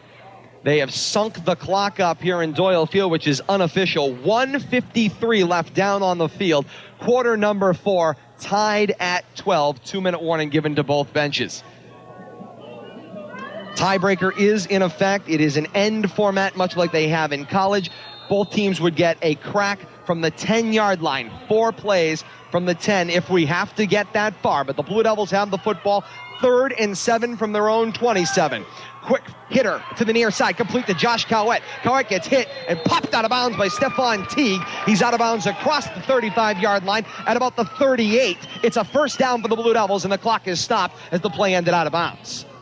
Nice play by Leominster. Took his time, lined it up with Josh Cowett, got the completion. Cowett turns, gets a couple extra yards. I believe he had the first down at the completion, but managed to pick up a couple more yards and gets the Blue Devils just a little bit closer to what they need, which is the end zone in 1 minute and 48 seconds. They do have the option of kicking a field goal later. We'll see how that plays. Spot is right hash at the 39. Wing back is Rivera. The snap and the give is for Wilford, coming straight up the middle. Across the 40. Into a pack he goes. Stood up at around the 45.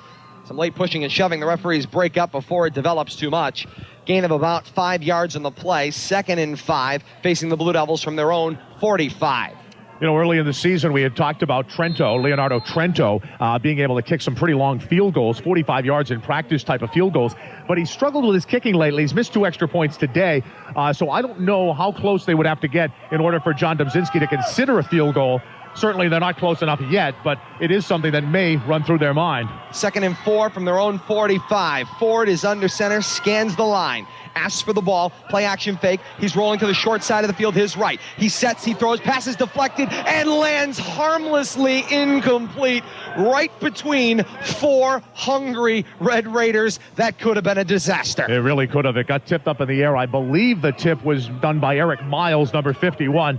Ball came up in the air. A bunch of Red Raiders there, but nobody could wrestle it in. Looked like the pass was intended for Geraldo Rivera down the field. Going to bring up a 3rd down. Clock stopped with 1 minute left to play, and it is a heart stopper here at Doyle Field in Leominster. If you like exciting football, my goodness, you have picked the right time to tune in. If you're just joining us, where have you been? Yeah, where exactly have you been? Where exactly have you been this morning? morning? We'll keep you here because we got a Lidio's gift certificate to give away before this game is over, too. 3rd down and 4, and Ford is under center. The snap. The give is for Cortez Ludden. Ludden pounds into the pack, gains a couple of yards, up to about the Blue Devil 47-yard line. No more. They need to get to about the 49 for a first down.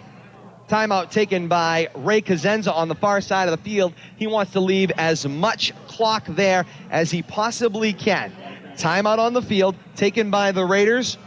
We'll take it as well. You're listening to The Classic on WPKZ, AM1280 and 105.3 FM. Simply the best. That's why so many people come to Tiny's Trees for their Christmas trees and wreaths. For over 40 years, Tiny's has been making Christmas dreams come true with beautiful trees. Located next to Unitil in Fitchburg, Tiny's has nursery-grown balsams and Fraser firs, plain or decorated Christmas wreaths from 12 to 36 inches. Mike and Rick make buying your Christmas tree a fun-filled family experience. Tiny's Trees, John Fitch Highway, open Sundays through Thursdays, 8 to 9 p.m., Fridays and Saturdays, 8 to 10. Happy holidays from Tiny's Trees.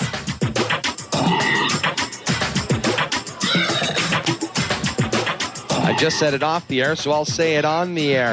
What do you do here if you're the Blue Devils? Tie ball game, under a minute remaining, right around midfield. Punting has been a disaster today. You're facing 4th and 2 from your own 47. Do you put your trust in your offense or your defense? That's part of the question that you have here. And the Blue Devils say offense. Pack it into a tight formation. Under center now in the double wing. The play action fake. Ford rolls out, flips a little pass downfield. Complete for Rocco Digno. Into the secondary. Through the 30-yard line. Up to about the 27. Massive first down for the Blue Devils. Stops the clock temporarily while they move the chains. Huge play, just a little pitch, shot putted over the defense, complete to the tight end, Rocco Dagnall. And a great grab by Dagnall as he got the ball and tucked it in and just kept running. Now, the Zinski and the Leominster Blue Devils have plenty of timeouts here, so it's not going to be an issue what they do, whether they run, whether they do something else. If they want to get in position for a field goal, if that's the thought, you need about, I would guess, maybe 10 yards from where you are now. If you want a touchdown, well, you need 27 yards. Coach John Domzinski takes a timeout, and I believe I saw his conversation with the official. He has 1 more remaining. And that's all you need. You can run a play. You have 38 seconds. We don't know if that's official, but you have 38 seconds. You can run a play, maybe even 2, before you need to burn your timeout. Let's see how they plan to play it. 1st and 10. The trips is to the wide side of the field, left from the right hash. Ford the snap. He keeps it straight up the middle. Centers the ball across the 25-yard line up to about the 23. Under 30 seconds showing on the unofficial game clock. And a timeout on the field. Timeout, Blue Devils. They're going to talk things over. Oh, Ben, here we are. We're down to 2nd down and 7. The ball is at the Red Raider 23-yard line. Leonardo Trento, we've talked about it. He hit his longest in practice in the preseason. It was 47 yards with no rush in front of him. So the kid's got the leg, but he has had some serious accuracy issues this year. And certainly this long of a field goal from where they are right now is long for any high school kicker, good, bad, or indifferent. Doesn't matter. The scoreboard says 1 timeout left now for each team. I don't know if that is official. We did see earlier, we thought they had 1. They just took 1. So do they have 0 left, or do they have 1 left? We'll find out. I think depending on whether Leominster has 1 timeout or none is going to depend on what happens on this very play. Certainly. If they still have a timeout left, they'll run 1 play. Right now at the down and distance, it would be a 40-yard field goal once the ball is kicked. So certainly right inside of Trento's range from practice. But in a game, the longest I believe he hit was 25 yards, and that was week 1. You remember we talked about the winning field goal off Frank Novak's foot in 1978 in overtime. Do we have something similar to that shaping up here today? We'll find out. Looks like the Blue Devils have at least 1 more play in their bag of tricks before they do anything in terms of field goals. Lining up with 28 seconds left to play. 2nd and 7 from the Red Raider 23-yard line. Out of the gun, it's Ford. He scans the field, trips to his right, sets, fakes the screen, gives to Nick Wilford, wide open to the left side, bounces it to the outside, slips the tackle across the 10-yard line, pushed out of bounds. No, they say he's inbounds. The clock will continue to run. The clock will stop now temporarily while they reset the chains. It will be a first down for the Blue Devils. First down and goal from the 10-yard line. The clock will go on the snap. So the clock starts to roll. Ford under center.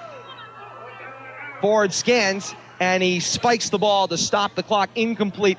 10 seconds showing unofficially on the scoreboard clock here at Doyle Field, tied at 12. 10 unofficial seconds. We don't know exactly what it is, but either way, this is down to the wire. Leominster obviously thinking either field goal here or spike the clock because they're going to take 1 shot at the end zone. I don't know which they're thinking here. We don't see anything official yet from Leominster. And they are going to take a timeout here. Very interesting. I wonder why. Now, they did have 1 timeout left. They spiked the ball, but yet still burned their timeout, which doesn't seem to make sense. But maybe they just want to talk it over and doubly talk it over. They wanted to talk it over longer than what they had with just an incomplete pass. Certainly, and I see Kyle Ford on the near sideline, so I believe the decision is to go for the field goal here. I see Leonardo Trento in the huddle. So with this, you take the timeout, you get him into the huddle. 10 seconds unofficially on the clock. It's a lot of time for a field goal. We'll wait for the official word, see if they can get the clock. I haven't seen a correction sent up here, so 10 seconds has got to be very close to the exact time left, and Leonardo Trento will have it all on his foot. I'm going to bring Mark Bedanza in real quickly. We talked about Frank Novak's field goal in 1978 that won it. Were there any other field goals that have won a game in recent memory? I can't think of any. I can think of a missed one back in the 60s, but I can't think of one. All right, well, let's see what happens. It could be.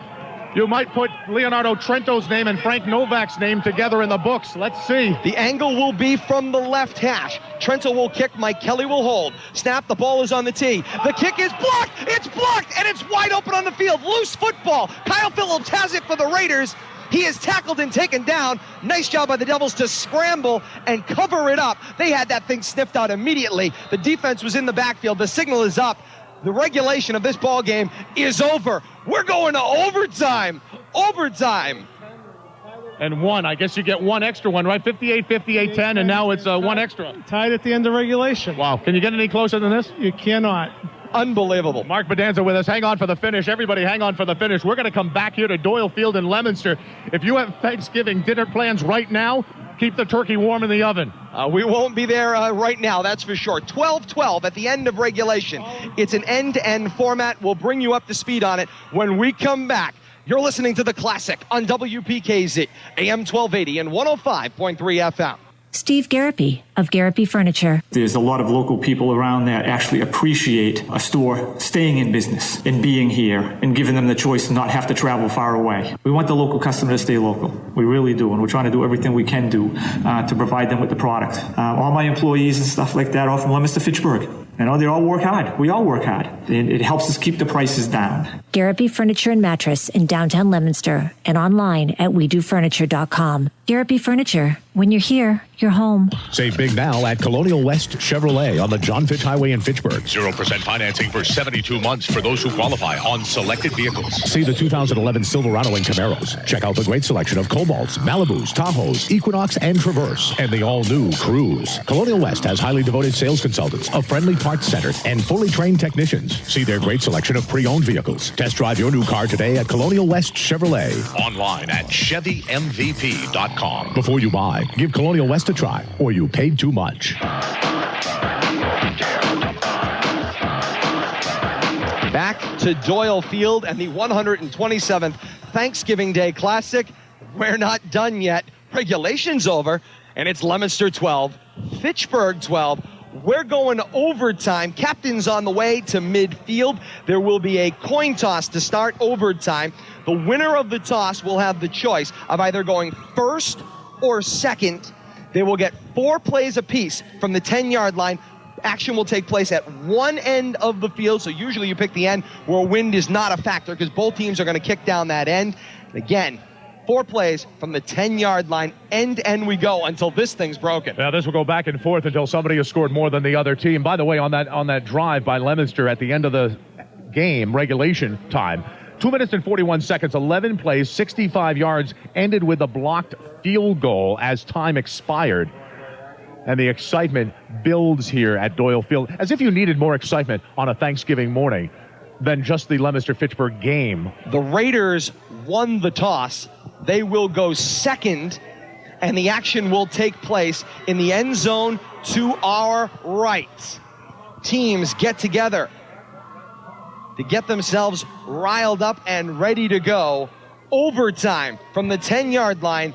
A 127 Thanksgiving Day Classic. We are tied 58 and 10 all time, and we're tied at the end of the 127th meeting in regulation. And you're listening to the 127th Thanksgiving Classic on WPKZ Fitchburg. Ben Parker and Todd Robbins from Doyle Field in Leominster.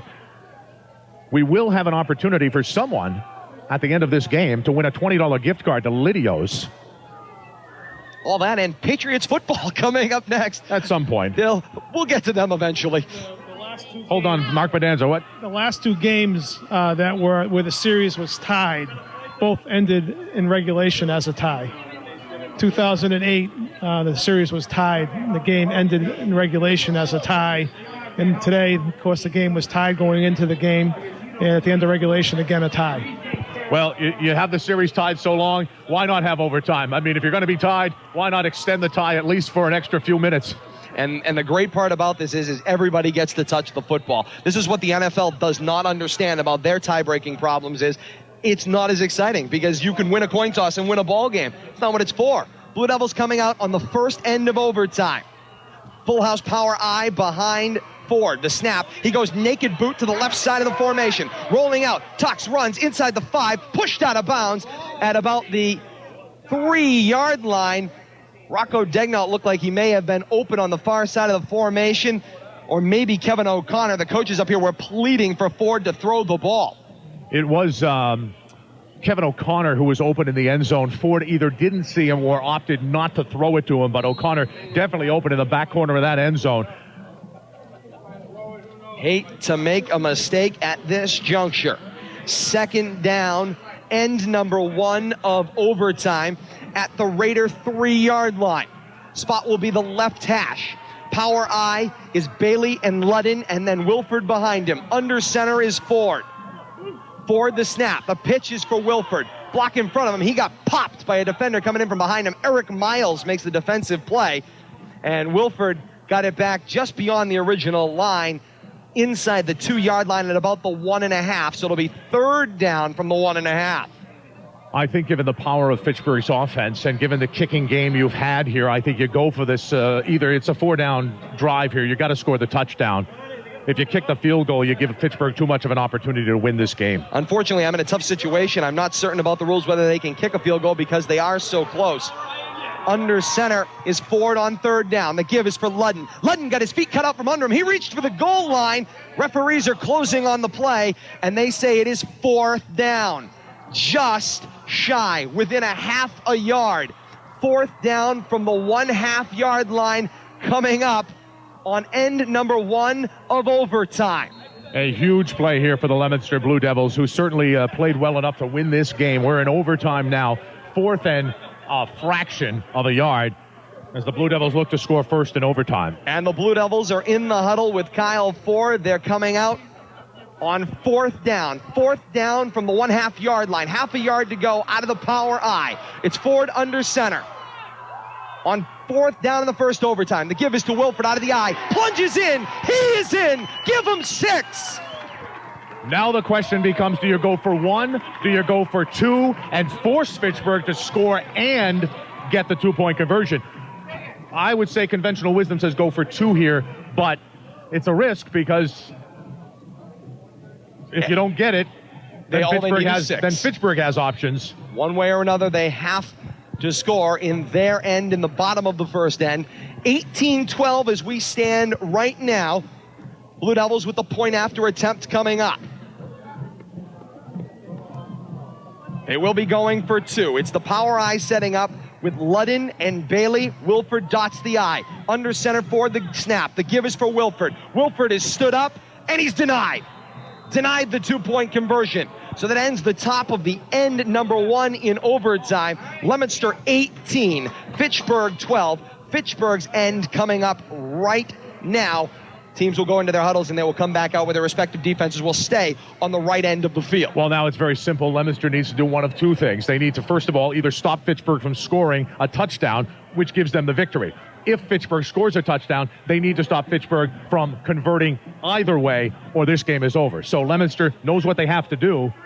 They can let up a touchdown, but then they need to stop the conversion. If they don't allow Fitchburg to score a touchdown, game over. Leominster goes home happy.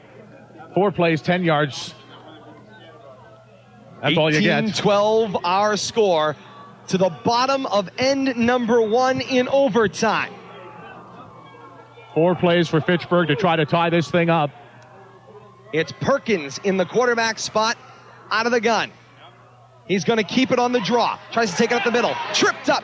Feet cut out from underneath him. Nice play by Dave Ferguson. Came in off the defensive end. If you're Leominster, you need to be happy right there. You only let up a couple of yards. And clearly you have a dangerous person in that backfield in Quentin Perkins. Anything can happen when the ball's in his hands. 2nd down. He gained 2 yards on the play. They're up to the 8-yard line. You get to a point where the people who are here, the people certainly who are in school, the people who are enjoying the rivalry, this year, 2010, is going to be one they talk about in overtime. On 2nd down, Teague shifts in motion left to right. They give it to him. He cuts it up the middle of the field, runs into his own blocker. He's reaching for the goal line. Give him 6. He's in. We're tied at 18 at the end of end number 1.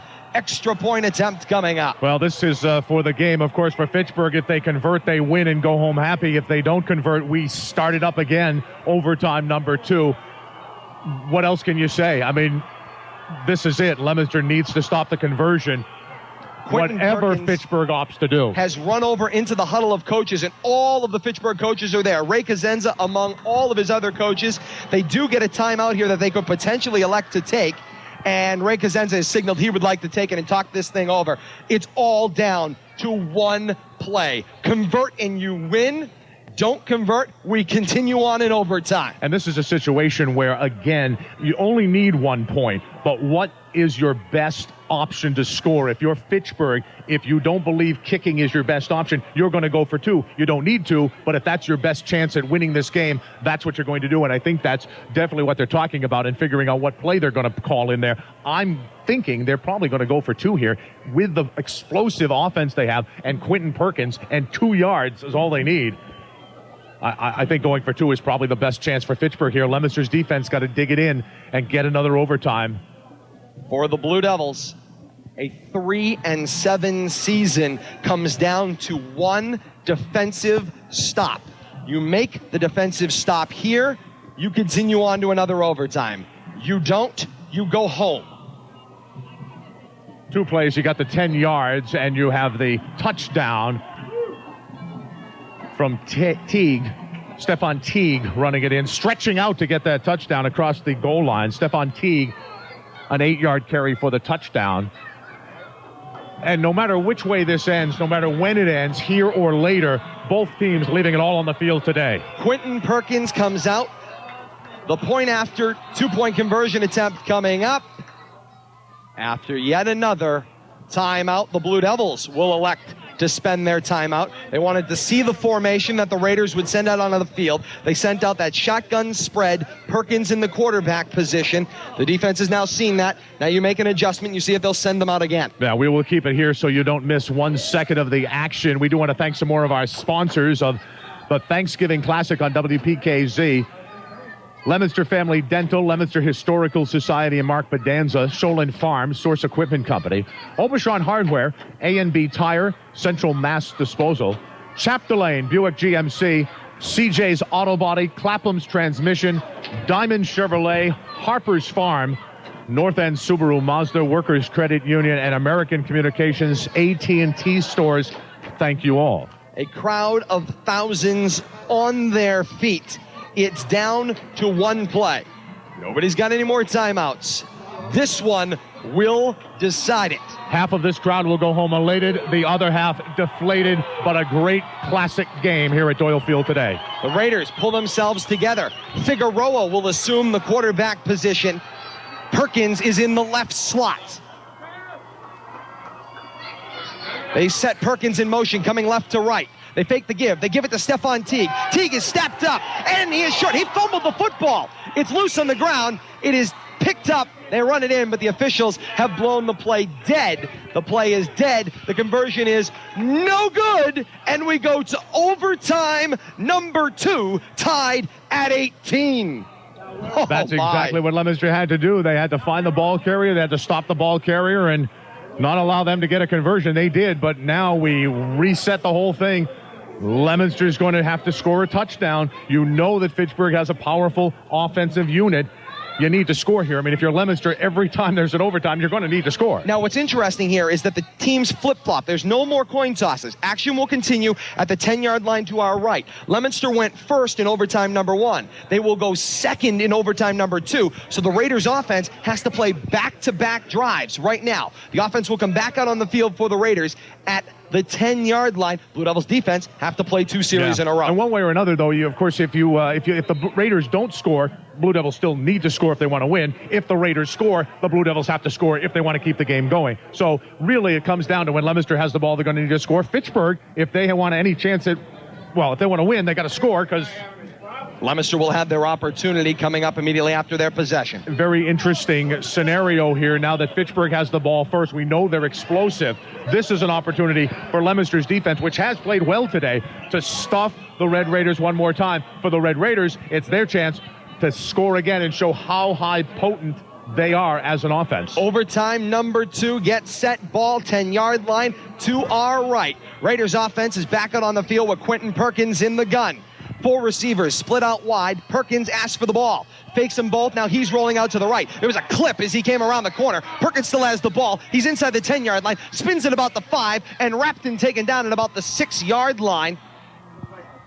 It will be second down and goal from the 6 in this overtime. Certainly looked like a clip as he came around the corner. Very close. It was a side block / back block. I mean, you know, an inch here, an inch there, and the referees say, no, it wasn't a clip. Obviously, that's what the referees thought. It wasn't a block in the back, but it was awful close. Referee Billy Goslin's tapping his shoulder as he's asked by the sideline. He says the block was on the shoulder. It was very close. There's no question about it. Second down, overtime number 2 from the 7-yard line. Perkins the snap, bounces on the draw, wiggling away from a defender. Addo leaps out, grabs him by the legs, and spins him down at the 5-yard line. He had some room open to the far left side. Nice job by Sean Addo, and thank God he is all of 6'3" because he needed every inch of it to catch him. It was a good, great grab, great stop. Got a little bit of help from one of the other defenders coming in to make sure that Perkins was down and stayed down. 2 downs left for the Leominster defense to hold Fitchburg. Fitchburg with 2 downs left to punch this thing in overtime number 2. It's third down in overtime number 2, top of overtime number 2. Ball is at the 5-yard line. Spot is still center of the field. Overtime number 2, top of. Raiders going first in overtime number 2. Third down. Perkins scans. 4 receivers split out. whistles killing the play. Timeout taken by the Red Raiders.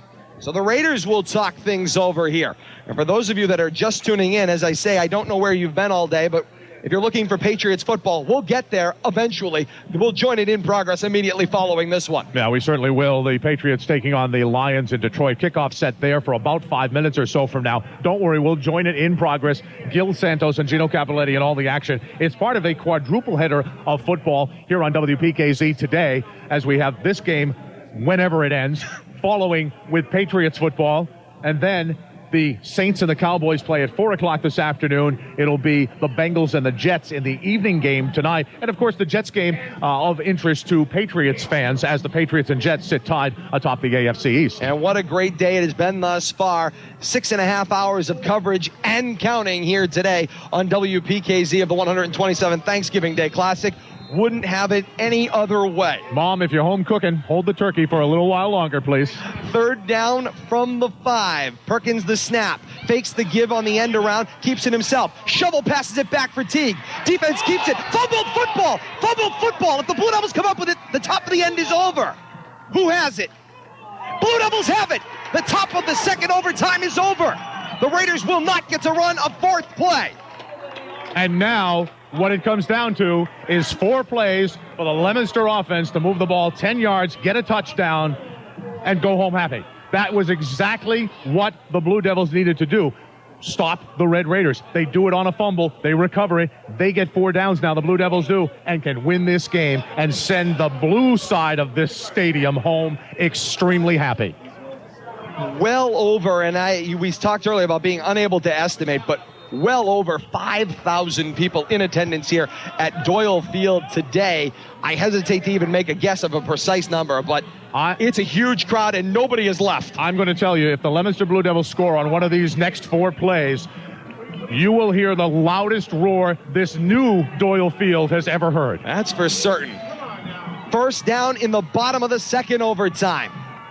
Under center, it's Ford. Fakes the give. End around is for Cowett. Cowett's got a seal block on the end. He's around inside the 10. Still on his feet at the 5. Knocked down inside of the 5-yard line at about the 4. Coach Subzinski pulls a little trickery there with an end around. I'm not trying to steal your spot. I'm trying to get better view now that the Leominster coaches have vacated their spot. It looks like 3-yard line, roughly. Can we scoot down a little? Yeah, all right, yeah, very hey, good. well, slide over, everyone, push down. There you go. Stretch out. A couple of people left. I think I separated my hip looking out the window on that last play. 2nd down coming up, and a timeout taken by the Blue Devils. They had their timeout left in this bottom half of overtime number 2, and so they take it now. Coach John Dobzinski wants to talk things over. It's 2nd down, and the ball is right now laying on the ground at the 2-yard line. Whatever win one for the Gipper speech you have, abbreviate it and use it right now for the Leominster Blue Devil team. John Dobzinski, words of encouragement. You got 3 downs. It is not imperative that you score on this 2nd down. You'd like to, but just don't do anything foolish. Leominster, I'm sure that's what John Dobzinski is saying. Play well. You played well all day. You score here, you win here. A huge Blue Devil cheering section has formed up under the goalpost out there to our right. 2nd down in overtime number 2, bottom of. This place will go bananas. Under center goes Ford. He gives to Ludden. Ludden reaches for the end zone. Touchdown Blue Devils, and the team reaches the field. The Blue Devils win. The impossible has happened. Oh my. The Leominster Blue Devils, 3-7, have defeated the 3-7, the 7-3 Fitchburg Red Raiders in double overtime. Who would have thunk it?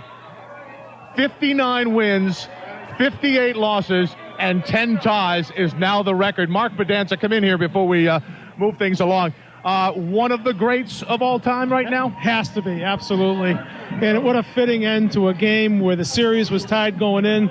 You couldn't write this. I mean, again, this maybe isn't the oldest rivalry in the country, but it's got to be one of the most special. You know, you say you couldn't write it, but I'll bet someday you will be. You never know. Maybe somebody else in a couple generations hence. But it was an amazing game. Credit goes to everyone, both sides of the ball. And after all, you can't have a rivalry without a rival. And Fitchburg certainly provided Leominster the stage to make this a special game today. Absolutely. So hats off to them as well. This is going to make the turkey go down good in the blue houses, isn't it? Oh, of course. Absolutely. And by the way, I will say this, and you do wear the blue, so I knew you would say it, but you did predict a Leominster victory today. I did. I said it'd be close. I guess 2 overtimes is close. Yeah, I guess it was. Great game. All right, thanks. Mark Bedanza, the author of A Game That Forged Rivals and 1933. Maybe you'll have to write the new book, 2010, because this will go down as one for the ages at Doyle Field in Leominster. A storybook ending to the 127th meeting of Fitchburg and Leominster. Our final score from Doyle Field, Leominster 24, Fitchburg 18 in double overtime. The crowds have poured out onto the new turf. Some are filing out the new tunnel. What a day here at Doyle Field.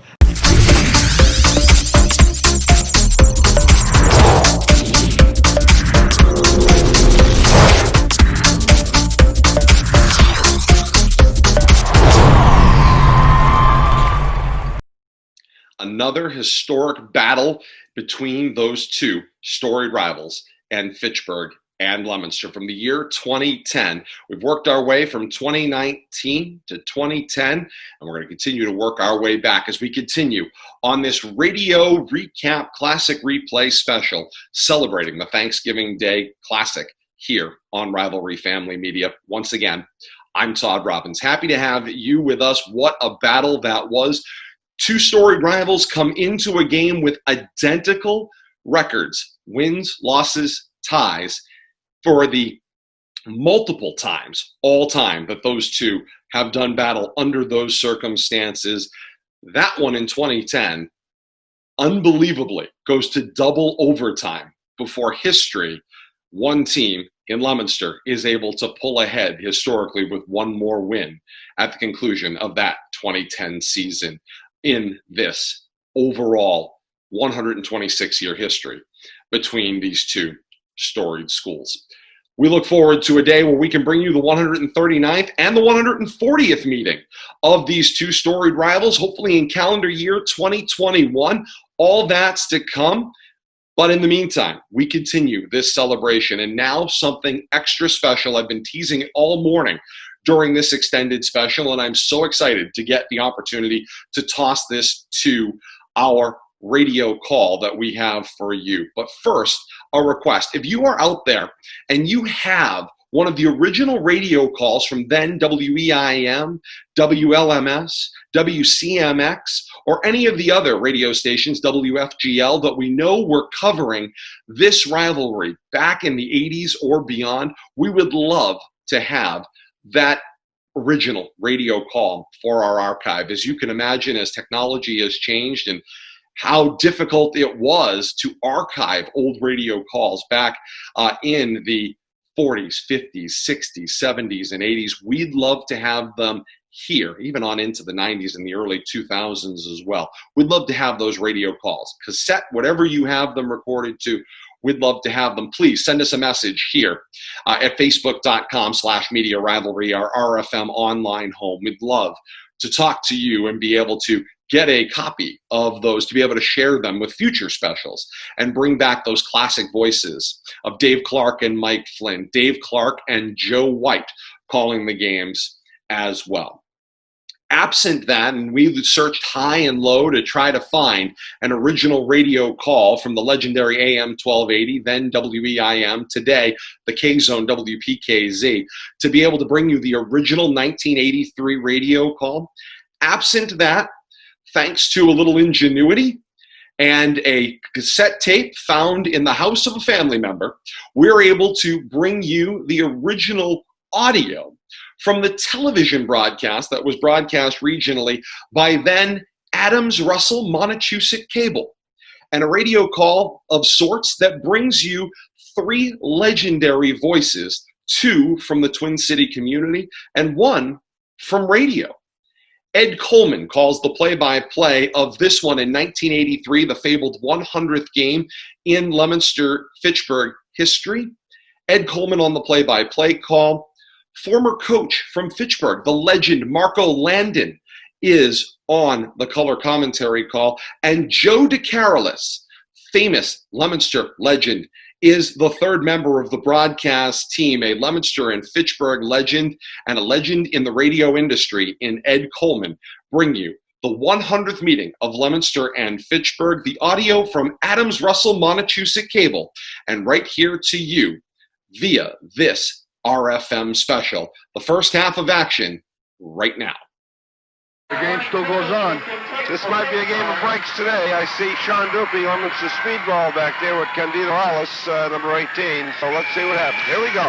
We are just about set for the open kickoff, and Quentin Tiggs of Fitchburg will be kicking off deep to Sean Dupree or Candido Morales. It comes up short, though, and we have a whistle already. His knee was down. He was down. Number 34 for Leominster High, who is Mike Yaconi, a reserve running back. His knee was down as he took the kick, so Leominster will be starting from about the 24-yard line. Right, Eddie. Try to feel a ball to be safe. I don't blame the boy. Could have gone through to the end zone and went in an attempt to feel the ball. The knee was down. The ball's dead right there. In this kind of weather, especially kickoffs are going to be very important. That's a good point, Marco. You have to cover up the ball very quickly, and he did a good job on that play. 1st and 10 now, Leominster from the 24-yard line, and they'll be splitting out here. Sean Dupuis split wide out to the right and calling signals. Dave Palazzi, there's a handoff right straight ahead to number 20. That is Rick Dandini, who has scored 13 touchdowns this year. The Fitchburg defense stacks him up right there. Gain of a couple, it'll be 2nd and 8. I think we have a flag. I think we have a little motion on the play. Ed, you're going to see an awful lot of this today. This is what Coach Whitehead will do to you. He'll come at you all day long unless you stop him. He won't get fancy unless he has to, and with Fitchburg offside. Fitchburg offside is going to be 5 from the line of scrimmage, so it'll be a 1st down of 5 now. It's too bad, Ed. This was a great defensive play by the Fitchburg team. And, that official threw the flag toward Leominster's side, so I was confused myself. I thought it was a penalty against Leominster, but evidently it went the other way. All right, going to be 1st down and 5. Leominster gets a break on the first play from scrimmage because Dandini was tied up after a couple of yard gain. Palazzi brings his team out. He's got Mike Keogh in back of him, Rick Dandini as well. Now I formation, Sean Dupuis in the back of the eye, and the handoff is to Dupuis. He breaks through over the 30, the 40, and he's could be gone. He's over midfield, the 40, the 20, number 35. He's gone. Sean Dupuis on the second play from scrimmage has taken it all the way. And is going to be a 71-yard touchdown scamper. Sean Dupuis from the back of the I formation, and Leominster has struck first here. And Leominster up 6-0, 2nd play from scrimmage. And I was telling Michael before, watch this. Watch the blocking up. This is an experienced offensive line. That's what makes it go. Watch this. Okay. All right, it's a good block from Dandini right there. Sean is a smart enough boy that he knows once he's through the line, he can cut. He cuts to his left. He saw the opening. Now, this is the fastest kid in the county.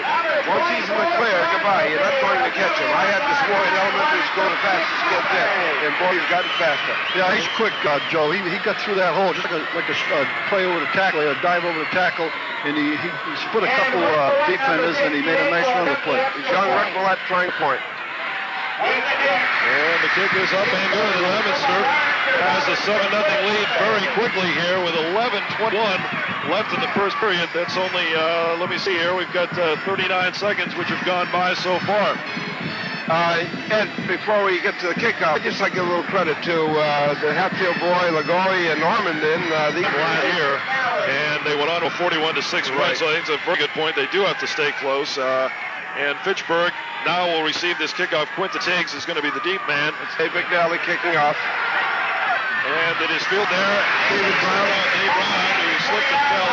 Tiggs had a little bit of mix-up and who was going to take that ball. But Dave Brown, he is the flanker, split it for the Fitchburg High Red Hitters. He took it and was down, or slipped down right over the 20-yard line. So about the 22 is where they're going to be starting this. 1st and 10 for the Fitchburg Red Raiders. Yeah, of course, as you know, it's a kind of slippery out there. And in his haste to try to receive the ball, he sort of slipped and went down. And those things are going to happen on a day like today. All right, on offense, Paul DiGeronimo bringing his team up. He's got Quentin Tiggs, who is the leading ground gainer for Fitchburg. Behind him, handoff is to Tiggs right over the 25 and up to at the 28-yard line. Good run there. He had a good hole to go through, Marco. Nice and quick. He got through the hole nice and fast. He covered the butt well, and he picked up about 8 yards. Many people didn't expect Fitchburg to have quite a ball team this year. They were very next. They lost 26 seniors last year. And I'm going to tell you something. John Dobzinski and his staff have done a marvelous job out there with this group. That's a good football team. We talked about that before during the pregame show. John losing 26 seniors last year and coming back with the same record coming into this game that he did last year. It's a handoff over the right side, up over the 30-yard line. That was the other back. He was tackled by Marksy Flanagan, a very experienced and tough linebacker. We're going to have a tough time going over him today. Yeah, here's a big third down situation. Now, these are the downs that count as third down, as third and shot, and it's a crucial play here. Third down and less than a yard, actually. Phil Morley, who was taken over for Larry Shattuck in the backfield for Fitchburg. Shattuck going out in the 6th game of the season with some knee problems. Leominster almost jumping off sides. Now the snap, we have flags, and I believe... Looks like Leominster. Could be Leominster, but I don't know if they were on offsides as well. We'll have to wait and see. Look at it in their haste. They had a blitz on. The guy got caught in the seam. Could be right there. We could have a 5-yard penalty. That'll be an automatic first down for Fitchburg.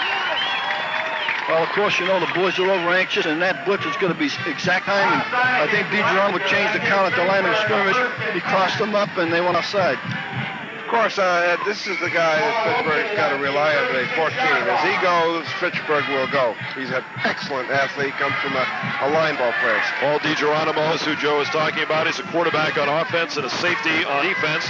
He's barking signals right now. Handoff to Tiggs, who was up over almost over the 40, stopped a little bit shy of there, probably going to mark it just shy of the 40-yard line, then started at the 36. We'll give him a gain of about 3, a little bit more than that. It'll be second down. Marco, looks like an instant replay last year. Leominster scored quickly. Fitchburg came back and scored again. Fitchburg's moving the ball well, and I admire the job that offensive line doing. This is a great defensive team on that up there. Yeah, Joe, they are. They're moving the ball. Looks like they're going to get right back into it. Second down, and let's call it about 6 yards to go. Ball just shy of the Fitchburg 40-yard line. DiGeronimo barking signals. Quick handoff. That's Morley right up the middle. He's got a couple. He was stacked up right at the 40, but managed to churn ahead, keep his legs going, and he picked up a couple of more yards on the play. That boy did that on his own. Mike Anderszewski had him. Farboy had him. McNally had him, but he turned those legs. He knows how to run. Yeah, now it's a 3rd and 7. I'm sorry, right, 3rd and 4. Third down, about 4 or so. Coming in, Dom LaPasta has come in for Morley. He brings the play from Coach John Dobzinski, and he's in the backfield along with Quentin Tiggs.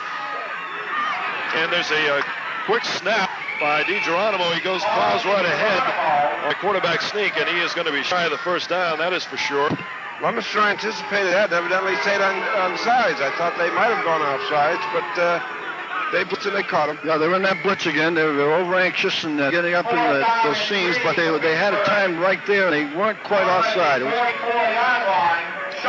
Ball is going to be spotted at about the 44. It's going to be 4th down. We can call it 3, a little bit less than that, but Fitchburg is going to have to kick this ball away. And back deep, Mr. Dupuis, who was already ripped one off for 71 yards, and the first score of this ball game, Leominster up 7-0. Here is DiGeronimo's kick, trying to get it out of bounds and away from Dupuis. Not a bad move, roll for Fitchburg, and the ball is going to be out of bounds at about the 6-yard line. Yes, that's an excellent kick, Ed. He did what he had to do, keep it away from Dupuis. He has a great deal of speed, and he wanted to kick it out of bounds, and he did a low kick, and he does job. All right, the score Fitchburg is Leominster 7, Fitchburg nothing. We've got about 8 minutes left in the first period. We're going to be back at Doyle Field in Leominster right after these words. Coach at Leominster High School. Paul DiGeronimo of Fitchburg. Ball went out of bounds to about the 6.5 or so. And we've got a mix up. Almost a safety. Very good by Fitchburg as they blitzed in a mix-up in the backfield. And somebody missed the signal there. Chipping a handoff. The halfback went through and Blasey missed him. I think what happened, Joe, was the back slipped as he went to make his cut, and when he slipped, Palazzi, it's a broken play after that, and Palazzi come back and did the best he could. Fitchburg blitz, and they caught right down to the 1-yard line. Right. I think Palazzi, when he saw the end zone there, started to get a little bit scared. He thought to get out at about the 1-yard line, so didn't want to get a safety, obviously, but this is a good chance for Fitchburg right here. It'll be second down. And we've got quite a distance to go. The first down, Palazzi handoff, straight to the middle. It looks like. Yeah, it looks like it. That was a great play up there. He gets the ball and wipes his hands before the play to slip out of his hand. This is what we said earlier before the game started. It's going to be a game of breaks. All right, we've got this replay now. Going to come back. The handoff was straight up the middle. I believe that was Mike Keogh, his first carry of the day. And Keogh was popped. The ball just spurted out. The snap was good. The handoff was good, but it was just good hitting by Fitchburg defensive line. And the ball's on the 5-yard line. Now Fitchburg has a great opportunity to capitalize. See if they can. It'll be a whole different ball game, Ed. All right, Fitchburg has got it first and goal at the Leominster 5-yard line. 7:12 left in the first period, and this is a chance that Fitchburg and the Red Rays cannot afford to pass up. Paul DiGeronimo brings his team up. Marking signals, handoff, hit right in the backfield. What a play made by number 72, John Lanciani. John made a great play. It looked like he blitzed through there. He under the offensive blocker. He tunneled, and he made a great play. He got him right around the leg. John is our offensive tackle, but in gold stands, he's a big boy. This is his first year off for Leominster High, and he has been outstanding.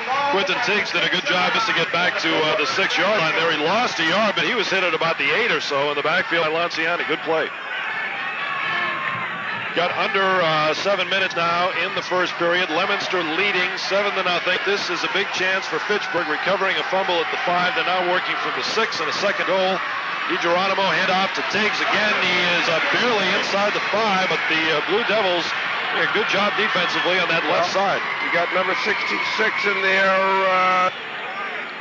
Mike Frisco, you got Mike Andrzejewski, you got McNally. These are experienced defensive men. Fitchburg's going to earn this one. Yeah, Fitchburg run a full house backfield right, and they split the wide receiver left, and they try to go off the right side, and it's tough going down there. It really is. You think John might have a little pass up his playbook here? Well, he may have something here. How about a rollout, gentlemen? A rollout here? I think play-action pass. Yeah. Here's a full house backfield again, right. Full house right, tight line.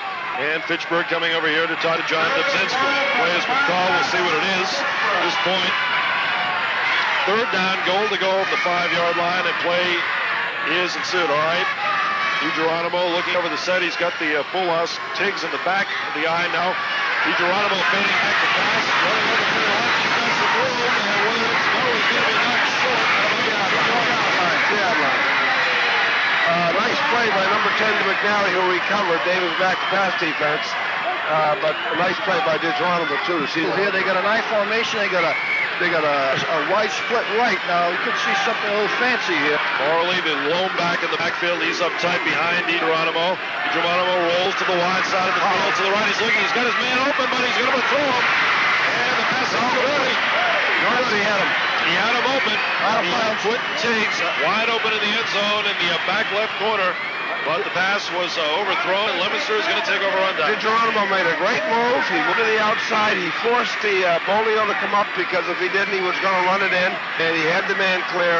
But again, that's the weather. That's not the boy. He's an excellent pass. That ball is slippery out there. I think what he did, Joy, try to sweat that corner over there. If he could go in, he would have. But when he looked, he couldn't go in, so he tried to dump it off to Quentin Tiggs in the back end of the end zone, and it went off his fingers. And I think if he did catch it, he'd been out of bounds. It looked like. Right. He's trying to keep the fade in. He knew the ball player. We've got 5.5 minutes left in the first period. Leominster taking over on downs on their own 2-yard line, and obviously they're going to try to take a little bit better care of the ball than they did the last time. Palazzi, handoff right up the middle. This is Andini, who goes over the 5-yard line to about the 6 or so, pick up a 4 on the play. Yeah, he got about three or four begrudging yards. He did it on his own because the defense is kind of sticky up in there, but he kept his legs chugging. He did a nice job. Right. This is Leominster's game. Leominster's going to keep the ball on the ground. They're not going to do anything fancy, and they're going to come right at Fitchburg. And Fitchburg's going to have to stop, because if we get out of here, as you said before, Fitchburg's in trouble. Yeah. The weather can also play into their hands today. They're a powerful running team. And they've got the rain falling here, obviously, which is going to limit the pass game as well. Dave Palazzi calling signals, handoff Dandini again, right straight off tackle, off left tackle in that play. A little bit hanging here. We've got some rough stuff going on. It is number 60 for Leominster, who is John Normandin, one of their guards. He was going about 10 seconds after the end of the play there, I think. There's no need of this, and I'll tell you, this way you hurt yourself. There's no need of it. You control yourself, and I'm telling you, if you don't control yourself, you're not going to win the ball game. Well, I think this is going to be marked off, I believe. Is this going against Leominster? The referee indicated a face mask. The boy lost his cool. They grabbed the boy by the face mask. All right, so it's going to be half the distance of the goal line here. Ball will be put back at the 4. And we'll have it over the down here. No, it'll be third down. That's a loss of down because it happened after the play, correct? I think it's dead foul. Tempers are high. It's a big ball game, and the kids want to do their very best. They get a little over anxious. I'll tell you something. These are two well-coached teams, and these coaches don't allow dirty stuff. It's not dirty. It's emotion. No, we know the coaches. I know Coach Viette, I know Coach Dobzinski from Fitchburg, and they're two good coaches, and they do a good job. These kids are high. They're high. This guy high. All right, Palazzi over the ball. Handoff now to Dandini once again with Mike Gill leading interference. And you can see that comes up to about the 9-yard line or so. So it's going to be short, and Leominster is going to have to kick this ball away. It'll be fourth down and probably about 4 or 5. Leominster didn't do anything fancy. They wanted to get out, give the kicker a little bit of kick. And Lagoya is back there. Will be back to kick. Excellent kicker. Excellent kicker. You're right, Joe. They're playing percentages here. They figure they keep on making first down 5. They know they're not going to take any chances. Lagoya is a good kicker as well. We know very well. He won that Brucken game down there when he put that ball down and blocked the 75-yard line. All right. Ed Lagoya is deep in the end zone. He'll be kicking to David Brown, who is the flank of the team. Just did get the kick away, and a pretty good high kick. But Brown made a mistake. Leominster is going to pick up that ball at their own 39-yard line. Brown slipped, and the ball actually took a short hop, hit him in the shoulder, and it's free ball after that. And number 55 for Leicester has picked up the fumble. Okay, let's watch this one again. Brown is back. Marco, he's watching the ball. But again, the footing isn't great. Watch his feet. See him slip. Slipped him down. Now he just touches the ball. There's 2 Leominster men there. There's no chance they're going to lose this one. So here's a big break for Leominster now on this play here. This is the precision Mike will play. Get it out of there and hope we get a break. Mike Lazat and Dave McNally were both down there. Lazat came up with the fumble. The ball's at the 39-yard line of Leominster, where they'll have a 1st and 10. Another break. To P in motion. And Dandini, he's got a big hole. He's up over the 45, and they'll spot it at about the 45. Pick up 6 yards for the Blue Devils. Again, that hole opened up. Doug Lanciani, Doug Hatfield, and John Lanciani opened that hole up. The boy went through. That's all we want. That's all Mike wants. Is 4 yards away. She dive off the left side. That's all it was. And he got by he split the Fitchburg's deep defenders, and he made about a 5-6 yard run out of it. Nice run. Dandini has got 6 on that. It'll be 2nd down and 4 for the Blue Devils as DePee splits out to the right. Keogh is in back of the eye deep. And hand off to Dandini right straight ahead again. Dandini brought down there by, that is Frank Rivera, who was a linebacker for the Fitchburg High Red Raiders. Frank's not very big, but he's a real tough, aggressive kid. He stuck right in there, and he wrapped him up right around the ankles, made a nice play. This boy is filling in for Larry Shattuck, who was one of their quality ball players, and he's done one great job for him this year. Larry Shattuck going out, I think, in the 6th game of the season with knee problems there, and it was downhill for Fitchburg after that. Right. You don't lose quality ball players like Larry Shattuck. All right, Keogh is split wide out to the left. Dandini and Bob Penning is a handoff. Looked like Glenn Shacklin had recovered the ball for Fitchburg. All right, DiGeronimo stumbles, handoff down to Tiggs, and he's out over inside the 35 to about the 30-yard line or so. Quentin Tiggs with some good running. I'll tell you, I can almost see I can see why they fumbled that ball before because of What's the blocking in here? What's the blocking in here? There's excellent blocking. The Leominster kids are coming through. They're a little high, and the Fitchburg kids harder.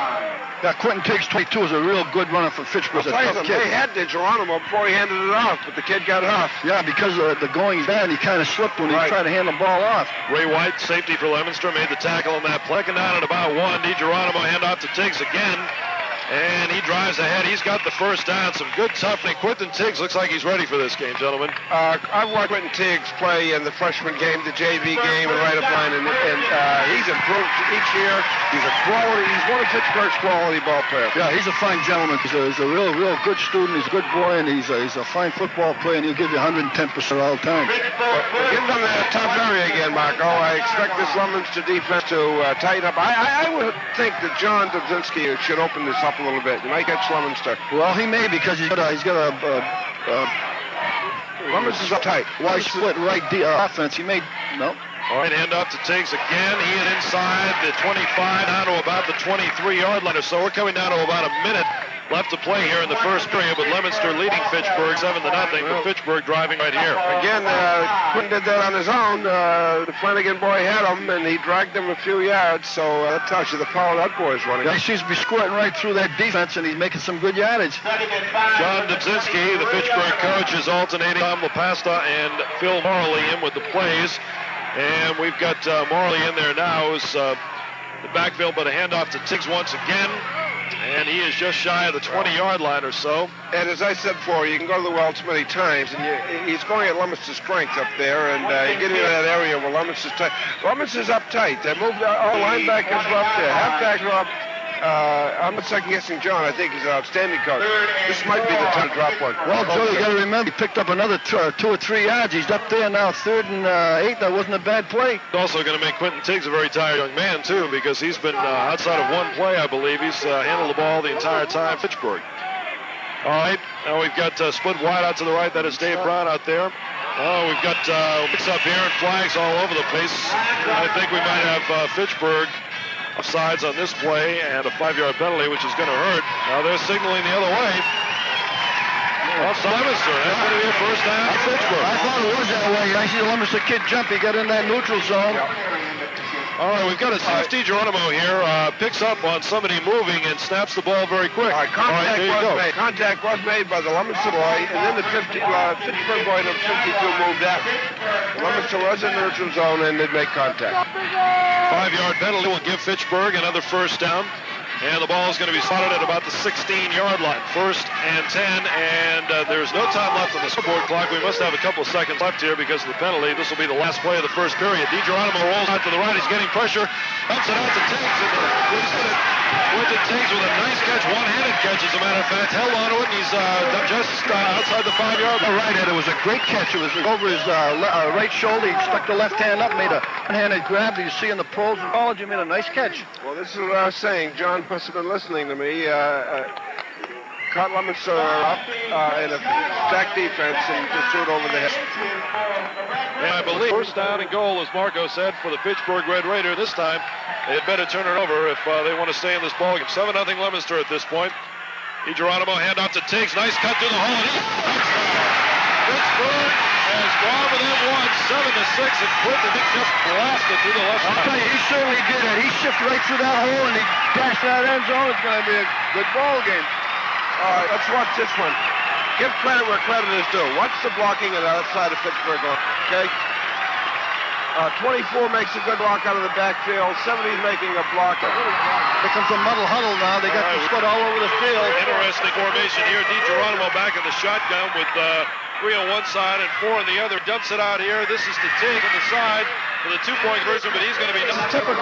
Leominster's busted out to the lead. They've given back a couple of touchdowns, and they've come on strong and buried the other team second half. We'll see if that happens, though. Fitchburg isn't about to lay down and die today. Yeah, you'd always have to call them stretch runners. They come back at the end of the ball game. That's what they've done all year long. Right. Let's see if they can do it today or if Fitchburg is equal to the task and can stop them.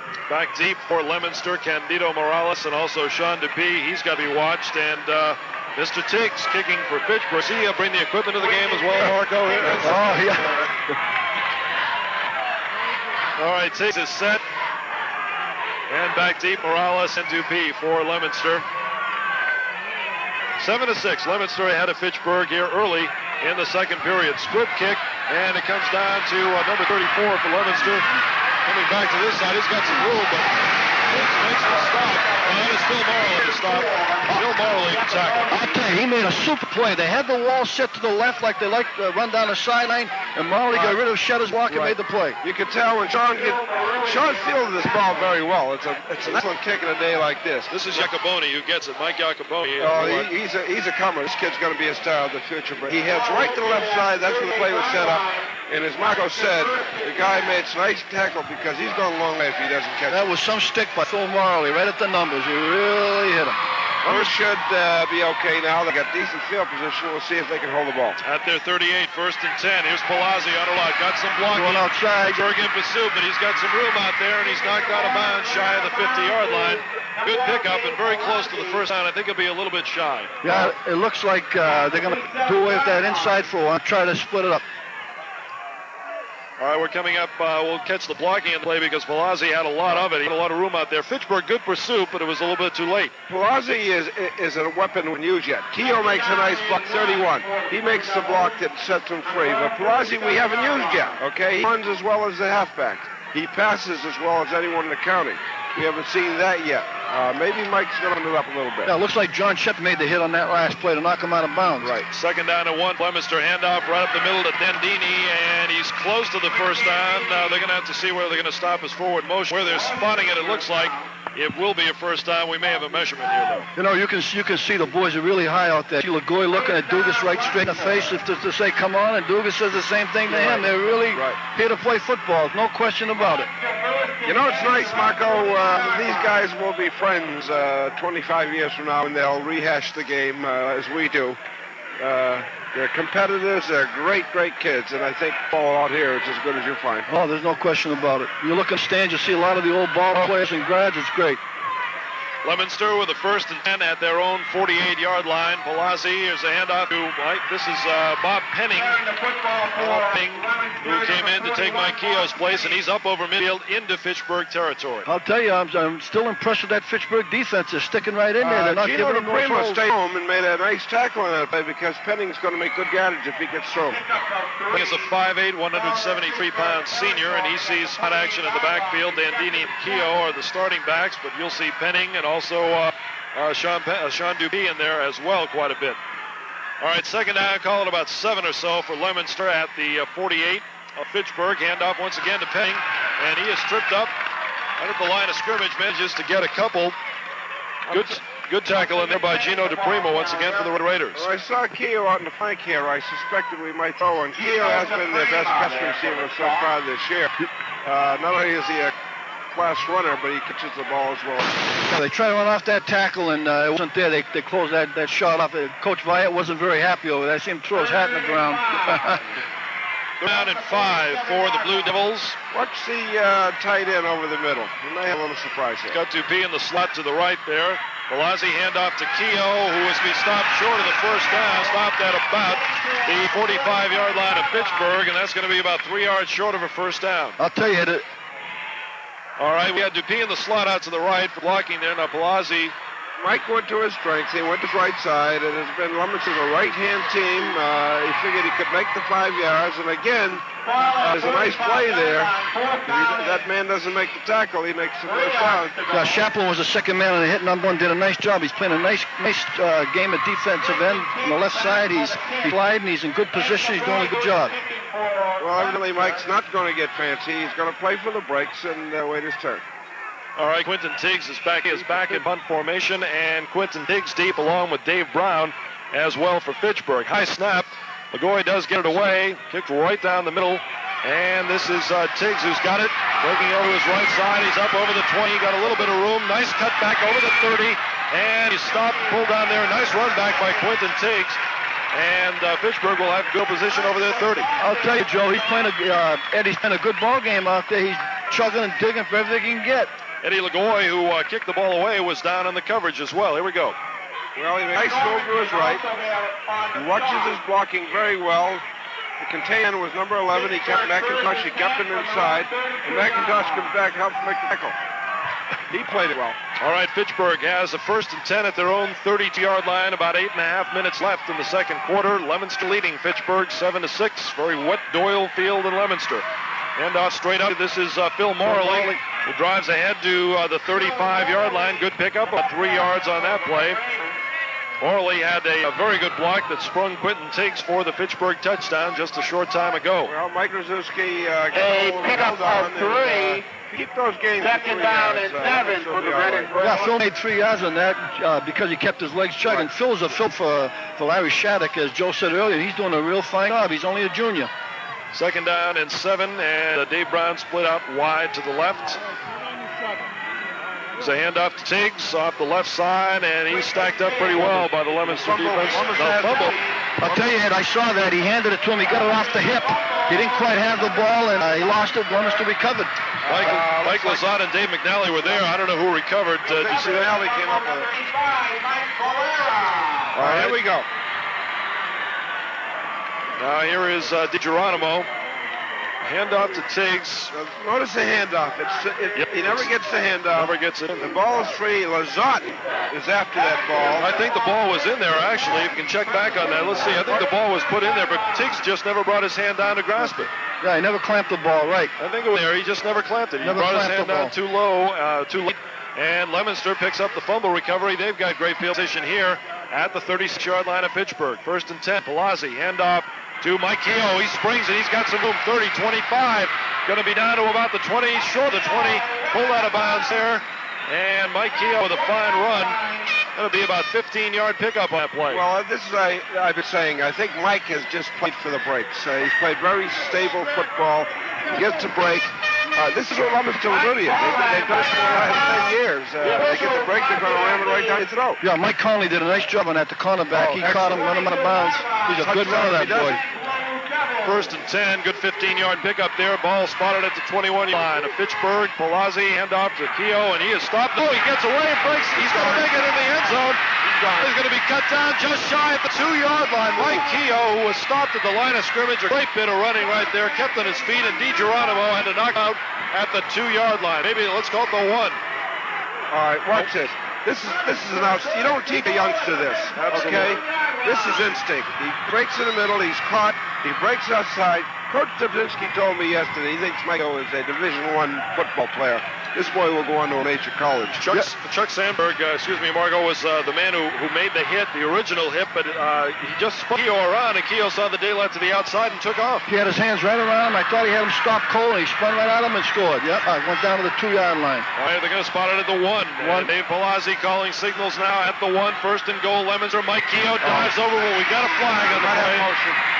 Could have motion here, possibly, and I think it is going to be against Leominster. Mike Keogh dove over from the 1 to score, but I believe this is going to be against Leominster. They're checking now. All right, let's watch it again here. Straight off tackle dive. No, Fitchburg. Touchdown Leominster. Mike Keogh with the dive and in for the score. Penalty against Fitchburg, so the score stands, and it is now 13-6 in favor of the Leominster Blue Devils. Nothing fancy, straight at him, dive over. That's good power football. And Fitchburg was there and made a great defensive play, but it was too late. That, I believe, was the same play that the Keogh had just ripped for 20 yards the play before. Right. Well, that drive took 3 plays, and Mike Keogh did all the work. He started from the 36, he went 15 to the 21, he went 20 down to the 1, and he scored from the 1. So all 3 plays, 36 yards there for Mike Keogh, and Leominster back on the board again, 13-6. Now we're going to have the point after try. This is Rick Millett. And Millett drives right through. And with 6:55 left in the second period, Leominster. You're going to see that boy for 2 more years. He's a sophomore. It was kind of a high snap there. I thought he'd have trouble with the kick, but the holder brought it down and got it through. Leominster up 14-6, and again, a 36-yard drive covered in 3 plays, all by Mike Keogh. Great running. He went right in the first play and got that down to the 21-yard line for a first down. And then the play that really made the drive, as he went off tackle, was right away. He was hit by Chuck Sandberg, spun to the outside, made it down to the 1-yard line where he was knocked out by Paul DiGeronimo, and Dover for the touchdown from the 1. First play, he had outstanding blocking. No, offensive line did the second play. Give the boy all the credit in the world. It was all by himself. Yeah, you got to attribute that run to Keogh. He made it on his own. He stopped Cole at the line of scrimmage by Sandberg. He went out and kept his legs driving that second instinct, and he went to the left side and scored. Went down to the 1-yard line. That man's back there again to get the ball. Quentin Tiggs. And again, Leominster taking advantage of a Fitchburg miscue. The Tiggs fumble that was recovered at the 36-yard line, and Leominster just taking 3 plays to go in. We said it early in the game. It's slick out there. It's still raining a little bit. That ball is wet. All right, Pete, they have Mike Conley and Quentin Tiggs. Quentin Tiggs 22, Conley 46 to receive the kickoff. And Dave McIntosh is kicking for Leominster. See a lot of new numbers out there, kickoff teams. Mike likes to use a lot of players. He'll play 40 men in the game. All right, Manelli comes. There's the kick. It is a deep and a good one. Tiggs under it at his 2-yard line. He comes upfield. Here's to the right now. Gets a little blocking, but he is cut down right about at the 20-yard line. I think they'll spot his forward motion at the 20, and that's where it'll be. Now they're going to spot him, I guess, a little bit back.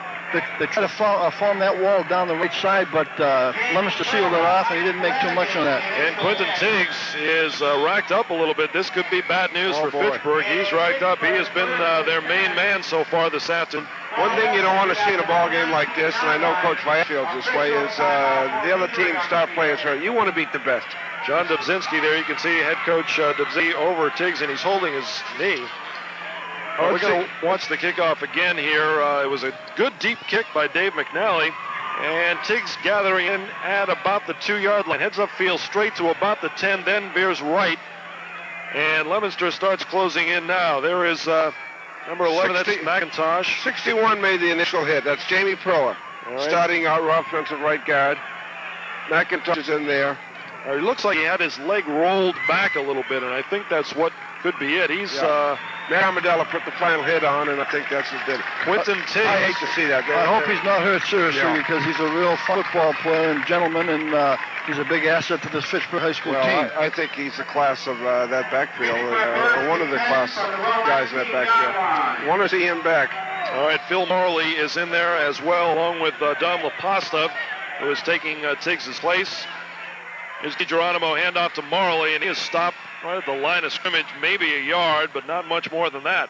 Well, the touchdown just may have sealed it, boys. I hate to say it this early, but Leominster gets you down, they get fired up. Yeah. And, come on. Well, you never know, though, Joe. I mean, Fitchburg could come back and make it a ball game. Oh, no question about it. I agree with you. Leominster has numbers. They have a lot of football players. They got some good kids in there. They're tough. They play tough in there all the time. I see number 72, John Lanciani, back in there on defense, and he's the guy that made the play. He's a tough kid. All right, Dave Brown comes out. And you've got DiGeronimo calling signals here with Morley and LaPasta in the background. Now here's DiGeronimo on a keeper over the left side. Got some room out to about the 25-yard line. A little bit more than that. Going to be shy of a first down by about 3 yards or so. Yep, Paul's a fine runner, and you'll see him. He'll take that ball and go to the outside and do it on his own if he can. He has that much ability. He's a fine leader and a good quarterback. Well, if Fitchburg's doing it, it's got to be John. It's got to be that boy now because with Quentin out of the game, DiGeronimo's going to have to pick up slack. I'll tell you, number 84, Gary Farr, made a great play, though. He stayed home and kept him inside. That boy was really some distance. Third down, let's call it 3. DiGeronimo calling signals. He's got Brown out to the right.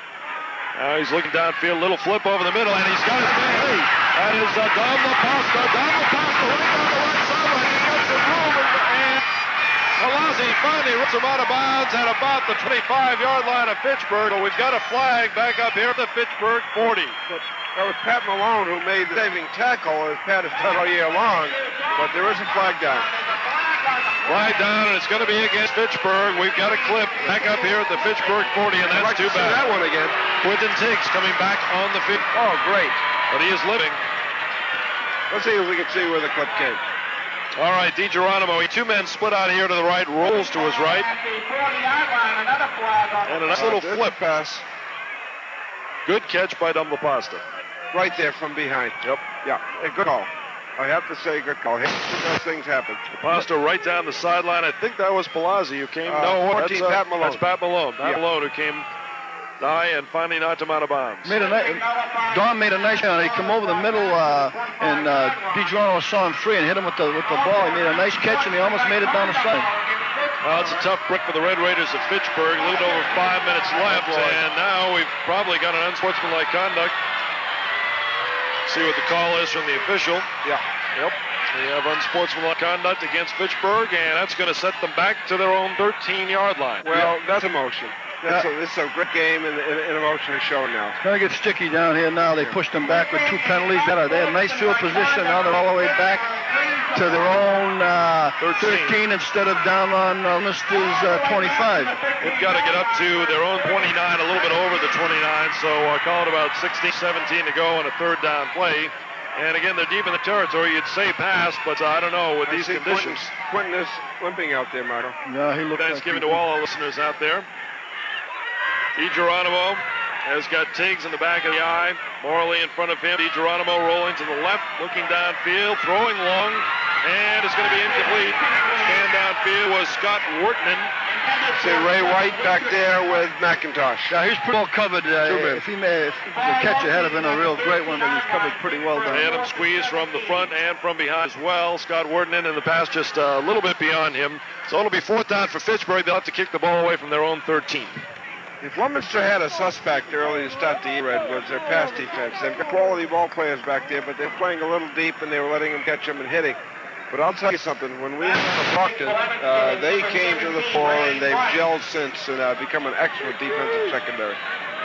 All right, this is Paul DiGeronimo in the kick, and it's going to be blocked into the end zone, and Leominster has recovered for the touchdown. Number 11, Dave McIntosh. McIntosh. Let's get a replay on that and see who blocked that. For the touchdown, McIntosh recovers for the score, and we'll see who blocked the kick, but Paul DiGeronimo had no chance whatsoever on that. 3 Blue Devils in on top of him.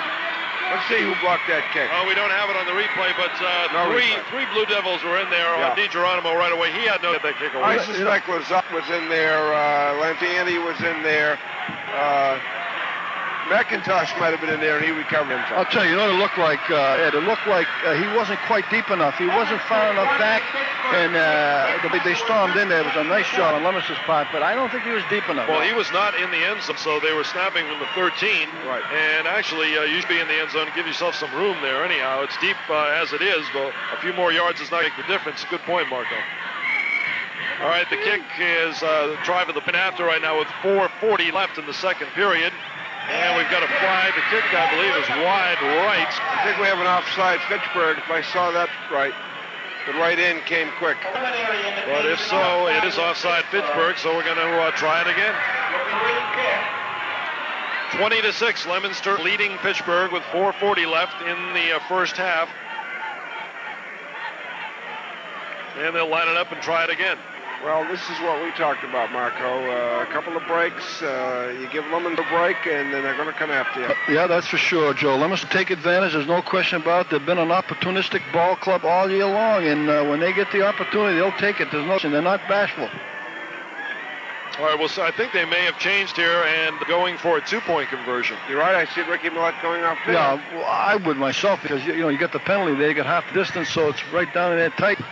I think that the choice would be the 2 points. Ball will be just inside the 2, and they'll be going for 2-point or 20-6, as mentioned. Leominster up on Fitchburg on a blocked kick. Dave McIntosh recovering the block kick in the end zone for the 6 points for the Blue Devils. Leominster's in a full house formation right here because they want that power up there to get those 2 points if they can. And there's a wide pitch here. Keogh comes in. He's got the 2 points. Outstanding blocking.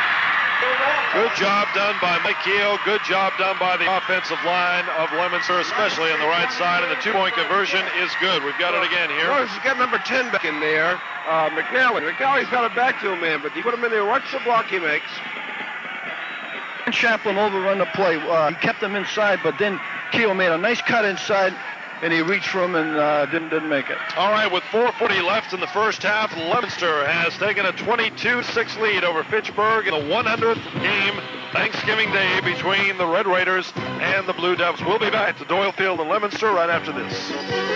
The Ferreira family established City Tire, and we dedicated ourselves to serving our customers with low prices and speedy service. Now, 50 years later, we're still going strong, satisfying customers with experienced workers to handle all your tire needs both summer and winter. Check your local paper for full details on our low prices. Then shop around and compare. We know you'll come back to see John and Jim Ferreira at City Tire. Remember, we inflate our tires, not our prices. City Tire in Leominster. Tire Pro since 1933. Oh, here along with Dave Brown, and we'll see what happens this time. McNally got a good foot into it the last time for Leominster. We'll see what happens this time. And another pretty good kick. This one a little bit shorter. Going to bounce at about the 15. That's where it takes, picks it up, heads left. Got some room out there. And he's going to be stopped shy of the 25-yard line. His leg looks a little bit better, though. Yeah, he looks like he's running better. You know what? Get back to the... and he's hurt again. Oh, here's a few plays back there. That was it. Official timeout for an injury on the field. We just got a report that taking Teague to the hospital. He's on the field. Well, we've got... unless they changed the number, that's 22. Looks like 22, Quentin Tiggs. Okay, we're going to check. John Dubzinski is out there now. That looked like it takes to me, but we'll check here. Again, he is down. Let me look. I know who it is. Let me look at him. I hope and pray it's Quentin, and that he's going to be all right out there. Yeah, I know. I'm almost sure Tiggs is on the field. That's him, isn't it? It's Tiggs, sure. Yeah. Yep. Yep, that is Quentin Tiggs coming off, and he looks a little bit worse this time than he did the last time. Again, I thought that the leg had come around a little bit because he didn't look like he lost that much speed on that kickoff and the second kickoff here, but he was picked again, and this does not look good. Well, Marco, I hope that knowing that boy, he's going to get himself back in the ball game somehow. He's a competitor. Yeah, he's a great, real tough boy, and like I said, a real class guy. Bill Morley in the backfield, Tom LaPosta. All right, we're going to check here. All right, this is Tiggs again on the kickoff. All right, they set up. They're going to go strong left. He makes a good play on that, getting the ball one-handed. Now we've got, who is that? Flanagan coming in. All right, Flanagan. Hit there. And again, now we are coming back to live action here. Pass downfield is incomplete. That was Flanagan, and I believe who else was in? Dave McNally in on the kickoff hit, and that's where Tiggs was hurt. I'll tell you, if you get a replay of this one, you'll see the same two numbers, Flanagan and McNally, putting the pressure on Geronimo. It was a good play, the right play to call. He had the man clear, but he was under pressure, had to throw it. Dave Brown was the receiver, number 32. It just went over his fingertips, and he almost made a nice catch. Spotted at the 24-yard line of Fitchburg. They'll have a second down and 10 after that incompletion. Michael, looks like Dubs is going to open it up now. He's got to. He's going to have to. A 20-6, a 22-6. DeGeronimo, Collie Sidneys, he's got two men out here to the right, rolling to his right, looking downfield. DeGeronimo throwing to the sidelines, pass a little bit high and incomplete. That was intended for Connolly, I believe. Nice pressure by John Ciani and Mike Andrzejewski. Yeah, he was a little out of it. He's right on the sidelines. See, I thought he was going to make the reception, but it went over his fingertips again. I'll tell you one thing. Paul Diggs was a good passer, and he's not getting him off, and it's not his fault. He is under a lot of pressure. Yeah, Paul's a good athlete here again. He's got quickness. He's big. He's strong. He's a fine football player. All right, it's going to be third down and 10 for the Red Raiders now from their own 24-yard line. DeGeronimo has got a good arm, but just a little bit high, a little bit off on his throws so far. Now we've got an official time stepping in here. Any good quarterback that throws the ball has got to plant his feet. And the boy hasn't had a chance once yet since he's been throwing to plant his feet.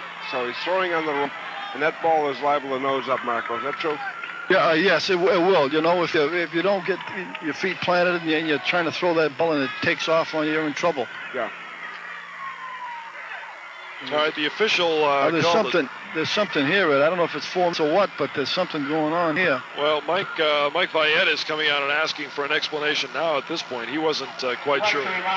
They stopped. I'm unhappy to report that there's an ambulance coming. It's not for a ball player. One of the spectators is being... There was a stretcher over on the other side of the field before, and I think that's what it might have been the stoppage of play was for. Yeah, Fitchburg has that same formation in. Now they run a quarterback draw, but there's nothing else. What a play number 72 made John Lanciani. John stayed home. He didn't leave his position, and that's good coaching. Lanciani with the hit just shy of the 25-yard line, and it'll be fourth down, basically 10 for Fitchburg. They'll have to kick the ball away again. Yep, they stopped him pretty well here, and now they have to give up the ball and punt. And just stop him on defense and try to get that ball back again. Ray White's back for the first time. I haven't seen Ray back for a punch in a long time.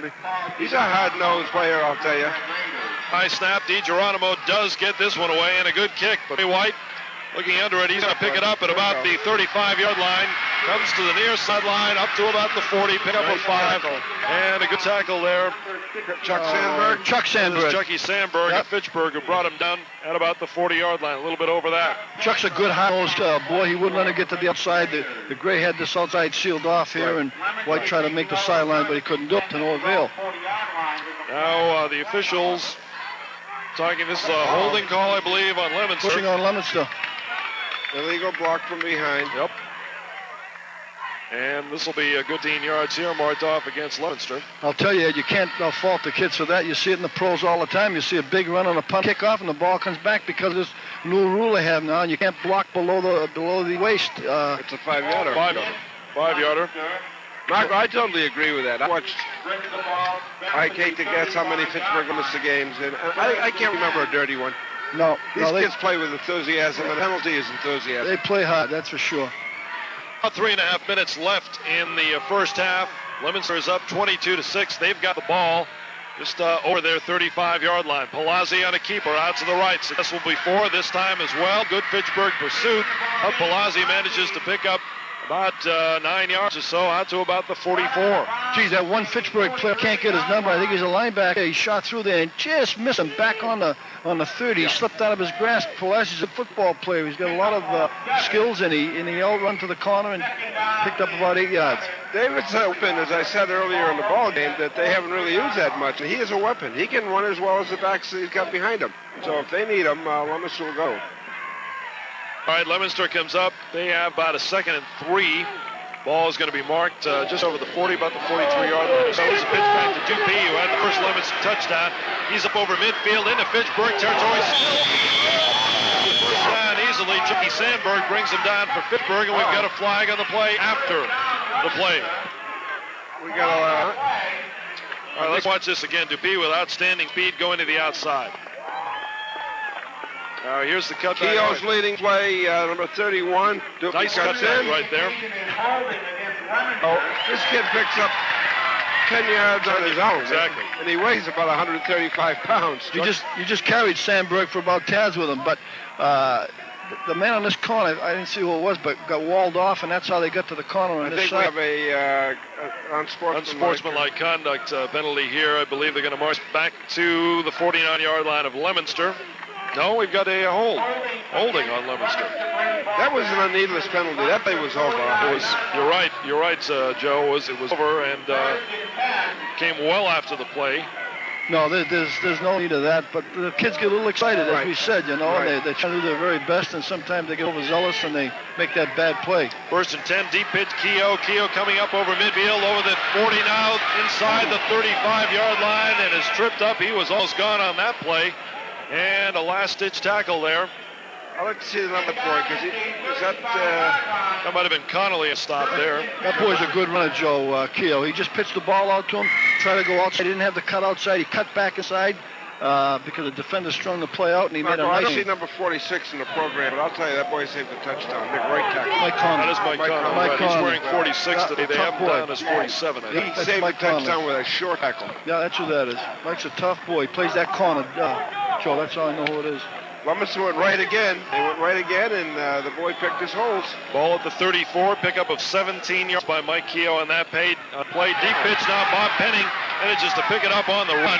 And Fitchburg, good pursuit by the Red Raiders, and they suck him for a loss right there of about 5 yards, and we got another penalty after the play. I don't know if this is going to be against Paul DiGeronimo or whether this is going to be against Eddie Lagoy for Leominster, but those are the two who are jostling down there. I suspect it's going to be on Fitchburg the way they're pointing. This is against Fitchburg. Dead ball foul, that was. Let's see this one. I didn't see much of a foul here, but let's watch the replay. Palazzi in a deep to Penning, who couldn't handle it, but he makes a good recovery here. Yeah, this could have been a disaster. Fitchburg with good pursuit. 44 makes a great play. That is Gino DePrima. Real sticky, really hit him real tough. Foul was further downfield. We don't have that on tape.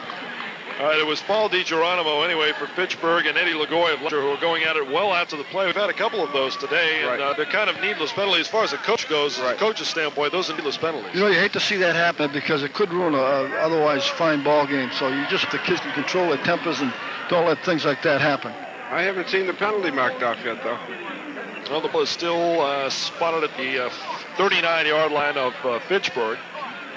And again, the line of scrimmage from the 34. There's a loss of 5 on the play. And we'll see what they're going to spot. That's what they're discussing, I think, at this time, because we had an official timeout here. Both teams coming over to the sideline, at least the Fitchburg team did, and Leominster is there now. Here we go with the mark off of the penalty.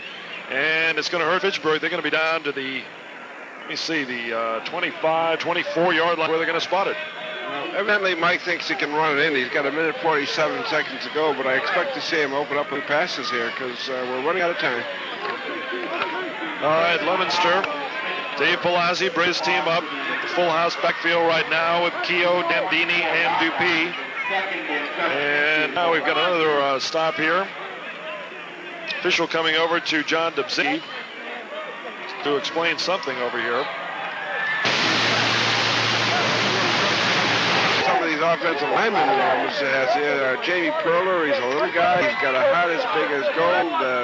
It's Cieli, Lagoy, Hetfield. These guys have been hurt. Bobby Savatelli, who has become one of our most improved players. He's an outstanding young man and student, and he's become quite a ball player. I'm proud of him. I just see Coach Dubzinski talking to referee Gilmont, and I'll tell you, he wasn't whispering sweet things in his ear. He's very perturbed because he thought that penalty that was called was instigated by the Leominster ball player, and he really gave him a piece of his mind. Well, a lot of times you see that somebody who starts an altercation doesn't usually get caught. It's when the referee turns around and catches the action, it's usually going the other way. That's what John was trying to tell him anyway. All the football I've watched over the years, it happens. The guy who gets hit usually gets caught retaliating. The cut never gets caught. That's right. 1:47 left in the first half, and it is a second down for Leominster. They're going to have a first down. So Mike Keogh ripping it up, and he's grabbed at the 5, and he's going to go in, and Mike Keogh has scored again. Well, it's that same pitch play. Well, as I mentioned before, Leominster is basically a right-hand team. They went I don't know if we're going to get a replay. I'd like to see one.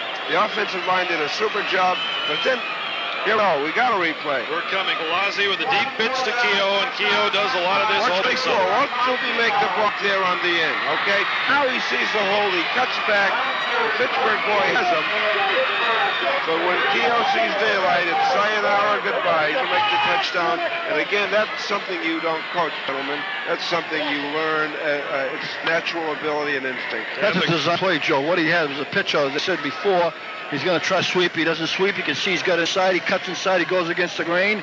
And as you said, that's natural instinct. You can teach a football player so much about running, but you can't teach him how to cut and how to run against the grain and to make that instinctive cut when you're supposed to. Remember what I said before, if Mike gets something, if he finds something works, notice the whole second period they've been going with that pitch out. Yep. And he'll do it until they stop it. That's smart football. That's what you do. You run a thing until they stop it. Got him under 1 yard line. Nice two-point conversion. We've got a flag down here. That was a great stop by John Shepard of Fitchburg, and we've got a penalty against Leominster, so that'll be declined. I think John caught clipping. And the two-point conversion, I believe, is going to be okay.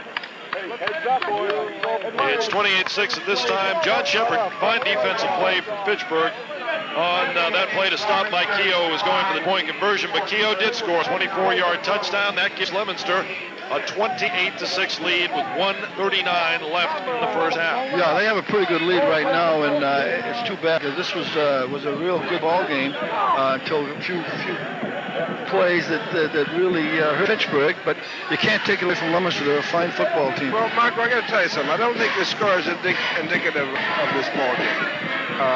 Fitchburg has played a great ball game. They've been in it right until the last few minutes. A couple of block punt, a couple of breaks.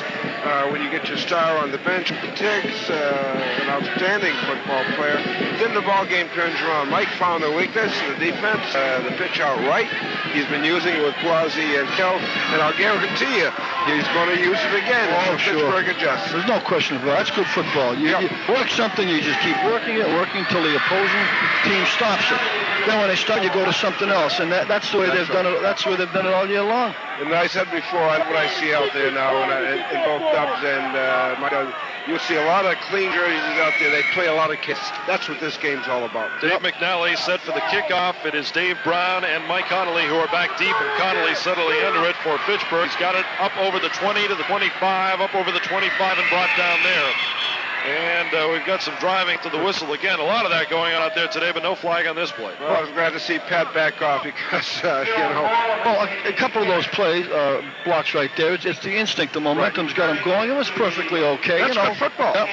You teach your kids to block downfield, and I'm glad to see the Fitchburg kids driving and Leominster kids driving. That's good coaching. All right, 1:33 left here in the first half. If you're John Dubzinski, what do you do? I got to open up. A screen pass, rolled out with he's had success with that rollout pass. A little pass in the middle. Dave Brown slid off wide to the right. Here's a handoff, though, up the middle, and I believe that is Dom LaPasta.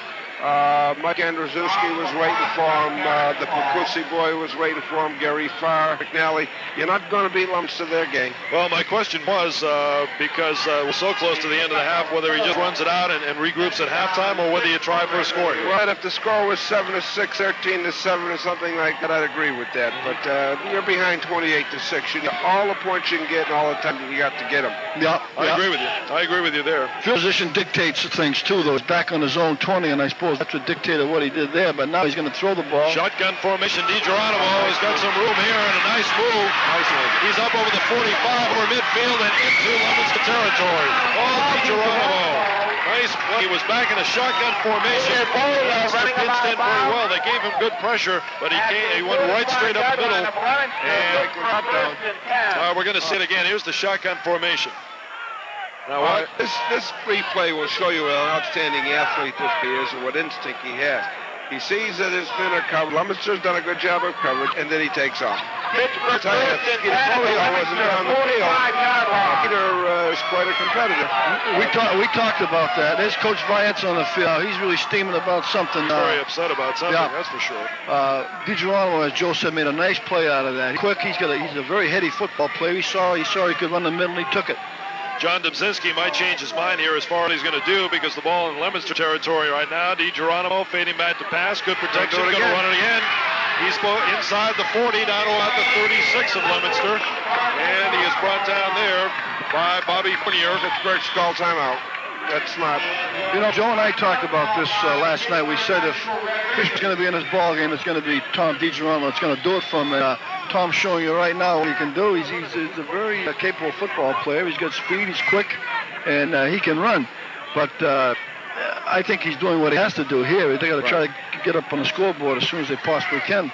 One thing I'm a little stressed with Leominster is that they're backing off. They're anticipating pass. You don't change the style that works. You've got to go after him. You know what this guy's too good a ball player to let him sit back there and pick his spots. You know what, Joe? That's a safety defense. They're trying to contain Fitchburg's ball players so they don't get behind them. Marco, I got to tell you something. I've watched the pros use safety defenses, and invariably the other team scores. Oh, sure, because they contain them. They chop away, down and outs over the middle and so forth. Before you know it, they have good field position, and there it goes. You're right.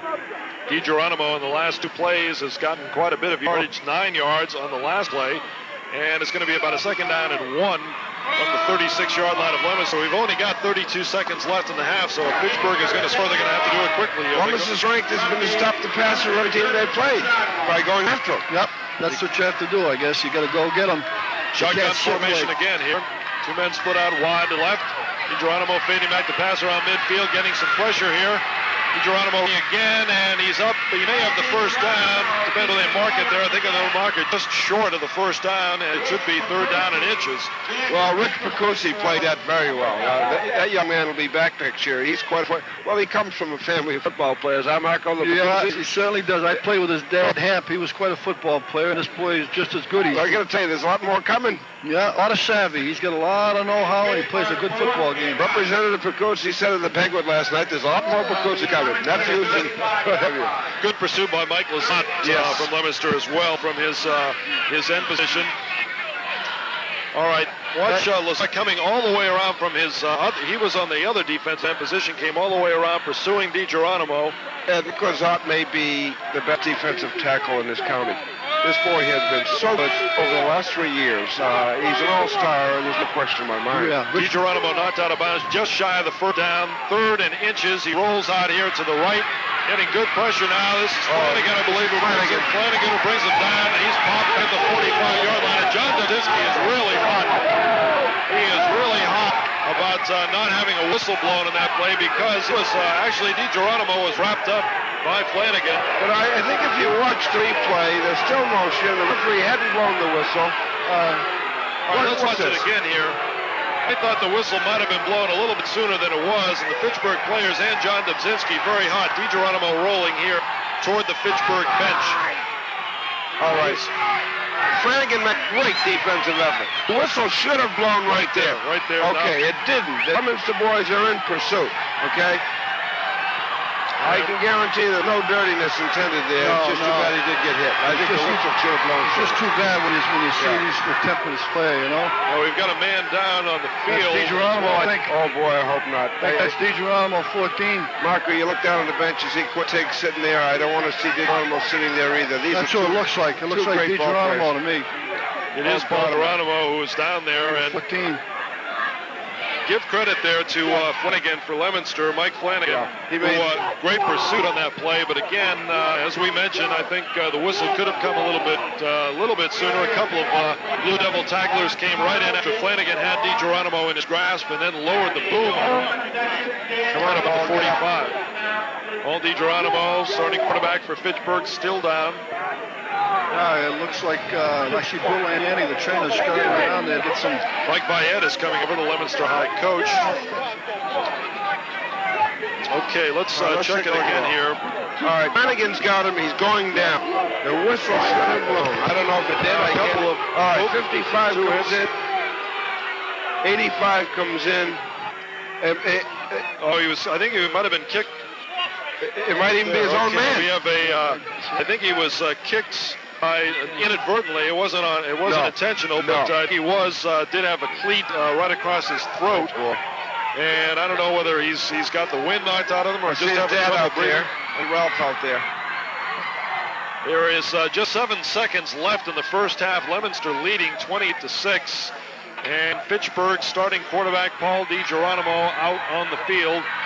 And I believe he's conscious, but he is really shaken up. And again, as we mentioned, Quentin Tiggs, who is the leading ground gainer for the Red Raiders in the year, he is sidelined on the bench, although I don't see him on the bench right now. He's walking around out there. Maybe he is walking again. Quentin Tiggs is there. He just walked out there, and because he's got a bad leg, they told him to sit down there, so he didn't. Any kind of luck we see him. Hurt his leg. I hope we see him again. He's too good at ball. Yeah, he's a good boy. I just hope there's nothing to see. I hate to see any boy get. You know, it's. Again, 7 seconds left in the first half. Leominster up 22 points. That is, Quentin Tiggs is out there now. He is walking around. And seems to be a little more mobile on that leg, but I don't know whether we're going to see him again this afternoon because he's been racked a couple of times. Obviously, the Fitchburg coach, John Dobzinski, and the Fitchburg players feeling that the whistle should have blown a little bit earlier there, and they're obviously distressed by that. And we really don't know if it did because it's high up. So let's hope he's okay. Yeah, that's like he's going to get up. It's Flanagan, who had DiGeronimo in his grasp, then Lazat, I believe, came in, and there was one other player, 84 or 85. All right, Paul DiGeronimo is up on his feet now and moving. And I don't know if we'll see him. Yeah, he is holding his jaw up around his throat. So I think that's what happened. Either Lazat or somebody else's leg came across his throat at that time. He's sitting on the bench now. We won't see him again in this first half. But again, there's only 7 seconds left. Marco, if you know Paul DiGeronimo, there's any chance he's going to be back. Oh, he'll be back. Maybe he just got hit, on the chin, and he'll be okay. He got the wind knocked out of him, but he's a little hazy. He'll be back. Any kind of luck, we'll see Quentin back. He'll be back. He's a tough kid. Yeah. All right, we've got a 4th down and 11, or about 10, 4th and 10 or so for Fitchburg. John Dobzinski. I see Mike Wyatt out there telling his boys to cool it too. John Dobzinski gathering his team around him right now. They're just not going to allow to see the coach. The two outstanding gentlemen. Now, I would imagine it is 4th down, but I imagine a punt in this situation is not called for. Just run out the clock, run one snap, and Leominster might have a tug coming to them, and they can call a time and possibly have time for one play. But again, ball is in Leominster territory, about their 45. Marco, I see Quentin walking pretty decent. Maybe he'll be back. Maybe. Craig LaRue, sophomore, is in at quarterback in replace of DiGeronimo. Craig was about 150 or so. And again, this is 4th down here now, a whistle. And that is the end of the first half. All right, we have 7 seconds on the scoreboard, but referee holds the ball. That is the end of the first half. And the Leominster Blue Devils doing their magic again, 28-6. Fitchburg High Red Raiders at halftime here at Doyle Field in Leominster, the 100th game between Fitchburg and Leominster. And we shall return to Doyle Field in Leominster right after these messages.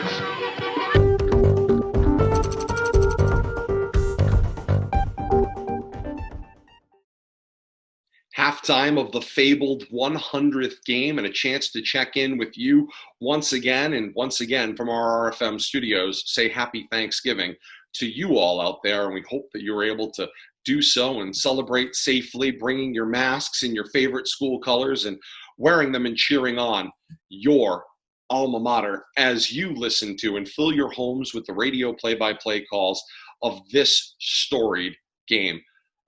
Exciting battle between Leominster and Fitchburg from 1983, and a tough break for Fitchburg as we head toward halftime with one of their very legendary players getting injured right before the break. We'll see how that plays out as we hear the rest of the radio call into the second half, as we rejoin Ed Coleman, Marco Landon, and Joe DeCarolis for the radio call from Adams-Russell Montachusett Cable of the second half of the fabled 100th game on this Thanksgiving 2020 Rivalry Family Media Special.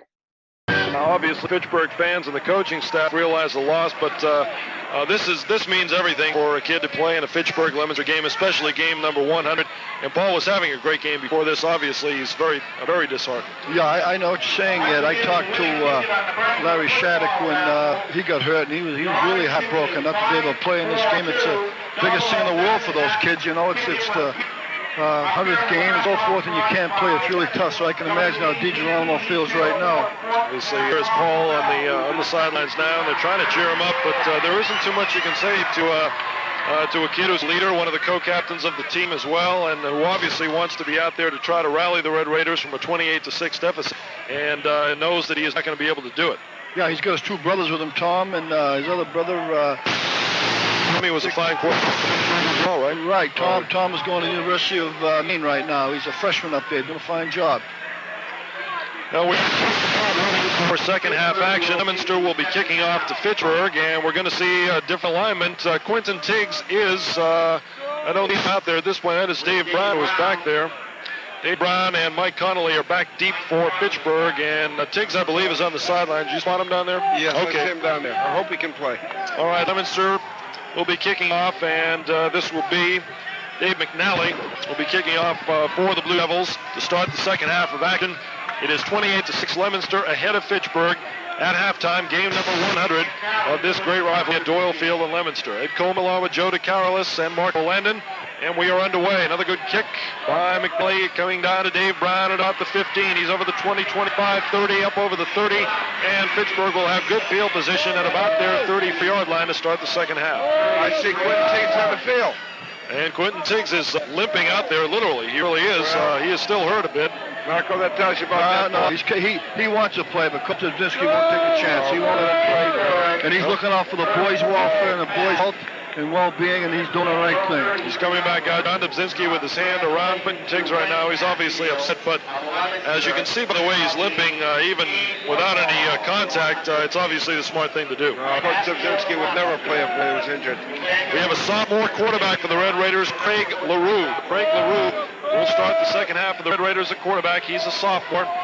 And here's the handoff. This is Marley. No, this is LaPasta. LaPasta up over the 35 to about the 36-yard line or so. Pickup of a couple.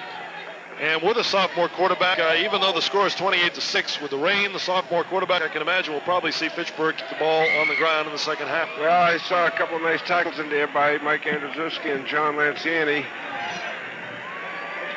Second down and about, so let's go at 7 for Fitchburg from the 37-yard line. Fitchburg's in that false backfield. They got a wide split right. A handoff to nice hole in there. Nice hole. This is LaPasta up over the 40-yard line. And Fitchburg grinding out the yardage anyway. They're going to be about 3 yards short of a first down, but picking up good yardage on 2 running plays, both by Don LaPasta. I'll tell you, see this one again. He had a nice hole there on the Steve Ashe and Don Primo playing that left side for Fitchburg opened up a super hole in there. Super hole. Really nice job. You know, when your linebackers, Rich Grossi, are making the tackles, that means somebody did a job up front. All right, third down. Let's call it about 2. 3rd and 2 for Fitchburg, and a big kick for the Red Raiders if they want to keep this drive going. Handoff straight up the middle, and pulling ahead for the first down. I think that is Morley. It was Phil Morley made the carry, and he's got the first down. He did that on his own, Marco. That boy drove. He drove. No. Excuse me, that wasn't Phil. That was DePrima, I think. Zeno DePrima, who was in there usually on defense for Fitchburg, but now playing some for them as well. A good tackle by Dave McIntosh. Ball on the Fitchburg 47, 1st and 10 for the Red Raiders. Again, Greg LaRue, sophomore, at quarterback in place of the injured Paul DiGeronimo. It's a handoff to Dom LaPasta. He may have gotten a couple off the right side. I think he just got back to the line of scrimmage yet. He didn't make much of a hole there, and he just about got back to the line. Almost got caught in the backfield, but got back to the line of scrimmage. Flanagan in on the tackle, and Andrzejewski as well for Leominster. Those two young men have played quite a defensive ball game for Leominster on that left side. Substitute just come in for Fitchburg. Scott Wood, the split end. Number 84. We call it 2nd down and 10.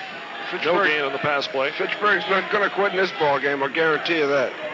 Greg LaRue, they got the full house backfield again. Now LaRue back to pass, dumps it off to the right. He's got his man fired off. And we've got a first down for Fitchburg inside the Leominster 40-yard line. Greg LaRue on his first pass in the second half, first pass of the day. Nice little duck job. Play action. Little play action.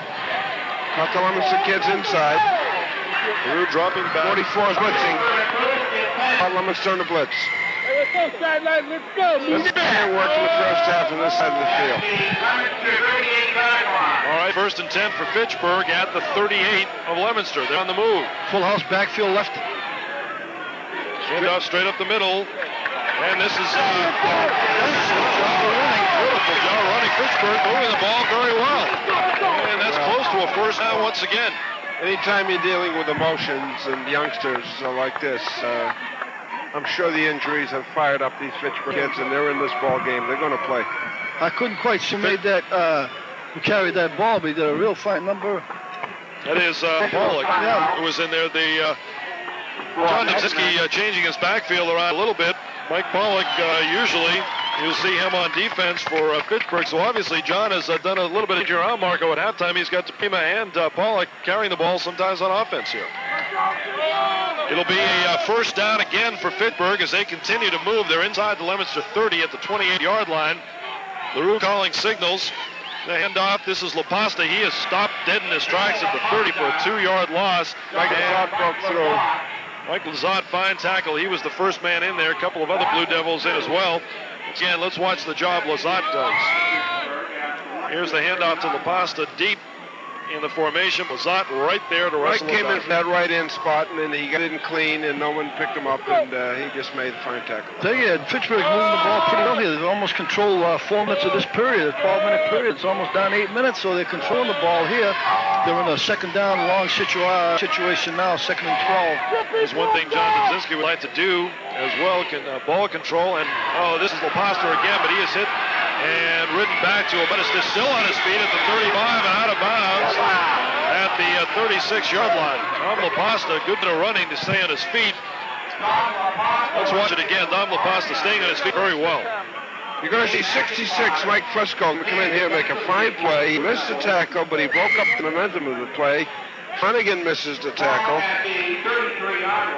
And this boy just keeps going, and number 10, Dave McNally, finally got him out of bounds. This is the younger brother of Vinny LaPasta that played last year. This is Dom's first year of football, and he's done a nice job for Fitchburg. And I played football with this young man, Dom's father, years ago, and he was one great football player. Hi, Joe, if you're out there. All right, 3rd down and long for Fitchburg. Let's call it about 15 or 16 or so. They've got to get down to the 18-yard line. Ball being spotted at about the 34. Little dump pass over the middle and almost picked off by Dave McNally right in his gut, but the ball slipped through. He tried to use that quick pass right over the middle. They figured they had a blitz on. He tried to dump it over the middle and little look-in pass to the tight end. This is a nice call. And he had his man, but he threw the ball a little bit behind him.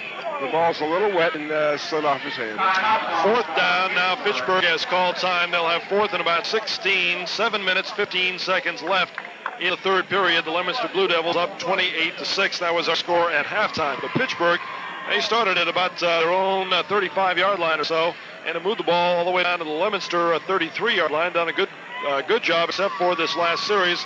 They were sacked for a couple of losses in the first 2 plays, and then that last incompletion. Yeah, Fitchburg has moved the ball on the ground, as we said previously, pretty well. They They moved it down maybe from their 35 all the way down to Leominster's 33-yard line. So they've moved it. Oh, yeah. If you're just joining us, Paul DiGeronimo, the fine quarterback for Fitchburg, is sitting out the second half. He was injured toward the tail end of the first half. Also, Quentin Tiggs, who has scored the only Fitchburg touchdown of the day, he is also sidelined with a bad ankle or a bad leg. He was racked up a couple of times, both on kickoff returns. Came out one kickoff return, was injured, they came back for another, and was hit again, and he has been sidelined since then. So two fine players, in addition to having Larry Shattuck, one of their fine running backs, out for this game anyway. I'll tell you, there's some real tough hitting going on out there. You know, when they play each other, it's always a tough ball game, and you can expect things like this to happen because of the intensity and the ferocity of the play out there. All right, shotgun formation on fourth down for Fitchburg. LaRue back at about his 40-yard line. Handoff to LaPasta. Doesn't fool Leominster, though. They've got good pursuit, and he's going to be ridden down at about the 30-yard line. Bolio made one great defensive effort. Skeeter Bolio, 89. Skeeter's a great defensive back. He's a great athlete. He's a great athlete. And he stayed home. He saw the play develop and just moved up as a good cornerback should, Marco. Yeah. He just, they figured Fitchburg was going to gamble, so there wasn't any, they have to do that. What are they going to punt the ball? They're down 22 points, and coach did the right thing, gambled, and it didn't pay off. All right, Leominster takes over on downs on their own 39-yard line. That's where they'll have it, 1st and 10 with a little bit over 7 minutes left here in the third period. Leominster on top of Fitchburg, 28-6. Well, my compliments to Fitchburg, as Michael said, they control the ball for 5 minutes. A couple of plays in the first half, it still would be a ball game. Now, I feel as though Leominster will keep the ball on the ground and just grind it out. As we said, they're leading 28-6. They won't put it in the air. I don't think they will. No. Starting backfield, they do. I'll be very surprised. He hands off to Keogh. Keogh breaking to the outside here, and he's up to midfield, still on his feet into Fitchburg territory and bumped out of bounds. And about the inside the 40-yard line is where they're going to spot it. Mike Keogh and a fine bit of running. You're going to see Mike Keogh make a little move inside. Ozzy's handoff here to Keogh. He makes a little step inside, and then he hits the outside. Again, that's ball sense, good no. I'll tell you, that boy's quick. I just watched him myself. He made that cut. The ball almost had him trapped there, and he made that cut, turned it on. He got to the corner fast. Fitchburg looked like they had him, but Keogh broke it to the outside, and a first down for Leominster at the 39-yard line of Fitchburg. Blasi on a roll out left. He's got some blocking to do, and he's going to be sidelined way back at about the 48-yard line of Fitchburg. Mike Pollock breaking in. Nice play. He pursued him. He got through there. He pursued, made a nice play on that. Watch it. Palazzi has blocking, but watch Pollock's shin here. He had a ball in one of them, and Mike Pollock just moved up in the inside of him and made a super play. If he had gotten outside of Pollock, it would have been some trouble for Fitchburg, but Pollock making an outstanding play on that one. Nothing fancy, just take the ball and run, and that's what he's going to do with it. Big loss, second down, let's call it about 20 or so for Leominster, and they are at the 48-yard line of Fitchburg. Palazzi has Dandini and Keogh. Keogh in motion.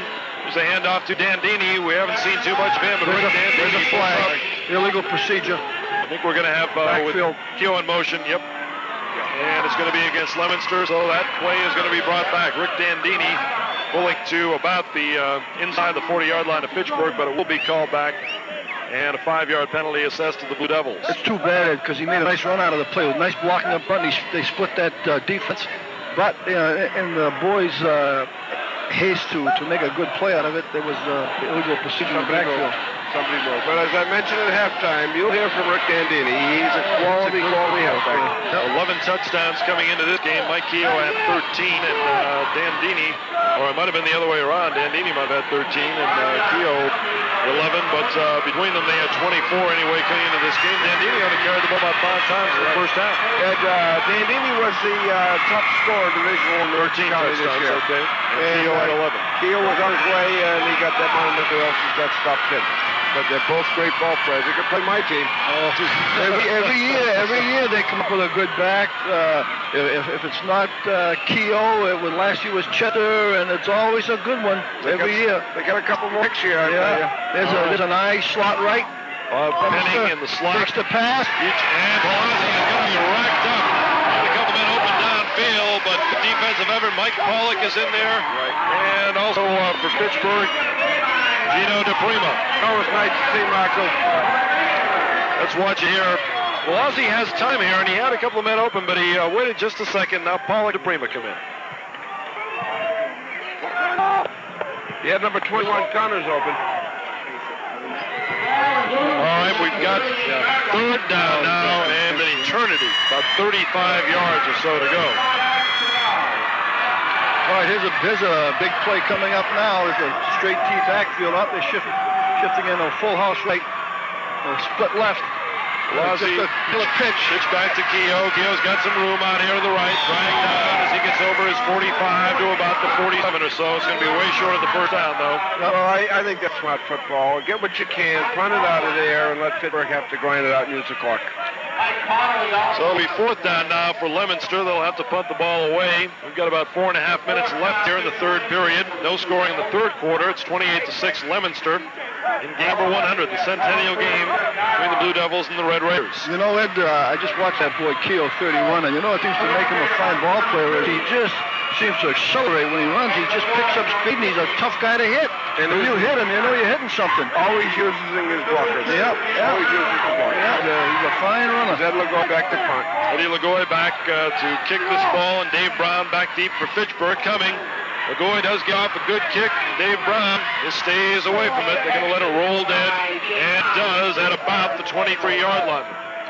All right, Fitchburg will have the ball when we come back at their own 23-yard line. The score, Leominster 28 and Fitchburg 6. Third quarter action here at Doyle Field in Leominster. We'll be back after these words. Victory has it all. I'm Arthur DiGeronimo of Victory Markets. The DiGeronimo family has been serving the Montachusett area for over 60 years. We guarantee that we sell only USDA choice quality meats with that extra Victory trim. At Victory, you can select your own greens and fruit. All our bakery goods are baked daily right here on the premises. Victory has it all. Hi, I'm Dave Wells from Wells, Mahoney & Wright. With our 50 insurance companies and our 17 offices, we're here to provide the most comprehensive insurance programs available. Let's talk about auto insurance. Before you consider renewing your policy, think about what Wells, Mahoney & Wright can do for you. Our convenient payment plans allow you to budget your premiums. We'll go to the registry and pick up your number plates for you. And we've got low claim service for your convenience. Stop by and let our professional staff introduce you to the fine services here at Wells, Mahoney & Wright. We're back at Doyle Field in Leominster. Fitchburg takes over on their own 23-yard line. That's where they'll hit first and 10. I got to tell you about LaRue. He's in the Lions' den. He do a nice job. Rick LaRue, sophomore quarterback, and the handoff going nowhere for Fitchburg. They might have lost a yard on that play. The Blue Devil defense is just digging in. Pretty much straight ahead football. They had success in the first drive, but I think Leominster has adapted very well. As I mentioned before, Leominster gets stronger as the game goes on, and you're not going to beat them up the middle. Mike Andrzejewski, Flanagan, Lancy, Andy, Leslott, Farr, they're all playing super now. It almost looked like they were waiting for that play, Joe. They just waited for a minute. There wasn't much blocking. The fine defensive lineup. And you're playing without your finest three players. Bill Marley and Dave Brown come into the lineup for Fitchburg. LaRue handoff right side. And I believe that's Marley carrying the ball but not getting too much.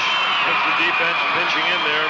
Well, I saw Flanagan out there again and Louis Morandes. Louis the junior, he'll be back next year. He's a tough kid. Yeah, Phil tried to slide outside with that because there wasn't much of a hold. The kid strung it out real well. One for Fitchburg. By LaPasta. Third and 11. Third and 11. And the ball is at about their 22-yard line or so. Rain coming down very hard here in the second half. Leominster leading 28-6. We've got about 2 minutes, 40 seconds left in quarter number 3. Like they just had a substitution for Fitchburg. Mike Conley come in place of Ed Brown. All right, LaRue brings the team up. Throwing signals. Again, LaRue in for the injured Paul DiGeronimo. Fake handoff. Now LaRue out to this side, close side limit. He's going to be wrapped up right there. Gary Farr moved up hard quarterback spot, and he was helped off by Mike Lizotte. All right, Gary Farr making the first and initial hit on LaRue. We've got an unsportsmanlike over here. Flag thrown. This is another penalty after the play. And I don't know who this is going to go against either. Well, now I think we've got it against Leominster, so that could give Fitchburg a break right here. Pat Malone got in a little scuffle with somebody. The coaches are letting him know about it. There's no need for that, and they're not going to allow it. Pat, great kid. He's probably one of our most improved players and steadiest over the year. That's what I think Mike Valletta is saying to him. It's third down. You stopped them on third down. Now all of a sudden they're going to have a first down, or at least close to after this penalty. Let's see. Offsetting penalties. Offsetting penalties. All right, so it's going to be fourth down. And again, Marco, I think you'd agree. That's just high. That's a motion. There's no question. They're all keyed up, and one kid wants to do is, I guess it is a penalty. First down. Unsportsmanlike conduct all right against Leominster, and Fitchburg has got the first down. Okay. I thought they had motioned both sides. Right, I did. I thought it was offsetting penalties. 2:13 left in the third quarter, and Fitchburg gets a break with that. And they've got a 1st and 10 at their own 34-yard line. I think the referees did a nice job keeping this game in check. Fitchburg's in a nice wide slot right here. He's going back to pass. It's a little up over.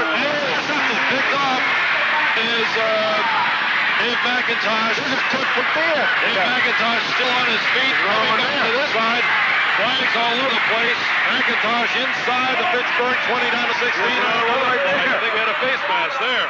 You might as well not get excited because the penalty's down here at the line of scrimmage. Now we have the referees trying to keep the players apart. And there is kind of some heated feelings. Let's take a look. Let's watch this playback. This is almost a Fitchburg touchdown. It certainly is. LaRue, a little bit short, and McIntosh gets his hand on it and makes a great play. That boy is clear of the Leominster defender. And it bounced off the top of his hand, and McIntosh was able to intercept it. But I'll tell you something. That's as close as Fitchburg has come in a long time to a touchdown. Fitchburg receiver was Ray Lashua, almost in the clear, as Joe mentioned. McIntosh made a nice play. McIntosh was the man who recovered the block punt in the touchdown. And he runs it back. Let's see what the penalty situation is. Flipping face. We got a little bit of everything here. A mixed bag. It may take him 10 or 15 seconds to pick up all the flags from the field here. I was going to throw my handkerchief out most to him. Every flag in their pockets on the field. Okay, we have the face mask penalty. That's the last one down here. This is McIntosh going out of bounds, and I believe was I think that was Dom LaPasta who rode him out of bounds, but managed to grab the face mask at the last second. So Leominster is getting the penalty and the ball. Leominster will have the ball on the interception by McIntosh, but they're going to have it well back in their own territory at their own 39-yard line instead of having it back or down around the Fitchburg 20 as they would have without the penalties. Marco, I don't understand that call. The referee signaled face mask for clipping Leominster, but penalized Leominster. I can't follow it either. If there's a dead ball involved, but there wasn't. It was all in the realm of the play. There was a clip here. We saw that. We called it right off. Then down here was a face mask, and the play was still in progress. I don't see why. I can't understand it. Face mask. That's a good point. Fitchburg declined. He's doing it again. Oh, I see. I don't understand that call at all. Yeah, they declined. Leominster declined the face mask, I guess. Against Leominster. And that gives them the ball. Yeah, it gives them the ball. Okay. If they accepted the penalty, they would have replayed the down. We've only got 1:41 left in this period. We're going to score this period so far. 28-6 our score. Leominster has things well in hand. They had that score at halftime. Leominster's in a deep Full house. spot. They're going back to Keogh again. Pitch back to Keogh. Keogh coming this side up to about the 4-yard line or so, and he is brought down there. Good job done by the Red Raiders on defense there. Number 65, Chuck Sandberg. Nice job. Number 46, Mike Conley. Did you see there, Red? He didn't have much room here, and he just dipped that shoulder and tried to run over that tackler. Right. I'd like to have that Sandberg kid on my team. He's tough. He's a tough boy. Did a nice job. Game today. Sandberg's tough, and Beaver's tough over the middle. Hey, Beaver. Dugas has played well. Chaplin's played well. Frank Long is now with Leominster, and he's a split end seeing his first action of the day. Palazzi has his team up. Keogh in motion. Hand off right straight out on a dive to Dandini, and he goes nowhere. We have a flag on the play, though. We may have a clip on Ed LaGoy. Number 81. Frankie Martinez is playing well there, too, for Fitchburg on defense. Less than a minute left here in the third period. Dandini went nowhere in that play, but we're going to have a holding call against the Blue Devils, and that'll march him back to the 25-yard line, or the 30-yard line. The 10-yard penalty assessed, and we'll have down over. Leominster has to get out to their own 48-yard line. About second and 20. Second down, about 20, right. Rain continues to fall. Leominster 28-6, leading Fitchburg here in game number 100 of the series. About 46 seconds left in the period, third period. No score yet this period. It's 28-6. Been interesting to see if we had Geronimo and Tiggs in there. This might still be a ball game. Yep, I have to agree with you, Joe. Quite tough this half. Hand off to Penning deep in the high, and he gets out to about the 35-yard line. We had a nice hole there. He had a real good burst of speed going through there, and he picked up about 6 yards. Stopped by Chuck Sandberg. Sandberg has played himself quite a game for Fitchburg today. I'm impressed with that. But Mike's doing what he's always done. If he's got a long way to go, he'll get what he can. He'll kick it out of there, and again, let Fitchburg have to use the clock. Good hard-nosed football. Oh, yes. There's no way it could be 28-6, but this has been a heck of a ball game. It's a good football game. I'm very hard-hitting. I'm very pleased with the Fitchburg team. Tie here on the field. That is the end of the third period. All right. So at the end of 3 periods here at Doyle Field in Leominster, Leominster still holding on to their 28-6 lead over Fitchburg. Ed Coleman, Marco Landon, and Joe DeCoulis here. We'll be back with more action right after these words. Presenting Bonanza's Giant Ribeye Dinner. A magical treat for only $5.99. An extra-large ribeye, a steaming baked potato, all-you-can-eat fresh-tastic food bar. Our giant ribeye dinner makes it disappear like magic. How do we do it for only $5.99? That's our secret. Bonanza's Giant Ribeye Dinner, only $5.99, and that's no illusion. It's a great combination. WCU and you at Workers Credit Union. We're working just for you. Working to provide you with low-cost loans and high-interest savings with lots of friendly service. Use WCU's convenient drive-up window or make deposits, withdrawals, and payments all around the town, all around the state with Workers TX Network service. It's a great combination. WCU and you. Back at Doyle Field in Leominster, ready for the start of action in the fourth quarter. Leominster leading Fitchburg 28-6. Leominster has the ball, third down, and about 14 yards to go from their own 35. I don't think you're going to see anything fancy. Basic dive and kick the ball. No, he's going to throw it straight up the middle.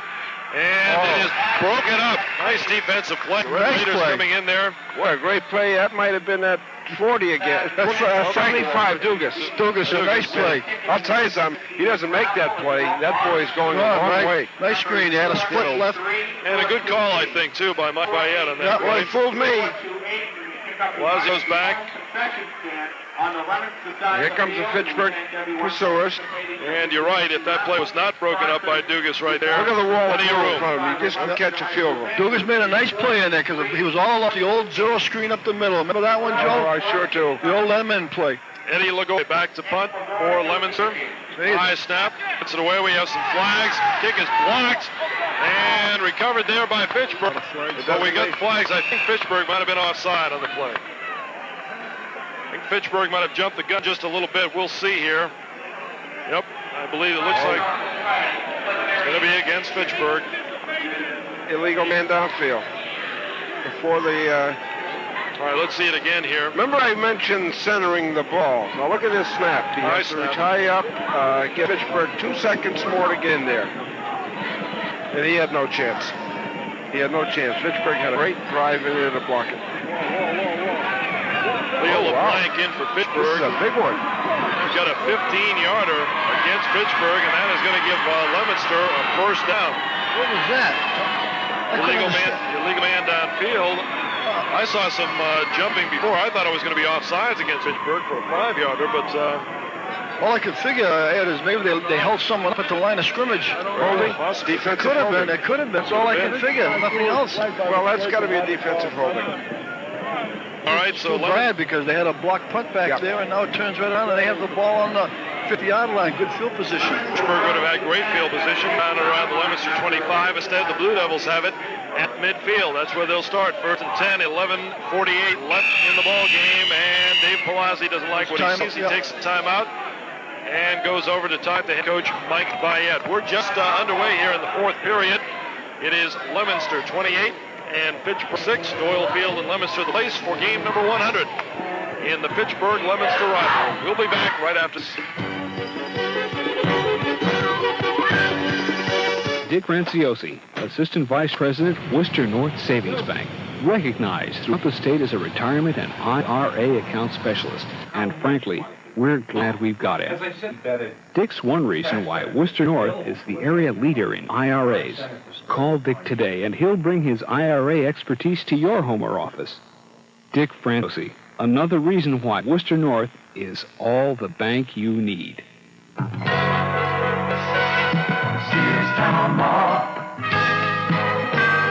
It's easy to get to from everywhere with free and convenient parking. Do all your holiday shopping in over 50 stores with everything for the entire family. The Sears Town Mall has a wide variety of entertainment, restaurants, and more. And don't forget to bring the kids to see Santa. Come and look us all, come to Sears Town Mall. We are back at Doyle Field. There you see Paul DiGeronimo, the injured quarterback for Fitchburg High School, obviously very down. He was injured just at the tail end of the first half and on the sideline for the second half. Carrying the football. Andini carried the ball for Leominster on the first and from midfield, breaks it into Fitchburg territory at about the Fitchburg 44. Yeah, Rick is very, very fast softball. Of course, this is Leominster's forte. They're quick off the ball. The offensive line is quick off the ball. They take their 4, 5, or 6, whatever they give them. Yeah, he really hit that hole quick, as Joe says. He's real quick to speed before you know what happened. He's up for about 8 yards. Second down, and let's call it 4 from the Fitchburg 44 for Leominster. Palazzi still in a quarterback. He has Bob Benning and Dandini. And back of him, handoff to Dandini once again. Tripped up right at the line of scrimmage. We gained a yard. That's about it. Not much gain there. It was right there. They're pretty well stacked up in the middle there. I see Quint Tiggs down the sideline there. Evidently he has a bad ankle because he has an ace peck on his ankle and he's on crutches. Boy, that's too bad. Quentin Tiggs and Paul DiGeronimo, two of the offensive weapons for Pittsburgh out here in the second half. I don't think their careers are over. I think you're going to read about those two boys in college to come. They're both outstanding football players, and I wish them the very best, and we'll read about them in the future. Let's call it third and a long 3 for Leominster. Leominster's in a deep slot. It's back to Keogh. Keogh is wrecked right at the line of scrimmage. And is held really very hard there. Nice defensive play. Well, as I said before, Mike will try it till he stops it. Well, Fitchburg's adjusted now. Frank Rivera in on that stop for Fitchburg. He pitched to Keogh and hit very, very hard. Walking broke down. That outside man just reached in and just got a piece of him and slowed down enough to make the play possible. The pursuit caught up to him because of that. Yep. Mike Keogh stats 95 yards on the day and 12 carries. You know, Ed, I'm going to have to give these Red Raiders all the credit in the world. They're down 28-6, and they haven't backed up one single inch, and they've got a lot of spirit out there, and they're hanging right in there. They're tough. They're playing a tough football game. They're hanging very tough. It's a 0-0 second half. Yep. Fourth down. There's a delay gain for Leominster, 5 yards. It could hurt them. Well, it's 4th down. I'm not sure that is on purpose. Yeah, maybe so they want doesn't kick him in the end zone. Yep. That's about right distance. It was a 4th and 3 from just about the 43 of Fitchburg. It'll now be back to the 48-yard line or 47. That's where they're going to spot it. Game. One of the boys forgot that he's on the special team, Marco. You know, you get so excited, you forget these things. You think the coach is getting nervous over there? Oh, boy, I'll bet his stomach's doing flip-flops. You don't see those boys come out there on those special teams. You get all nervous, and you wonder what's happening. Yeah. And Marco, I don't know if you realize it, but Marco coached very successfully at Fitchburg High for a number of years. But I got to tell you this, he was a great player for Leominster High. Well, as a matter of fact, Marco was the coach. I think this time Fitchburg High won this rivalry. 72, right? Yeah, 1972, and that's when we had that real good football team. Won the Western Mass Championship. The first game that was ever instituted there at Springfield College. And if Leominster wins this game, as they appear to be doing anyway, or appear they will, it'll match the longest win streak in this rivalry, 11 straight. There's the snap back to Lagoy. He has got up, fielded. Nice job, and a good kick, too. Dave Brown hasn't. He's hit, mapped up right away. And that is Mike Lazat, who makes tackle. Mike Lazat, good coverage on the play. Hitting Dave Brown. He picked it up at the 20, and he's knocked back to about the 16 where they'll spot it. Well, that's will be. I don't see any flags. There might have been a late hit in there. We replay that one. All right, coming again. The snap was low. Lagoy did get off a good kick. Mike Lazat has great speed for a big man. Now he's going down.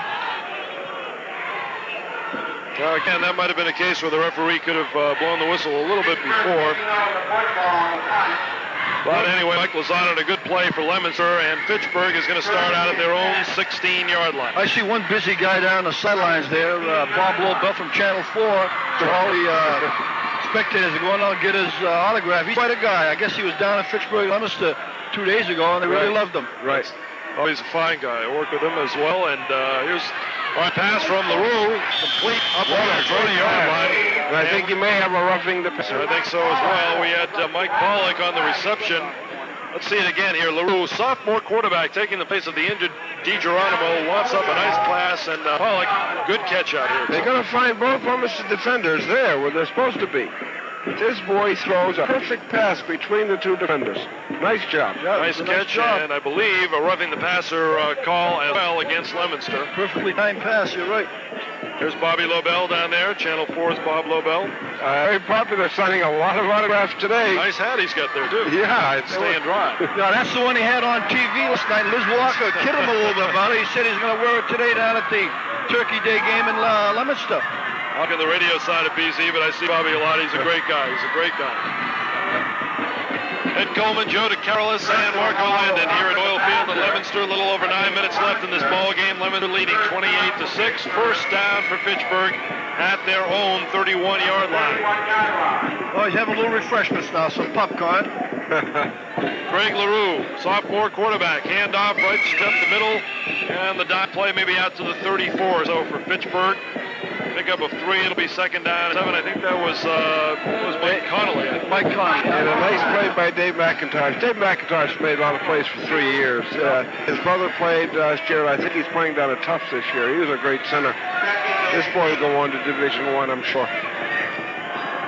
Any kind of hard to see the Fitchburg numbers out there, the bay and the mud from the field. Yeah, that's tough. It's tough. So Leominster's a little easier because they have those dark blue shirts, the navy blue, and you can see the numbers, but you can't see Fitchburg. You're right. Dave Brown is coming out right now. There's a handoff. LaPasta deep in the formation. LaPasta good run. Getting up close to the 40-yard line. A good piece of running, and the whistle's blowing a little bit sooner now. Yeah. I'd like to see that right now. Dave McNally moved up, made a great stop. Yeah, Dom really went into that hole with a burst of speed, and I'll tell you, like I said, this is his first year of football. He's a tough kid. He's hanging right in it. What a fine job. Official timeout at this point. A little bit over 8 minutes left in the game. Official checking something here. This will be a third down play. Third down, let's call it about 4 or so for Fitchburg. And they like to keep this drive going. They're at their own 37-yard line. Big play for Fitchburg. If they got any chance, I'll stay in this ball game. Yep, this is a big one. It's a third down, 3rd and 3.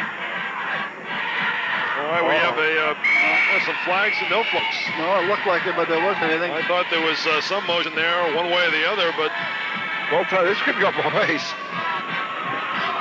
All right, let's check it out here. All right, the defense. Okay, the left guard or tackle moved. Fitchburg. Yeah, illegal procedure. But they didn't call it either way. They're not calling it either way, and it's be 4th down. Wow. So Fitchburg is going to have to kick it was this a ball penalty away. myself. I thought it was, just that they stopped him and that was it. There was no infraction there at all. I didn't think. Well, I don't believe he called the quarterback sneak to gain 3 yards, not defense. All right, 4th down and 4 for Fitchburg. They'll have to kick all the way. I think he thought here, Joe, catching on a quick count, which is possible, but didn't work there. Back deep, way wide for Leominster. Leominster's playing, he slipped on the kick, a little bit of a squibber. White just lets it roll right by, and the roll goes Fitchburg's favor inside the 30-yard line. Down to about the 27, that's where Leominster will take over. 28-6 is our score. Leominster ahead of Fitchburg here in game number 100 of the Leominster-Fitchburg rivalry. Doyle Field, Leominster the place. A little bit over 7 minutes left in the game, and we'll return to the action right after these words.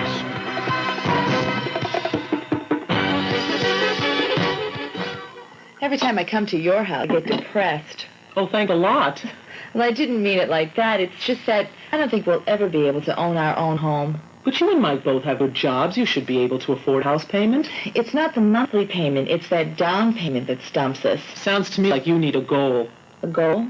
A goal account at Leominster Savings. Well, how can Leominster Savings Bank help?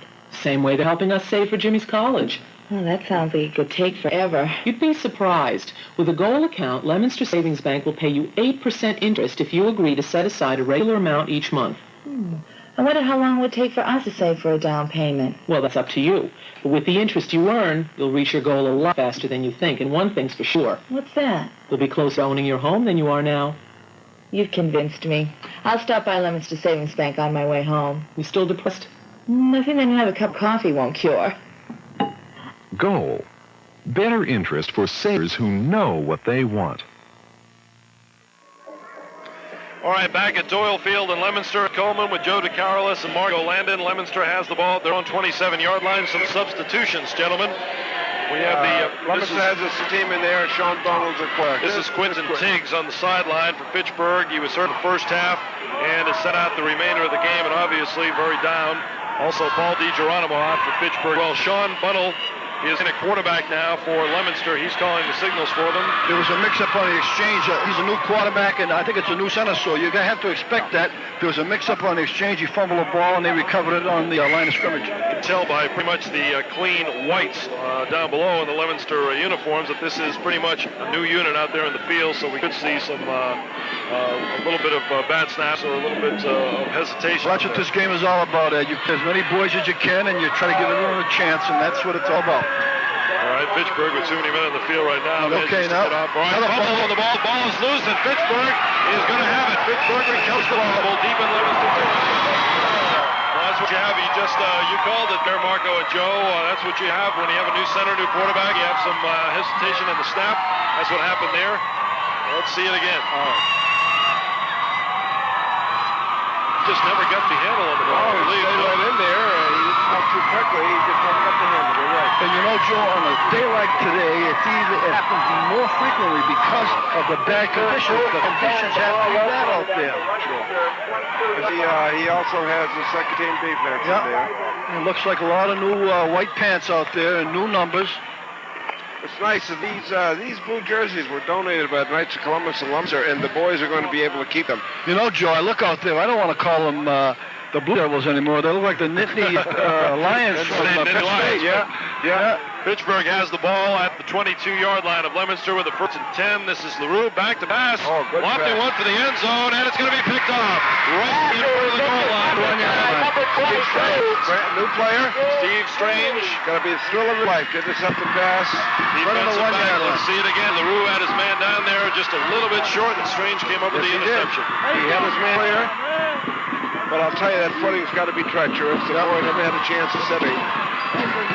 It was intended for Dom LaPasta. Down there, but Strange made a beautiful defensive play. Also down there for Leominster was Peter Tachi, another new defensive back in there, but Strange made the interception. And a big play and a big thrill for the kid. It's got to be. You know, Ed, I can always pick out Dom LaPasta. He has the colored helmet on, and that's how you can always tell who it is.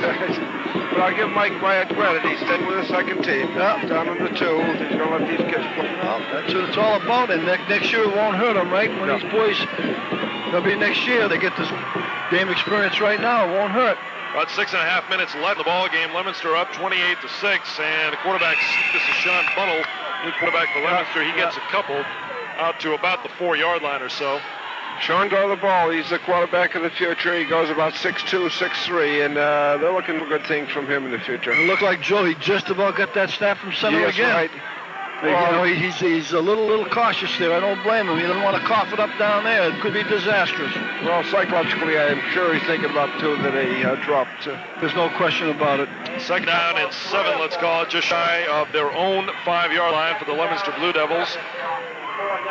Bunnell at quarterback, calling signals. The hand up. Oh, the ball is loose, and Fitchburg has recovered a fumble for a touchdown. It was a fake handoff on an off-tackle play by Buttle.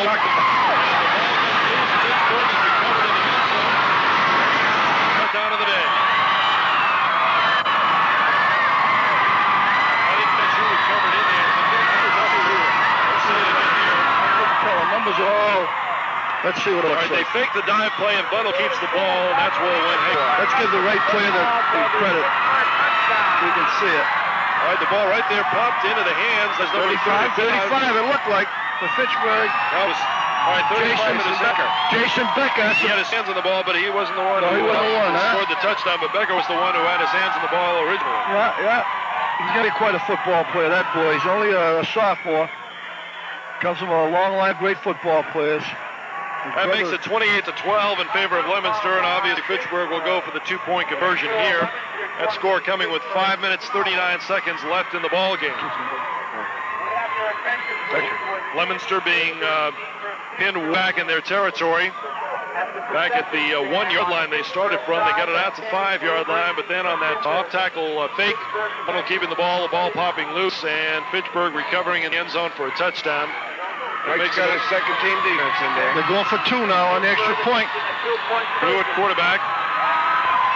And we've got a fumble there too. Offside flags as well, and I think an offside. I think you're right against the Blue Devils, so we'll probably run this play over again. Ball is getting tough to hold on to, obviously, with really slippery. Sean Buttle and Craig LaRue both having troubles handling the ball in the snap from center. You know, when the game started immediately, I saw that right after Dave Ferrari was having a lot of trouble with the snap center, and it had to be because it's slippery out there. It just had to be. This is our first score of the second half. We have had a scoreless half up until now. It was 28-6 at halftime, now 28-12. Let's see this one again. LaRue, there's the snap, and obviously he never had it, but Leominster jumped on the play. Number 76 came across the line. He's Roger Burr. He's a great kid, and he's excited, and he got through there. There we go again now. 2 points. All right, LaRue, 1.5 yards closer. The handoff, La Pasta. Oh, wow. And he was rounded up and way back. Oh, there's flags all over the place. Another flag back at the goal line. That was Mike Pollock, not La Pasta. Louis Melendez, number 35, made a great play.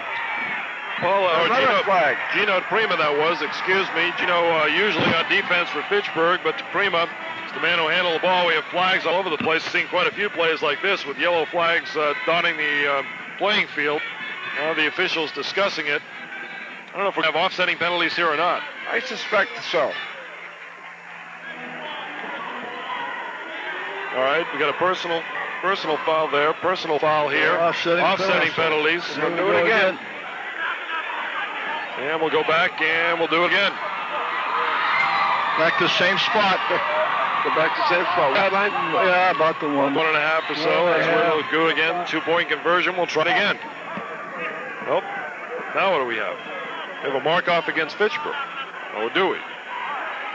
I don't know what this call is. I thought we had offsetting penalties. It's only ensuing kickoff, maybe. That's it. All right, that's what they're going to do. Okay. It's only ensuing kickoff, I think. Or they're dead ball fouls. Dead ball fouls.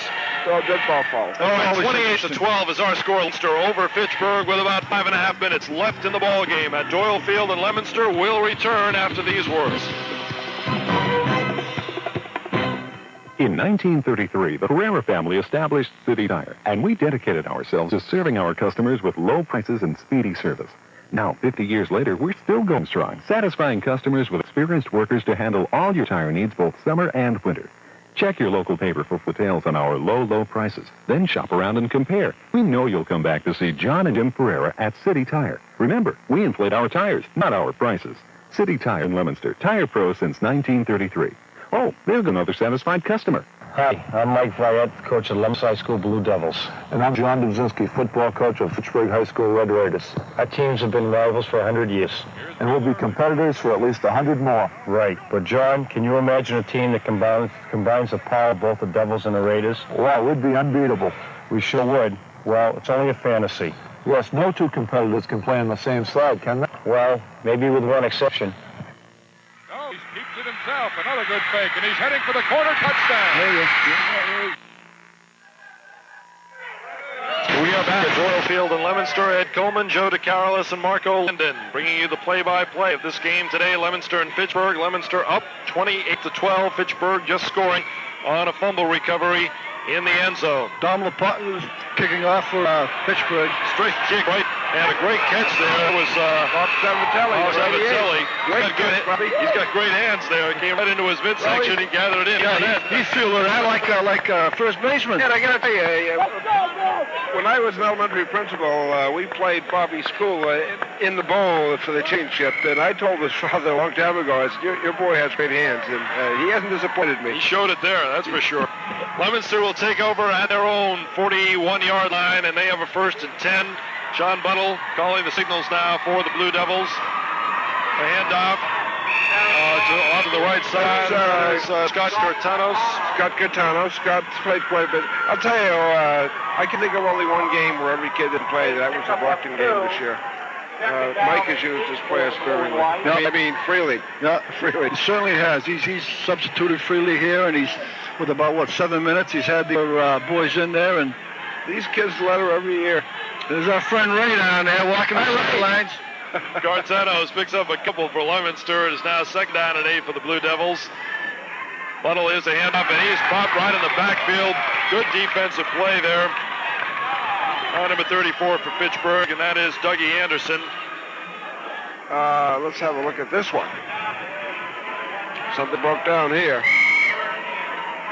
Buttle's handoff. Number 34. Dougie Anderson. Matt Carmadello on the count. Dougie Anderson, a good stop for Fitchburg. Marco, we got some new jerseys from Fitchburg in there also, I think. Yeah, we have some new players. We have that 6, I can't pull the numbers, they're hard.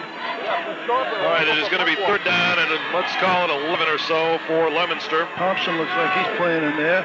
Buttle down the line, he's wrapped up right away. Fitchburg comes across the line, the left side in particular doing a good job to upset Buttle before he even got to pitch the ball out. Boy, oh boy, they're playing tough out there. Oh, they're playing great defense. Yep, can't move that ball very well. You have to admire the Fitchburg team. They lost 3 of their top players, 1 before today, 2 today, and they've hung tough. Yeah, they've hung right in it. Well, I'll tell you something. You got to give DiGeronimo and Teagues credit. Their leadership was still there. Yep.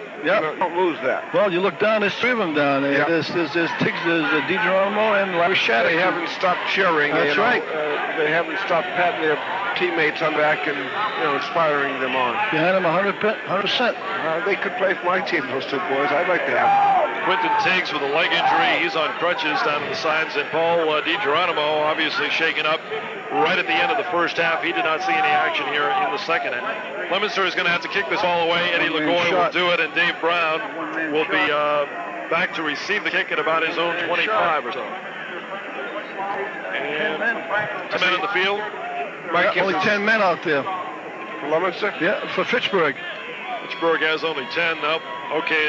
You can play with less than 11, but with more, it's a penalty. Leo LeBlanc comes in for Fitchburg to make it 11, even things up a little bit. I see Mike has his first kicking team in there now. Just over 4 minutes left in this game. LeBlanc gets good spot. No, he didn't call it. He didn't call it. No, they didn't call it. That was LeBlanc that was offside. Bounding kick that is going to roll dead at about the 24, but we have some flags upfield. In the middle of hitting. What do we have? We have unsportsmanlike conduct, probably. 75. Against number 75 for Fitchburg, and that is Steve Dugas. I didn't see what happened. Maybe we can see I couldn't tell, George. Flanagan was there, and Dugas, and I couldn't tell what happened. I was watching the ball go down the field. If you think we're having a tough time sorting out some of the penalties, I think the officials are as well. For that matter, trying to sort out all the different combinations. Mark and I were afraid that there'd be a lot of fights today. The officials wouldn't let them play, but for the most part they have. Oh, they've done a good job. Personal foul against Fitchburg, and the ball is spotted where it was down, so I don't quite understand. I guess Leominster declined that, and will take the ball at Fitchburg had the ball at the 24-yard line. Mike staying with his second defense. That is 3:56 left in the game, and the only score in the second has been Fitchburg 6 points. Oh, now here we go. Here's the mark off of the penalty right now. They're going to go back to half the distance here to the 13-yard line, right? Ball was at about the 25. They'll go to the 13, and that's where Fitchburg will start things 1st and 10. And as Marco mentioned, under 4 minutes. Steve Strange back out there. I see Sean Tater back out there. 71, Dave Martineau. Fitchburg's in an I formation with a wide split to the right. LaRue is calling signals. The sophomore quarterback has run things here in the second half. Here's a handoff. I believe that is Morley up straight ahead. LaPoste was deep in the eye. Yep, Bill Morley picks up some yards here. Fitchburg's going to put more substitutes in there. Mark Salafi made the tackle. 83, Dean Romano's coming in for Fitchburg. Number 30, Chris LeBlanc is coming in. He's putting some substitutes in there. Wholesale substitutions for both sides right now. Bobby Cotton out there for Leominster.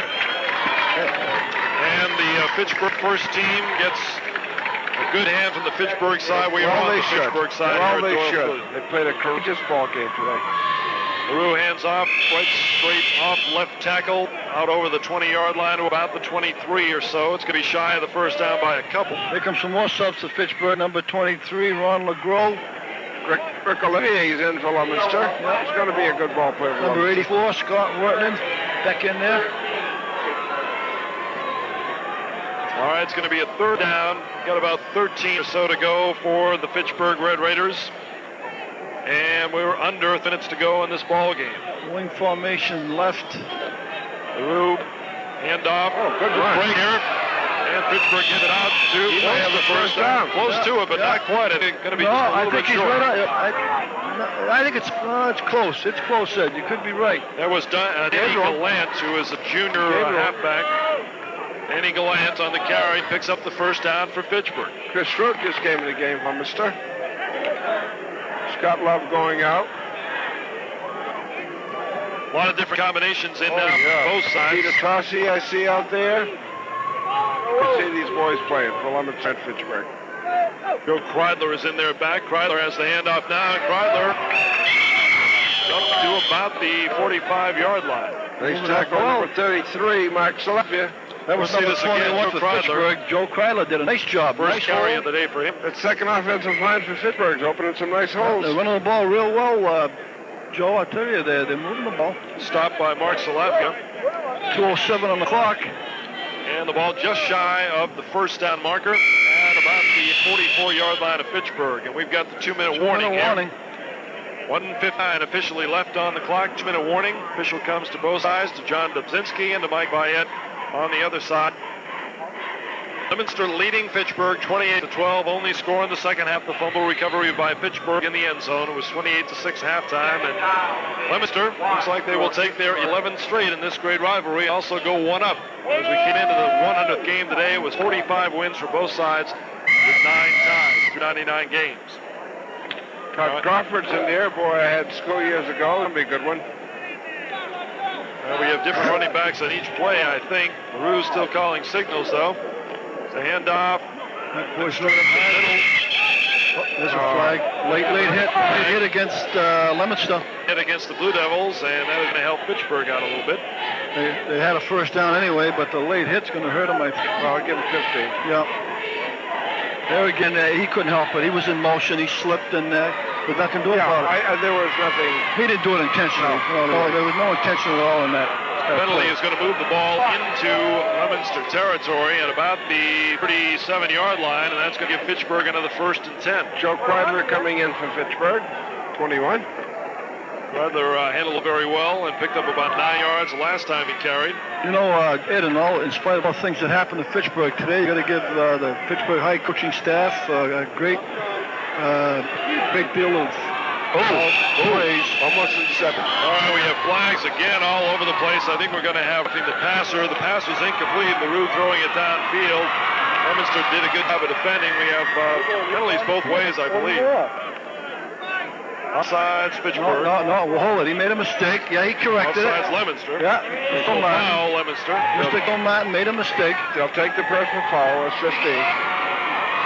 And that's going to move the ball down to about the 20-yard line or so. Just outside the 20.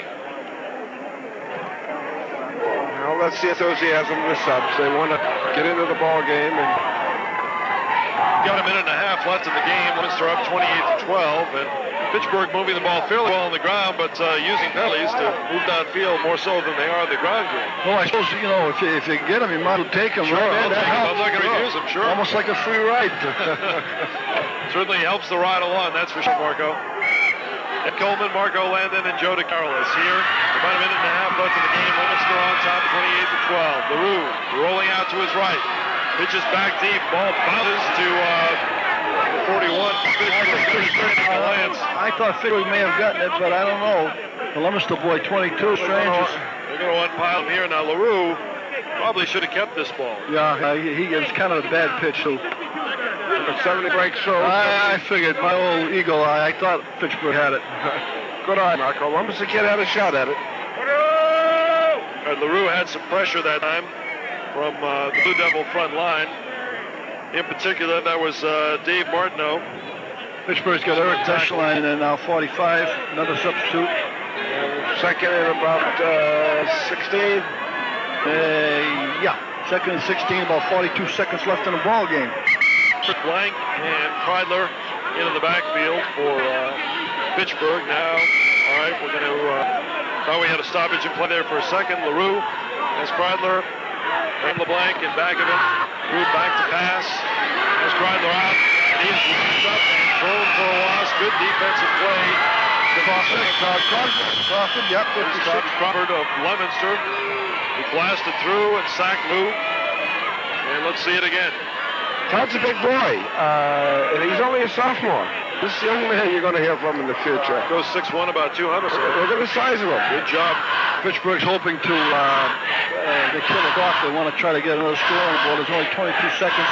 I see Doyle Field is slowly thinning out after a real fine football game here today at Doyle Field. The Hydro had about 12,000, 14,000. Oh, there's a nice crowd here, Joe. And nice crowd it should be. And we had the likes of some of the greatest coaches that ever lived. Charlie brought us here and his wife, Peg, and it was really great to see them.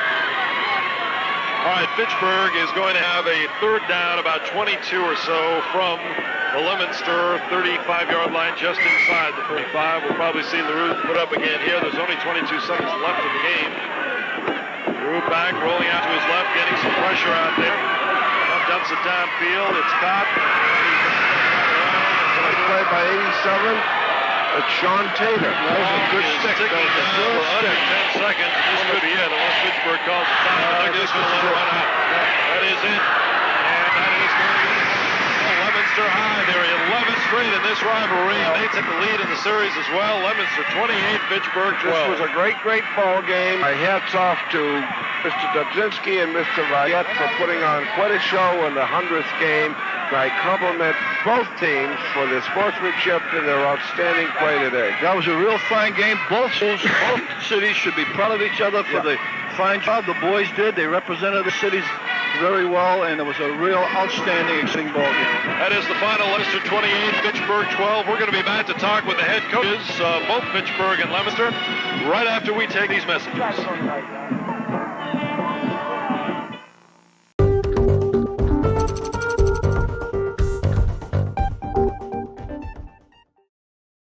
My, what a whirlwind day it has been. We started in 2019 with this celebration of the fantastic radio calls that have come into your households and into your vehicles and filled your houses with their Thanksgiving spirit of Leominster and Fitchburg meetings over the last so many decades. From 2019 to 2010, all the way back to the fabled 100th game in 1983, and all of those fantastic editions of this rivalry stand on a tradition that began back in 1894.